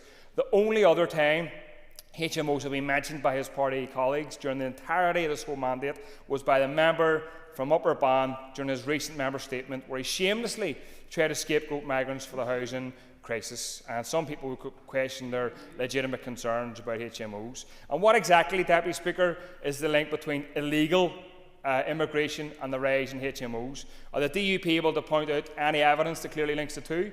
If anyone were to look into it, they'd find that the vast majority of tenants in HMOs are occupied by people who are born here. The rise of HMOs has nothing to do with migrants and asylum seekers. HMOs are an efficient way for profiteering landlords to line their own pockets as quickly as possible. Simple as that. Does the DUP have any concerns about HMO landlords exploiting tenants in the Holy Lands and other student areas? My recollection from my time on Belfast City Council is they're all too happy with it. Are the DUP content to let landlords charge upwards of £800 per room, raking in obscene amounts of profit? Or are HMOs only a problem now because some people who aren't white live in them? As long as some sections of society blame migrants for the housing crisis, we're letting the Communities Minister off the hook. We're letting the Executive off the hook for failing to build enough homes, for not reducing rents and refusing to open up the tens of thousands of empty homes. Shame on the members opposite for bringing us to disgrace. Time's up. Time's up. Order. Anybody speaking here will be heard, regardless if you like what to say or not. Mark Durgan. I wasn't going to speak, but I feel compelled to. I just want to start by saying that raising concerns about immigration doesn't make someone racist. And I don't dispute that unmanaged immigration does compound to a degree existing issues. But let's not place the blame at the door of the immigrants or at the feet of the immigrants. The proposer of this motion made great play of the lady who couldn't get a GP appointment, the child that couldn't get a school place. That's who he was speaking up for, that's who he's standing up for. I didn't hear him or see him standing up or speaking up for those people yesterday when he voted for a budget that's actually going to enshrine and exacerbate the difficulty that so many of our people have accessing and relying on crumbling public services. Like other members, would he not accept, in a difficult budget that yesterday was passed, that when we look at this motion, it talks of 400 million that is being spent. It's UK government money, it's taxpayer money. That money could go to GP services, to emergency departments, to schools, to roads, to infrastructure, but yet you don't want to focus on that. The member has an extra minute. I thank the member for his intervention. If the NHS was getting the 350 million a week extra that the Brexit bosses told us that it was going to, again, that the member and party across the way championed, we might well be able to afford it. Or if RHI, how much did that cost the public purse? This is Westminster money. Sure, fill your boots.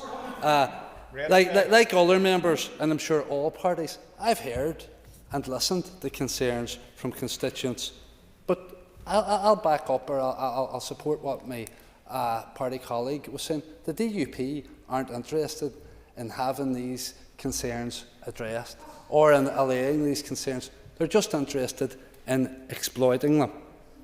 Mr Gaston referred to recent election results in England, and I have no doubt that is a good part of the motivation behind this motion today. Yes. Thank you. I appreciate the member giving way. I've heard a lot in this chamber today, and like yourself, I didn't intend to say anything about the cost of our migrant population. I have heard nothing about what they have added and what the value they have brought here. And I'm not just talking about value and diversity, I mean actual economic value. In my area of Mid-Ulster, there are many, many businesses that would not be there today in manufacturing and the agri-food sector if it were not for our migrant population. The member for that helpful contribution, particularly well, isn't laughable because it's risible, is the reference to the pressure that migration is putting on our health service. Have you had the misfortune of having to be in one of our hospitals lately? Without immigrants, our hospitals would have collapsed altogether. On the HMO aspect, I do tend to agree that there is a requirement to look at a policy. I have raised this issue on the floor with the Minister recently. In fact, it was interesting to hear the chair of the committee, the Infrastructure Committee, speak so passionately on it today. We've had planning officials in front of us on several occasions over the past year, and it hasn't been an issue of concern that I recall. But it's about protecting, I suppose, the character of existing residential areas and the amenity of residents from unsuitable overdevelopment, not from immigrants. Also, I would outline that there is scope for councils through their local development plans. I don't mean to do your response for you, Minister, to look at limits of HMOs in areas, but I would implore the Minister to work with councils on ways that they can do that to protect residents from overdevelopment. I made the point in an intervention earlier, we have a housing crisis. HMOs are a very small aspect of housing, and it's blatantly obvious that the singling out for HMOs is to get a DUP or a non-DUP minister here to respond to this debate. Where's the Executive Office around the strategy on managed immigration does create issues. So where is our strategy? Where's the Executive Office strategy to manage it?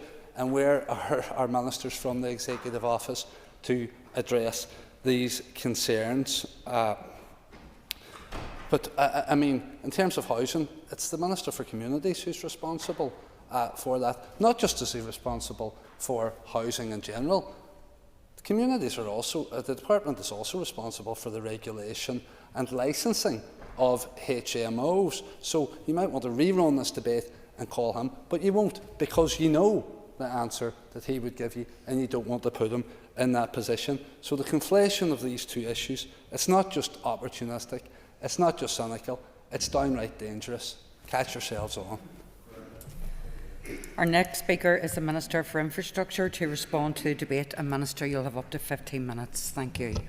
And I won't need 15 minutes for many of the reasons previously outlined. And I suppose just from the outset I want to outline my perspective on migration. Like my colleagues, this is shaped by Republican values and principles that are embedded in equality, economic and social justice, sovereignty, anti-racism and anti-colonialism. Because, as some of the members here today have said, we are talking about human beings, and a lot of the conversation and debate today, you would be remiss for thinking that's not what we're talking about, and I think that's important to point out. So, the contents of this motion, the overall responsibility for housing policy, including, as the previous member has pointed out very clearly, the regulation of HMOs, is primarily the responsibility for my ministerial colleague in the Department for Communities and local councils, not my department. So I'm flabbergasted as to why I've been called here today to respond to something that is for the proposer of the motion's colleague in the executive. The SPPS has been pointed out, therefore does not contain specific policy on HMOs. So there's not a whole pile more I can say in relation to that, and hopefully if the members want to hear more about that, they can ask their colleague. Across the world, as people have said here, people are being forced from their countries by war, famine, escalating climate crisis and persistent inequality. We can and we must do much more to address these causes, which are causing more people to migrate. And like others have said, some of the language here today is particularly dangerous, and I just want to use this opportunity to send my solidarity to the families in my community in Uri who recently were verbally abused while taking their children to a play park. These are workers in our health service, workers in Daisy Hill Hospital, and this is the type of language that leads to that behaviour, because from the outset people don't know whether they're legal or illegal or what they may be. They just hear they hear the noise around this. So, in this chamber today, Oh, sorry. Next speaker is Matthew O'Toole to wind on the amendment and advise you, Matthew, you have 5 minutes. Thank you, Madam Principal Deputy Speaker. Today's debate has been robust, and it needed to be robust, Madam Principal Deputy Speaker. It hasn't always been cool-headed, but the purpose of putting this motion down in the way that it was put down was, in fact, it was almost revealed by something that was said by a speaker on the DUP benches. It was designed to be provocative. It was designed to provoke a reaction, and it has. The reaction has been, frankly, to remind the DUP, first of all, that the Executive has not published a refugee integration strategy. That's what our amendment says very clearly, that the primary mechanism that the Executive has to address issues that there may be around the impact of migration, irregular migration, asylum seekers who are human beings fleeing war and conflict. The primary mechanism that exists in policy terms is the publication of an unpublished refugee integration strategy. That is not mentioned in your motion. It was not mentioned in your speeches. You have in fact called a minister who has the most marginal, and I spend a lot of my time holding this minister and others to account, but the minister here today has frankly a marginal, relatively small responsibility in statutory terms for any of the issues you're talking about. What that reveals to me is that this entire exercise is one, as I said, in playing populist right-wing games, and I regard much of what you said today, what various DUP members said today, the theatrical and synthetic umbrage that was taken to people robustly calling them out as, frankly, synthetic. And what members in the DUP benches said repeatedly, Mr Brett, Mr Frew, indeed Ms Erskine said, Ms Erskine, that we were calling people who expressed concerns about migration racist. That's a lie. That's an outright lie. No, I didn't. No, go back and check the record. I said that your party is chasing the TUV down a right-wing rabbit hole because you're desperate over polls, and you are playing to a populist gallery. I didn't say anything. Hang on, Mr Clark. I did not say, no, you're heckling from a sedentary position. I didn't say one word about ordinary constituents. I have really let a lot of this go through, but I'm starting, on behalf of everybody watching, losing patience with people constantly shouting from a sedentary position. I've made sure everybody's been heard, so I'm telling you, Mr Clark, for the third time, stop it, please. It's not fair, okay? Please, and can I just advise members, just be careful with their language. You can't call people liars. So, Mr O'Toole, go ahead. Thank you. I'm going to address a few of the substantive points, Madam Principal Deputy Speaker. I won't give way because I have a very limited amount of time. I normally give way, as he knows. I'm generous in that regard. It was said on multiple occasions, a phrase was, an amount was cited about what the UK government is spending on asylum seekers and illegal migration, as it is called. Well, it's important to say that's a decision made by the UK government. If you want us to have more control over migration policy, then you should advocate, frankly, for an entirely different arrangement for this place, because we don't control immigration policy here. It was also said on multiple occasions that money that was spent on the money was being spent on asylum seeker accommodation could have been spent on any number of other policy priorities. I want, of course, more money to be spent on other policy priorities. I am also concerned about the amount of money that mayors, for example, receive in terms of their profits. And yes, I do want to see more support in terms of spending on all of those things. Your party is in charge of the executive. You have the power, first of all, not to collapse the executive every 5 minutes, and you also have the power to direct the priorities of the executive in a different way. Those are powers that you have here that you're choosing, I'm afraid, not to use. Somewhat absurdly, the argument, and I do just want to capture this point, respectfully what you've said, Madam Principal Speaker, respect the ruling of the Chair.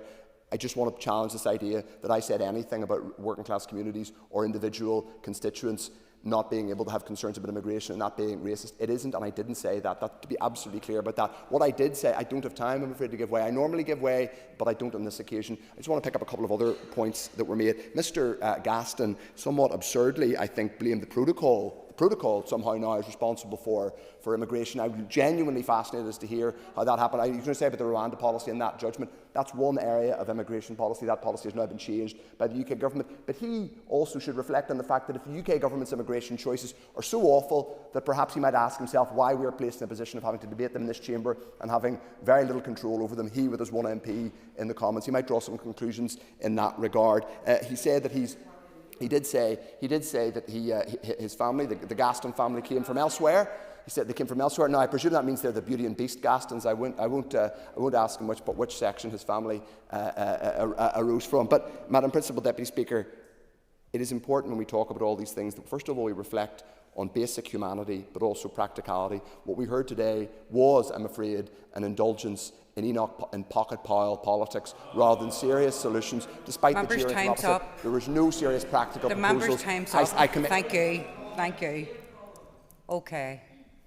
Okay, we're getting there.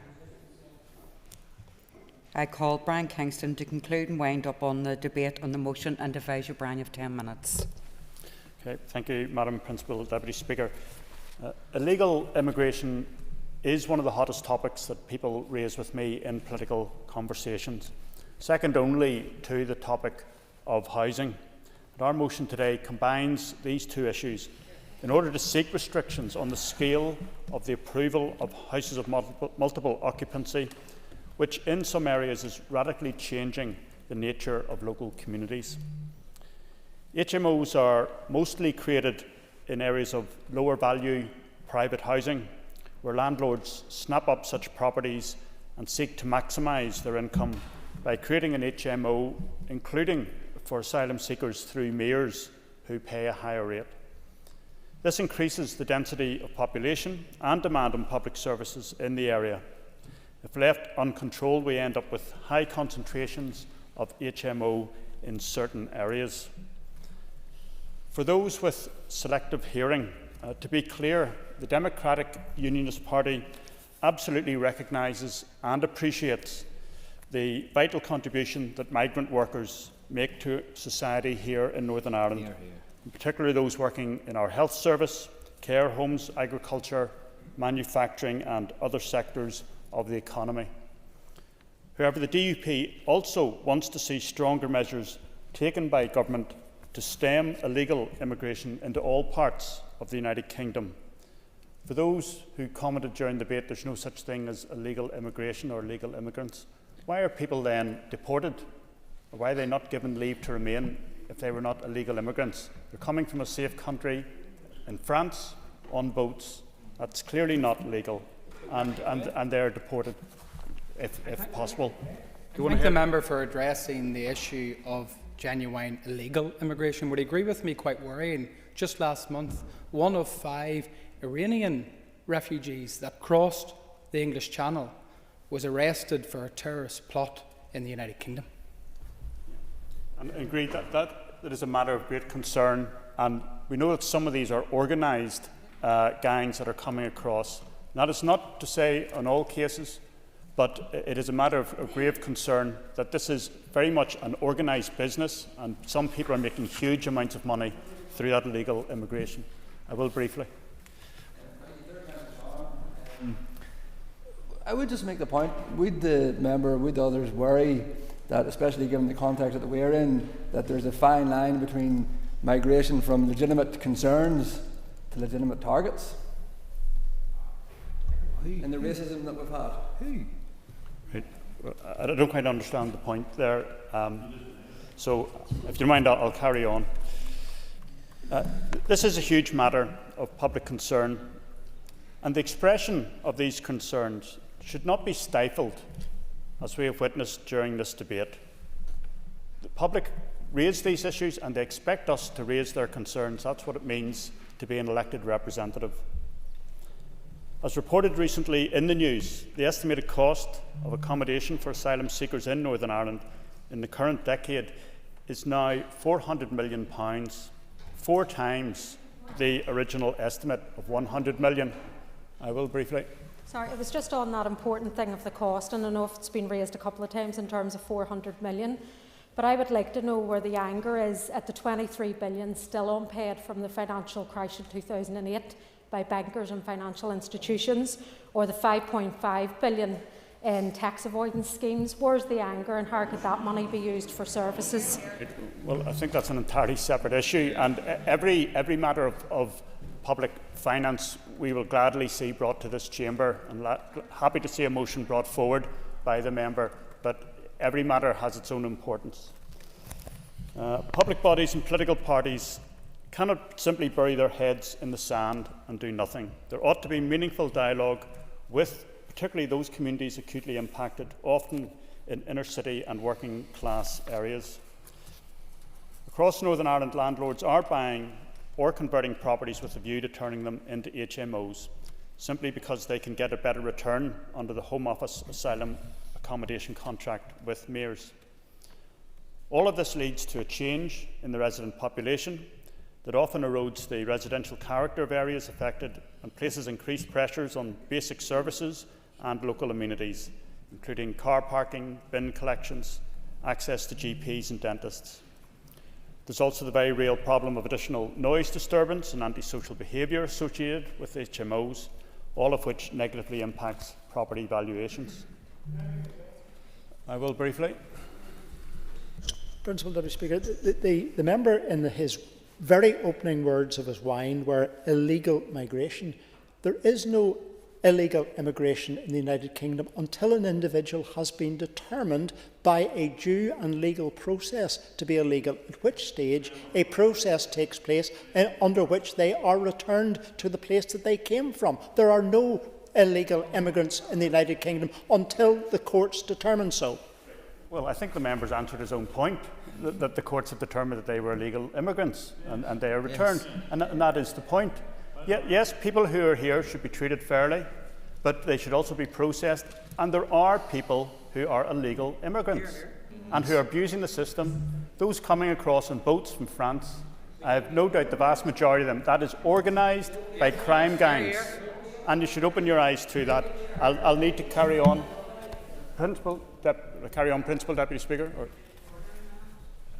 There's less than 4 minutes left. I just think the member, regardless what he's saying, deserves to be heard. So please continue, and don't hear me either. Go ahead, Brian. Right. Madam Principal Deputy Speaker, presently planning permission is required as a precursor to a property being converted and licensed as an HMO. However, the approach to such planning controls varies between local councils, leading to inconsistencies and at times a failure to guard against the over-provision of HMOs and corresponding impacts on community cohesion. That is why, in our view, the Minister for Infrastructure must revisit the Strategic Planning Policy Statement. Direction must be given to councils to define what is deemed to be over-proliferation, ensuring that planning controls are robust. Belfast City Council has incorporated a specific policy on HMOs into their local development plan, but it is clear that other councils are yet to follow suit.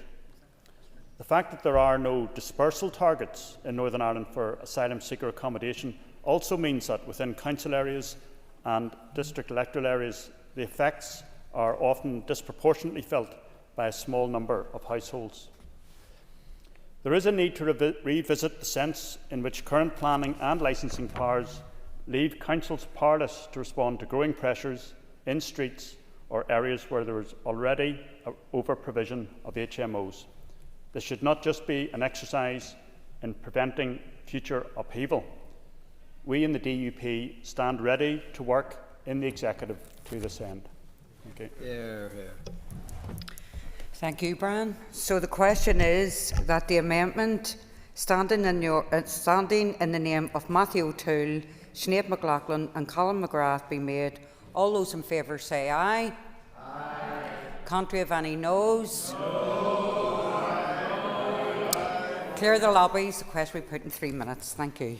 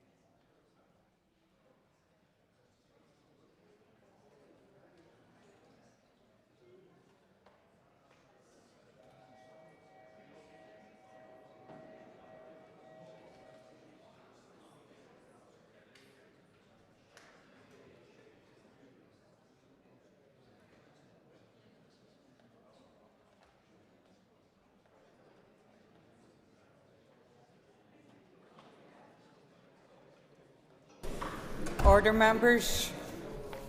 Order, members. Will you please resume your seats? Thank you. So the question is that the amendment standing in the name of Matthew O'Toole, Sinead McLaughlin and Colin McGrath be made. All those in favour say aye. Can't we have any noes? No. Okay. Do we have tellers?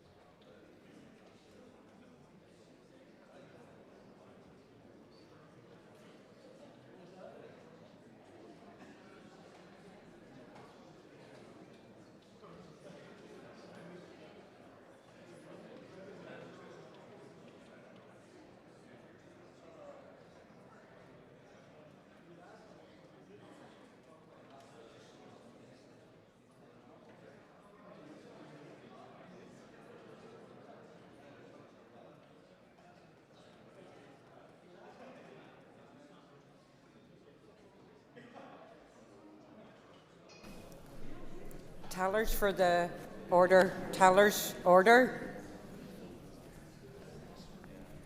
Tellers have been appointed as follows. Tellers for the ayes are Matthew O'Toole and Daniel McCrossan, and tellers for the noes are Jonathan Buckley and Brian Kingston. Clear the lobbies. The Assembly will divide. Ayes to my right and noes to my left.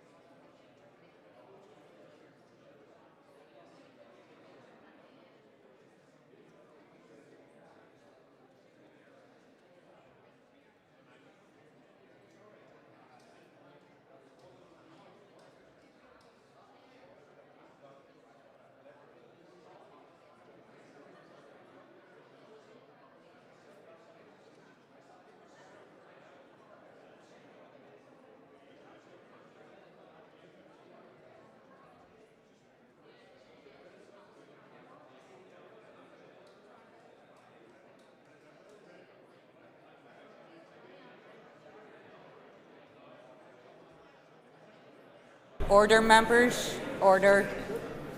Order. Could you just resume your seats, please? Thank you.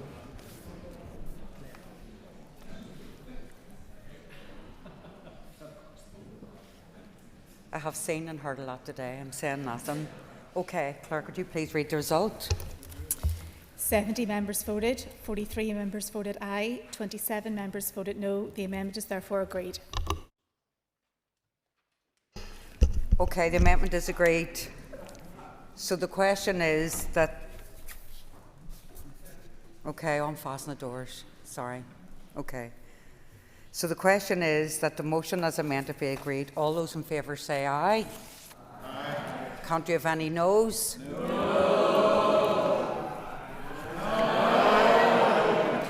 Order. I've been advised by party whips. In accordance with Standing Order 27(1)(a) brackets B, there's an agreement that we can dispense with the 3 minutes and move straight into division. So I'll now call for tellers. Do we have tellers, please?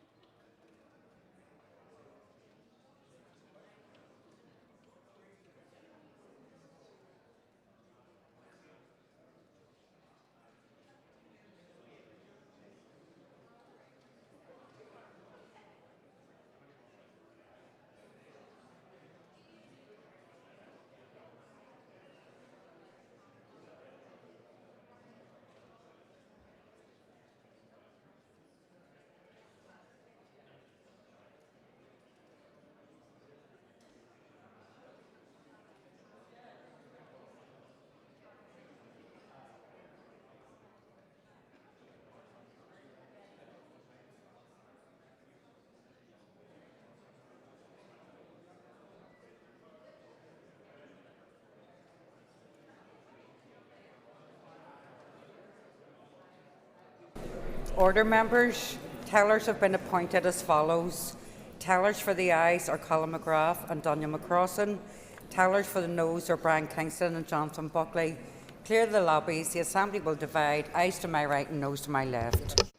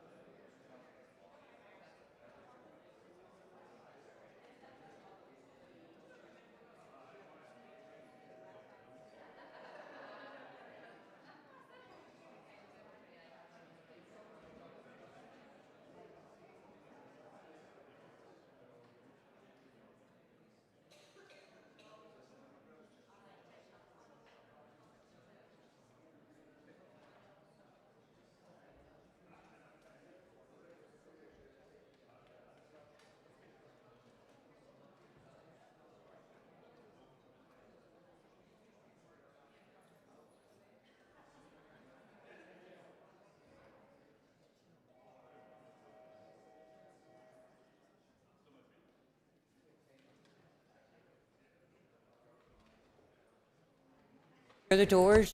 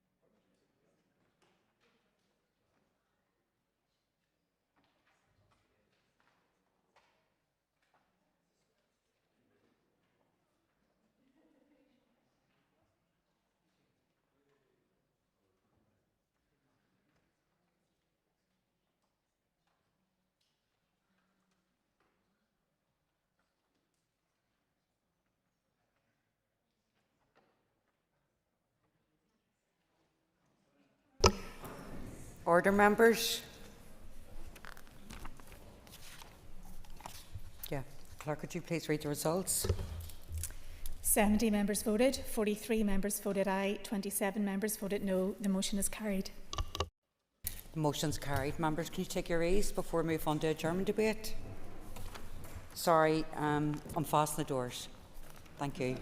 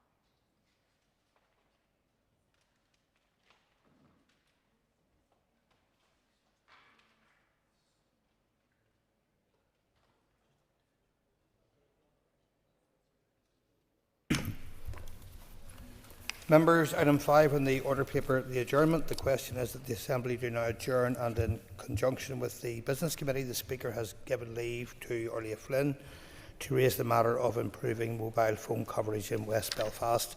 I call Orlia Flynn, and you will have up to 15 minutes. And I just want to begin by thanking the Minister for being here this evening for this debate on an issue that is extremely important to the constituents that we represent in West Belfast. So basically, just a brief bit of background.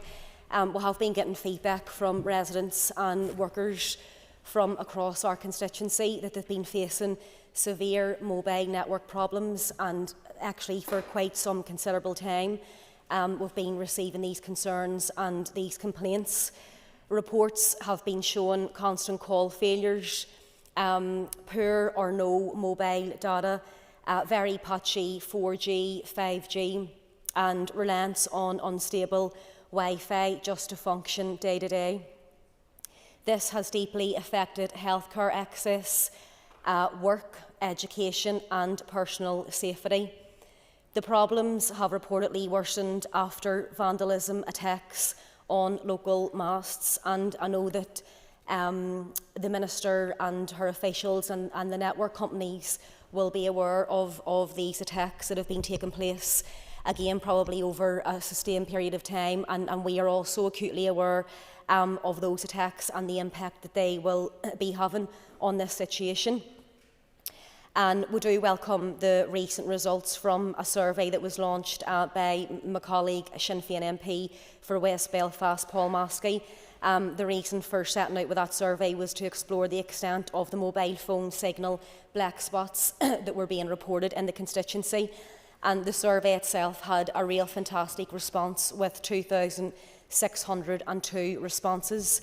I do think that this number and figure shows clearly the levels of frustration that's out there around these poor signal and connectivity issues, and I know that my colleague Aisling Riley is going to touch on this in more detail later. She's going to provide more of an in-depth breakdown in terms of the areas that have been worst affected, and then actually some personal accounts of how this is directly impacting on constituents of ours and the quality of people's daily lives. But to provide just a very brief summary of the key issues that the survey found, they were the following: that the signal issues are widespread across West Belfast, that the problems have persisted for over a year with no permanent repair, that the health, work and personal safety are being seriously affected.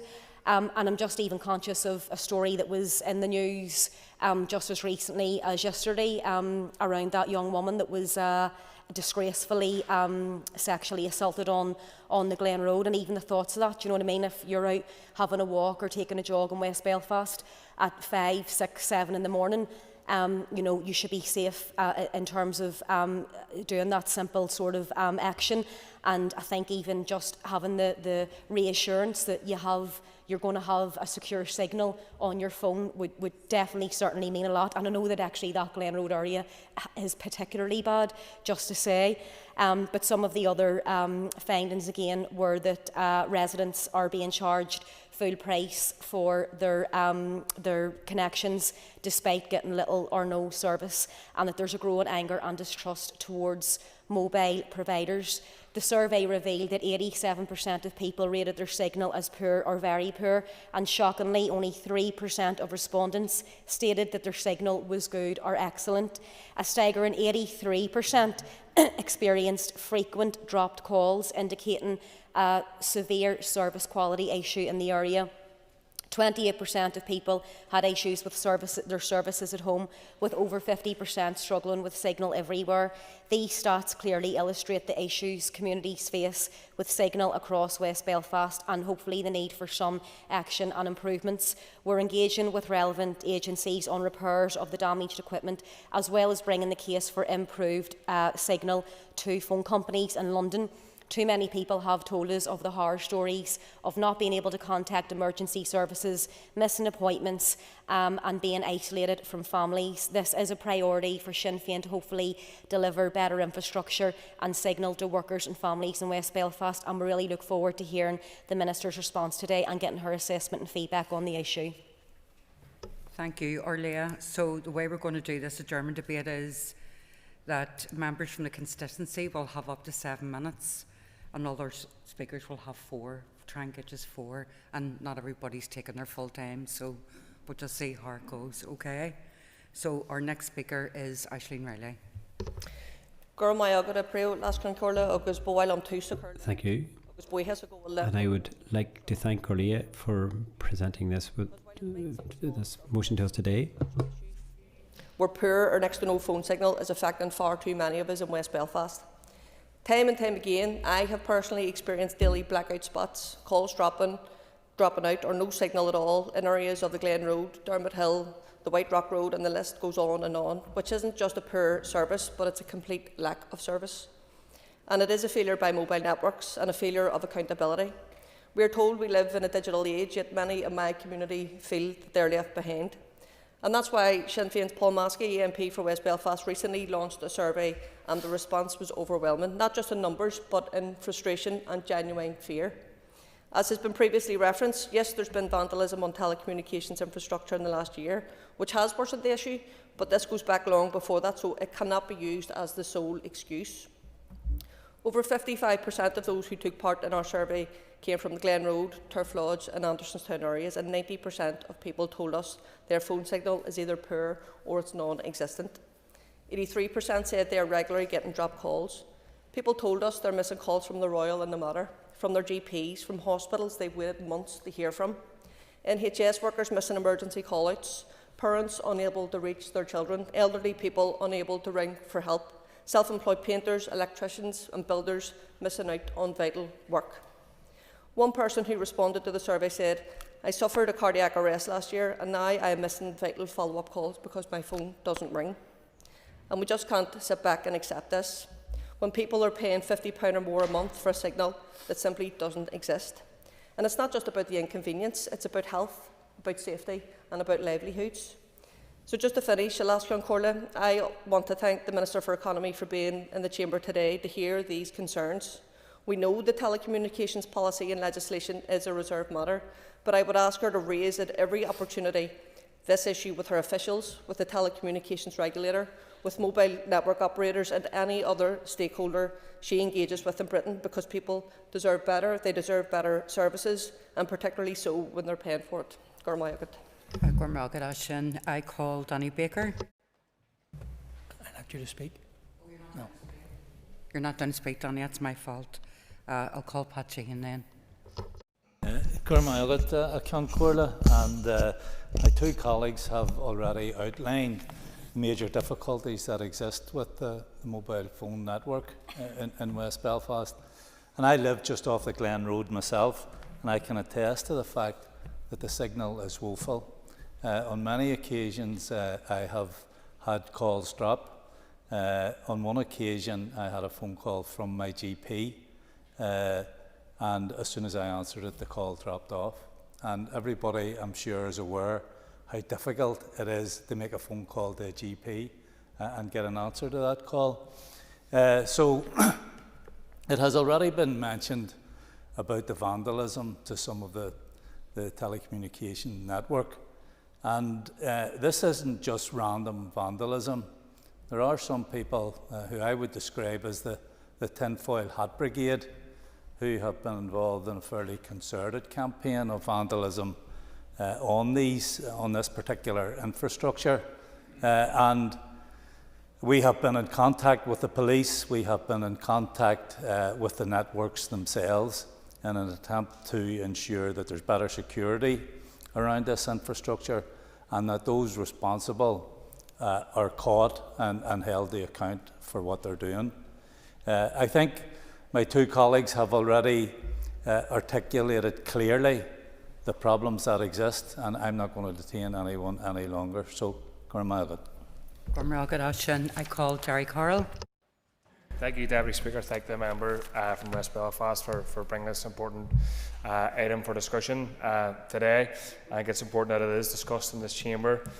This is an issue that's plagued a lot of constituents, but in particular in the West, for West Belfast for a long time, and for years people, particularly in the Glen Road and Andytown area, have faced serious problems with phone coverage, although in the last, I think, 9 months, the members will probably agree it's got particularly worse over the last 9 months or so. And obviously maybe 10 or 20 years ago, Deputy Speaker, a mobile phone may have been seen as a luxury or an extra, but for everyone today it's now a literal lifeline. My office has been contacted by people like members opposite who face the consequences of dire or no mobile phone coverage at all, and the result has been a real life negative consequence for people. People have missed doctor's appointments, like the member opposite, and doctors' medical advice and medical calls because the phone signal is completely shoddy or non-existent. One parent, Deputy Speaker, stressed to me that they need to use the phone to order her son's medication, a particular form of medication, every 4 weeks, and it takes many attempts to do this. And on several occasions, this particular person would be on hold, waiting for reception in the GP surgery, and their phone would die, and had to start that process all over again. So very frustrating and unnecessary for this parent and this person and many others. And the same parent's son, Deputy Speaker, has additional needs, and on regular occasions the school cannot access the parent despite the parent having the phone literally in her pocket. ADHD clinician updates have also been missed as well. And the networks may try, Deputy Speaker, to say their network coverage is great in the area based on graphs or their assessments, but you speak to anyone in the areas mentioned and other parts of West Belfast, and I'm sure elsewhere in the north, they'll tell you otherwise. So parents have also reported to me difficulties with schools trying to contact them, Deputy Speaker, and obviously it could be a nuisance and an annoyance, but my concern is what happens in an emergency when a parent, a guardian or a carer needs to be contacted and the school cannot reach them. And when calls can be made and answered, people are reporting that half the time they can't even have a proper conversation, with words becoming muffled and broken up. There's also a question of privacy, Deputy Speaker, with many people or some people forced to take personal calls out in certain parts of the street that may have a better signal in other parts of the street or the area or the home. People have also reported to myself in our office about missing universal credit telephone interviews, and I would hazard a guess, probably right in this regard, that people have been probably sanctioned for missing those calls and not being able to take them. This is of course not to mention those who do rely on emergency services, elderly people who suffer from mental health issues, people with medical complications, or NMOs. All these people and everybody should have a right and should be able to access their phone and use their phone. The other side of this debate, Deputy Speaker, is of course the financial cost borne by those who are impacted by inadequate phone coverage. People are still paying hefty monthly bills with their contracts to providers, regardless of the service provided. I think it's time the network providers coughed up and showed some compassion for the individuals and communities impacted and pay them money that they're owed. And of course, I'm talking here about the shareholders, the chief executives, and those who make the financial decisions, and not the ordinary workers in these network providers, these companies, these organisations. And I don't think the fact that the phone masts have been damaged, which is an issue which needs to be challenged and called out, but I don't think that's the sole picture or the whole picture as why there's such a bad connection. Deputy Speaker, mobile phone networks in Britain generated at least £3.5 billion in revenue in the year ending 2023. The BT Group, up until March 2024, had revenue in the region of £21 billion. And who knows what BT's figures will be next year when they complete selling its shares, likely in TNT Sports, to the US joint venture partner Warner Brothers Discovery. So it's clear in Britain, in the north, in Britain, and the south of Ireland, that the privatisation of telecommunication services and infrastructure has been a disaster for those working in the sector and relying on the services, and those relying on the services as well, but a profitable one for those at the helm. And it's not an anomaly that such profits, Deputy Speaker, and revenues are being made by what were once viewed as essential public services. These telecommunication companies aren't interested in service or infrastructure, but the bottom line of profit. and it's absurd that we have 4 or 5 or more private networks working across each other, fighting and competing with each other for market shares and the bank accounts of people. Internet and phone coverage should be treated as a public utility and provided to individuals for no extra cost. And I would like to hear the Minister's assessment, but also what powers she will use to compel these companies to pay back people what they should be owed for a lack of service and coverage. Thank you. Thank you, Jerry. I call Deborah Erskine. Deborah, you've up to 5 minutes. Thank you, Principal Deputy Speaker. Obviously, I'm from Annan, South Tyrone, but we all know that West is best. In terms of a West person speaking on mobile infrastructure, I sympathise wholeheartedly with people who cannot access good coverage for mobile phones. All I would say is I would even love to have 4G in my area, never mind 5G. And see mass improved and infrastructure improved. So it is important, and it isn't just needed for West Belfast but Northern Ireland. And I've been in this chamber before speaking on this issue, and I do have concern because it is ironic that this adjournment debate is being brought forward by Sinn Féin with 2 ministers holding the economy and the infrastructure portfolio, because we see planning permission being one of the stumbling blocks in terms of infrastructure getting improved. And it's important that we understand and progress the ideals of the mobile task force, because I have heard that investors are turning away from Northern Ireland because planning permission takes much longer than other parts of the United Kingdom, and it's important that we progress some of these things. And I'm glad to hear in the chamber today about the attacks that have taken place on mass and on the infrastructure that there has been in West Belfast, because that has played part and parcel. In July, I think it was 2024, there was 4 5G masts that were damaged over a period of 48 hours in the area. And I think it's important that we show leadership in relation to this issue, and that my ask of the Economy Minister and the Infrastructure Minister would actually be that there's a community awareness campaign that takes place in relation to 5G and also the improvement of mobile infrastructure. It's critical for technology development. Our health service is going to be using 5G. There's so many other services. Infrastructure, roads, the technology that we're going to use to build better infrastructure across Northern Ireland in terms of roads will need to use 5G if we look towards the future. So it's important that we have that community awareness campaign of actually what the mass improvement will mean for communities. So I hope this isn't just smoke and mirrors in terms of this motion, that we know full well that infrastructure is being and going to be improved in West Belfast, and I hope that through using some of that community engagement piece and community awareness, that we can focus on some of the progression of the mobile task force, pushing that forward on the action plan and showing leadership in terms of stopping attacks, not just in West Belfast, but I suppose across Northern Ireland. Thank you. Thank you. I call Peter McReynolds. Peter, you've up to 5 minutes. Thank you, Principal Deputy Speaker, and I welcome the opportunity to speak on today's debate around improving mobile phone coverage in West Belfast, and I thank the member for having tabled it today. I'm aware her party has done a lot of local campaigning on this issue, and rightly so. I was chatting to David Honeyford, who joins me today as economy spokesperson, about this issue just last week, and he was citing the regular black spots that he encounters coming from Lisburn to Belfast whenever he's driving in his car. The issues being experienced are well documented today already, and it's a disgrace that many of the reception complaints are down to 5G masts being attacked, as Mr Sheehan said, by the Tinfoil Hat Brigade, and physically damaged last year when I was reading the statistics in advance of today's debate. These actions are not only reckless and contribute to what we're talking about today, but they're also a waste of police and fire service time. From an Alliance perspective, it directly impacts upon the surrounding community in terms of phone service and connectivity.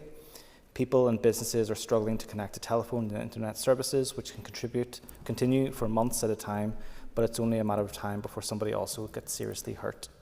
Members will know we debated the Mobile Action Plan as the Chair of the Infrastructure Committee has just said last year regarding improving rural connectivity, and I think it's only fair and reasonable that the particular needs in West Belfast are taken into consideration and worked on to improve productivity, innovation and growth in the area. I'm delighted that the Economy Minister has joined us for the debate today, and I welcome her thoughts on what her department has been doing and will do to address these issues in West Belfast. Thank you. Thank you, Peter. I call Matthew O'Toole. Thank you, Principal Deputy Speaker. I'm also glad to be able to speak today about an important subject. I welcome the fact the Economy Minister is here. Commend the members for West Belfast for bringing the debate, and I hope that we can see some positive and practical steps that arise from it, notwithstanding the fact that telecommunications is itself reserved. There clearly are steps that ministers here, both the Economy and Infrastructure Minister, can and should be taking, and I hope West Belfast, but I represent the constituency next door and I'm frequently in the west of the city, and I'm aware that mobile phone coverage is an issue there. I've also been speaking extensively to my colleague, Black Mountain colleague, Councillor Paul Doherty, who, as well as being a councillor, obviously runs a food bank and community outreach operation in the area, and it is clear that there is a particular issue in South Belfast. There are connectivity issues in both urban and rural areas of the north, but West Belfast has a particularly acute challenge that can be linked to these persistent arson attacks, and I have a list of them in front of me here that took place that are damaging mobile masts and limiting coverage capacity. Then there are challenges, or there apparently we're told challenges around costs for rebuilding those masts, and I think Cornerstone is the name of the company that builds this infrastructure for basically on behalf of or supplying Virgin, EE, all these people. But clearly the persistence of this tinfoil hat is probably the right term for them. These people who feel fixated for whatever they've got this misinformation about in terms of 5G and 4G, they are obsessed with this, and they are they've burned masts, particularly in West Belfast and Glen Road and Andersonstown Road and elsewhere around the west. And what that means is this particular preoccupation of theirs that they have taken so far as to commit arson has now had this consequence, which is that elderly and vulnerable people are concerned. They have less access, particularly if they have a fall in the middle of the night or they need to get in touch with a relative. Healthcare workers who may need to be in touch with their employers, who may need to be on call and get to work quickly. Taxi companies, like I know Paul is engaged with Gransha, who need to go about their business. People who need to live their everyday lives. Orlahi mentioned someone who's out having a run and obviously wants to have coverage in order to, well, they want to listen to a podcast or music, or they want to be in touch in an emergency context, but they're paying their mobile phone bill. They're entitled to the coverage that their contract is apparently providing. And in West Belfast at the minute, they simply don't have it. So there clearly needs to be a policy response, because this is clearly a particular challenge for the community in West Belfast. It's affecting not just local businesses, but also people's ability to feel safe, and potentially could create an actual issue when it comes to an elderly or vulnerable person or someone needing to access healthcare. So it needs to be addressed sooner rather than later. Obviously, I and my party will work with anyone, including the Minister here, the Infrastructure Minister. I'm sure we can engage in London as well and engage with the mobile phone companies to address this issue, but we need to see practical steps going forward in terms of how we're going to address this issue that people in West Belfast in particular are facing. And obviously, people travel into West Belfast from all over the city and all over the north and further afield, and we want people to be travelling into West Belfast to make use of all the brilliant hospitality and shopping and all the infrastructure, and hopefully a new Casement Park at some point in the years ahead. So we need to ensure that it has the mobile phone coverage that it deserves. So I'm glad this debate's been brought today. I look forward to hearing the practical steps that we can all take collectively, including the ministers, to address this issue. Thank you. Thank you, Matthew. I call Brian Kingston. Thank you, Madam Principal Deputy Speaker. I hadn't planned to speak, but I did want to say just some words in support of the request for support for better coverage in West Belfast. When I saw the item raised for debate, I did speak to various people who live in the Greater Shankill parts of West Belfast constituency, and they told me they weren't having problems with their phone signal, so it might be just isolated spots. I hear you're talking about Glen Road areas, so it doesn't seem to be affecting the northern part of the constituency, but certainly I have heard that there had been some attacks on masts, and I know some people make this a cause that they concerned. All the research, I've looked into this when people have asked me about the issue, all research shows that 5G technology, there is no risk to human health. It's similar to Wi-Fi, it's a radio signal, and ordinary phone coverage. So, I mean, people can research that for themselves, but all the indications are there is no health risk. And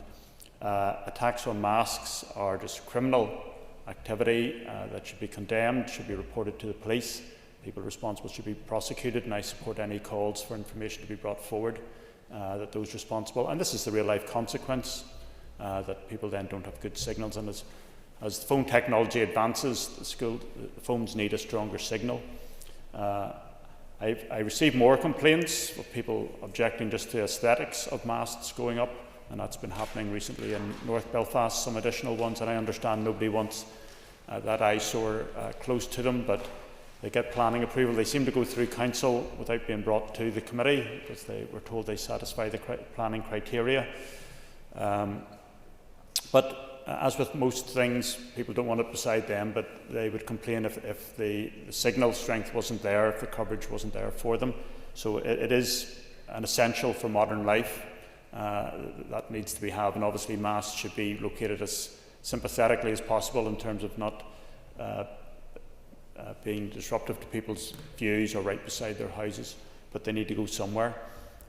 So I will continue to monitor and check with people living in West Belfast constituency if they are having that problems, but I certainly support all calls for more attention to improving the coverage in that area and for an end to any foolish attacks, and I will give way, yes. Member giving way, and appreciate he may have not had a huge amount of correspondence about this issue, and I agree with him about challenge the conspiracy stuff about 5G and 4G, but we have a concern that that could maybe be an excuse, or the sole excuse used by the network companies as to why there's a bad signal rather than other infrastructural decisions and other decisions that they have for having made. Would he have a concern about that as well? Well, yes. I mean, there may be that there's the need just for better signal boosting and better aerial anyway. So I can't say if it's only because of the attacks, and that shouldn't be used as an excuse for them not taking action. But certainly those responsible will know and should know that they are the cause of inconvenience for people, and I've no doubt it is a factor, and maybe reluctance in companies to invest where they feel they're going to have more cost resulting. So let's hope it gets sorted. Thank you. Thank you, Brian. Our penultimate speaker is David Honeyford. Thank you, Principal Deputy Speaker. I wasn't going to say anything. I just want to pick out one small thing. As Matthew said, he's the constituency next door, and I'm at the constituency at the other side of West Belfast, and travel through every day on my way here. And it's frustrating for me, but much more frustrating for the residents and people living there. You know, the Glen Road's been mentioned. The Glen Road I stopped using because it would do your head in. They call it, you simply can't have a phone call if you're driving down that road. You try to use a data call rather than a phone call, and you can't use that either because it drops in as a significant issue there. Whenever you come up the motor bypass and come down to Ashling towards your office, you've exactly the same problem. It's an issue that does definitely address, but my frustrations pale into insignificance for those that need emergency services or those businesses that need to take calls and to be able to grow their business or a GP callback or anything like that residents are sitting in. So I just wanted to say very quickly from our point of view, from Alliance, we totally support what can be done there. I think the physical damage to transmitters is something that we need to look at what better security there is around. I've actually noticed the stencils. Actually, there's a just after or just before Ashleen's office, as you come down from motor bypass, there's one that was burnt out there, and there was stenciled before that. Actually, recently I've noticed that around my own constituency, and people sort of marking them. You know, and I don't know how what can be done around better security, or what work can be done that we can prevent this from happening. But conspiracy theories have grown from COVID, and that's the bit I want to kind of touch on. And it isn't helpful whenever we have you've Pat's talked about tin foil hat, and that's probably the best description that we can have, but it isn't helpful when we have in here. We had a debate earlier and we had basically conspiracy stuff spewed out as it was fact around COVID stuff. And it's just so unhelpful that this House, as the language coming from here, can also feed into this and be heard by others and taken on that there's some sort of merit in, because somebody said it somewhere on the internet, it must be fact. And I think that's got to be challenged. I think this place needs to show a bit of leadership across all parties and challenge that, because just because you've heard it, because you've seen it, because people have concerns, that's fine, and we can listen to concerns and we can talk through facts, but it should be based on facts. But I look forward to hearing if there's any steps that the Minister can take or what can be done to deliver. I just wanted to give my support from ourselves, from Alliance, just that this can be addressed and what practical steps can be made to address and to sort this out for residents in West Belfast. So thank you. Thank you, David. So our last speaker is Dr. Caoimhe Archibald, Minister for the Economy, to respond to the adjournment debate. And Minister, you have up to 10 minutes. And I'd like to thank the member for securing this adjournment debate and welcome the opportunity for this discussion. I very much recognise the frustration of poor coverage, like Deborah. I'm in a rural area where it's very patchy indeed.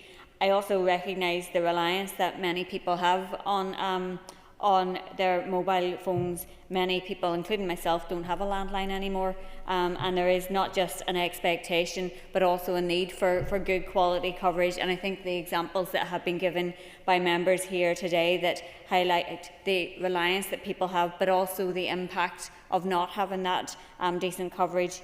Affordable, reliable, secure digital connectivity is absolutely essential to citizens and businesses.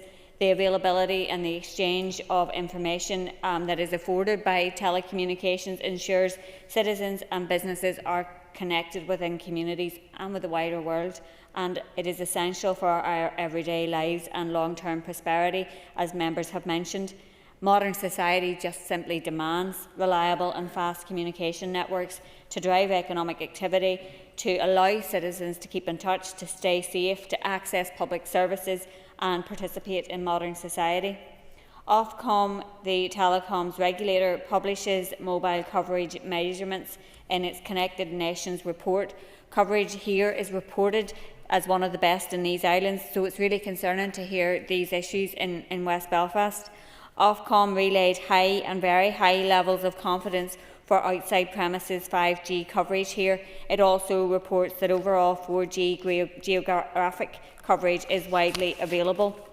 That said, people's actual experience does not always match up to reported coverage, and clearly in this case it doesn't. Ofcom is currently taking steps to improve the accuracy of coverage reporting. In the wireless infrastructure strategy, Ofcom has been tasked with continuing to hold the mobile network operators to account through on-the-ground signal testing and to improve the accuracy of its coverage reporting through increased use of crowdsourced data. I understand Ofcom has developed proposals to improve coverage reporting, and I met with Ofcom representatives recently to discuss their proposed improvements and several other local related issues regarding telecommunications, and I actually raised this particular issue also. While mobile infrastructure rollout is delivered on a purely commercial basis, here my officials participate in a number of activities to help support investment in telecoms infrastructure and facilitate improvements in connectivity. My officials coordinate the Barrier Busting Task Force, which is the delivery vehicle for the Mobile Action Plan, developed to identify the barriers to fast and efficient deployment of mobile infrastructure and the practical actions that could be taken to create the right environment to encourage further investment in its rollout. Officials are also investigating potential alternative funding streams to establish their viability for extending and improving mobile connectivity here in the north. In terms of West Belfast, as has been discussed throughout today's debate, mobile network operators report that vandalism and damage to mobile masts and equipment is a key cause of reduction in service, and I would urge perpetrators of this unlawful and dangerous behaviour to stop, so that West Belfast community can avail of reliable mobile connectivity.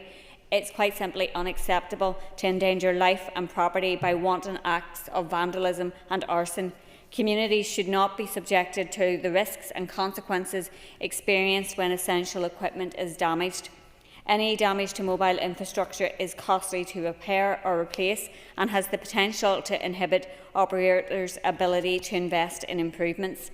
I am aware of a survey that of West Belfast residents that has been recently being conducted by my party colleagues, and results would indicate there is a direct correlation between the masked attacks and level of service available.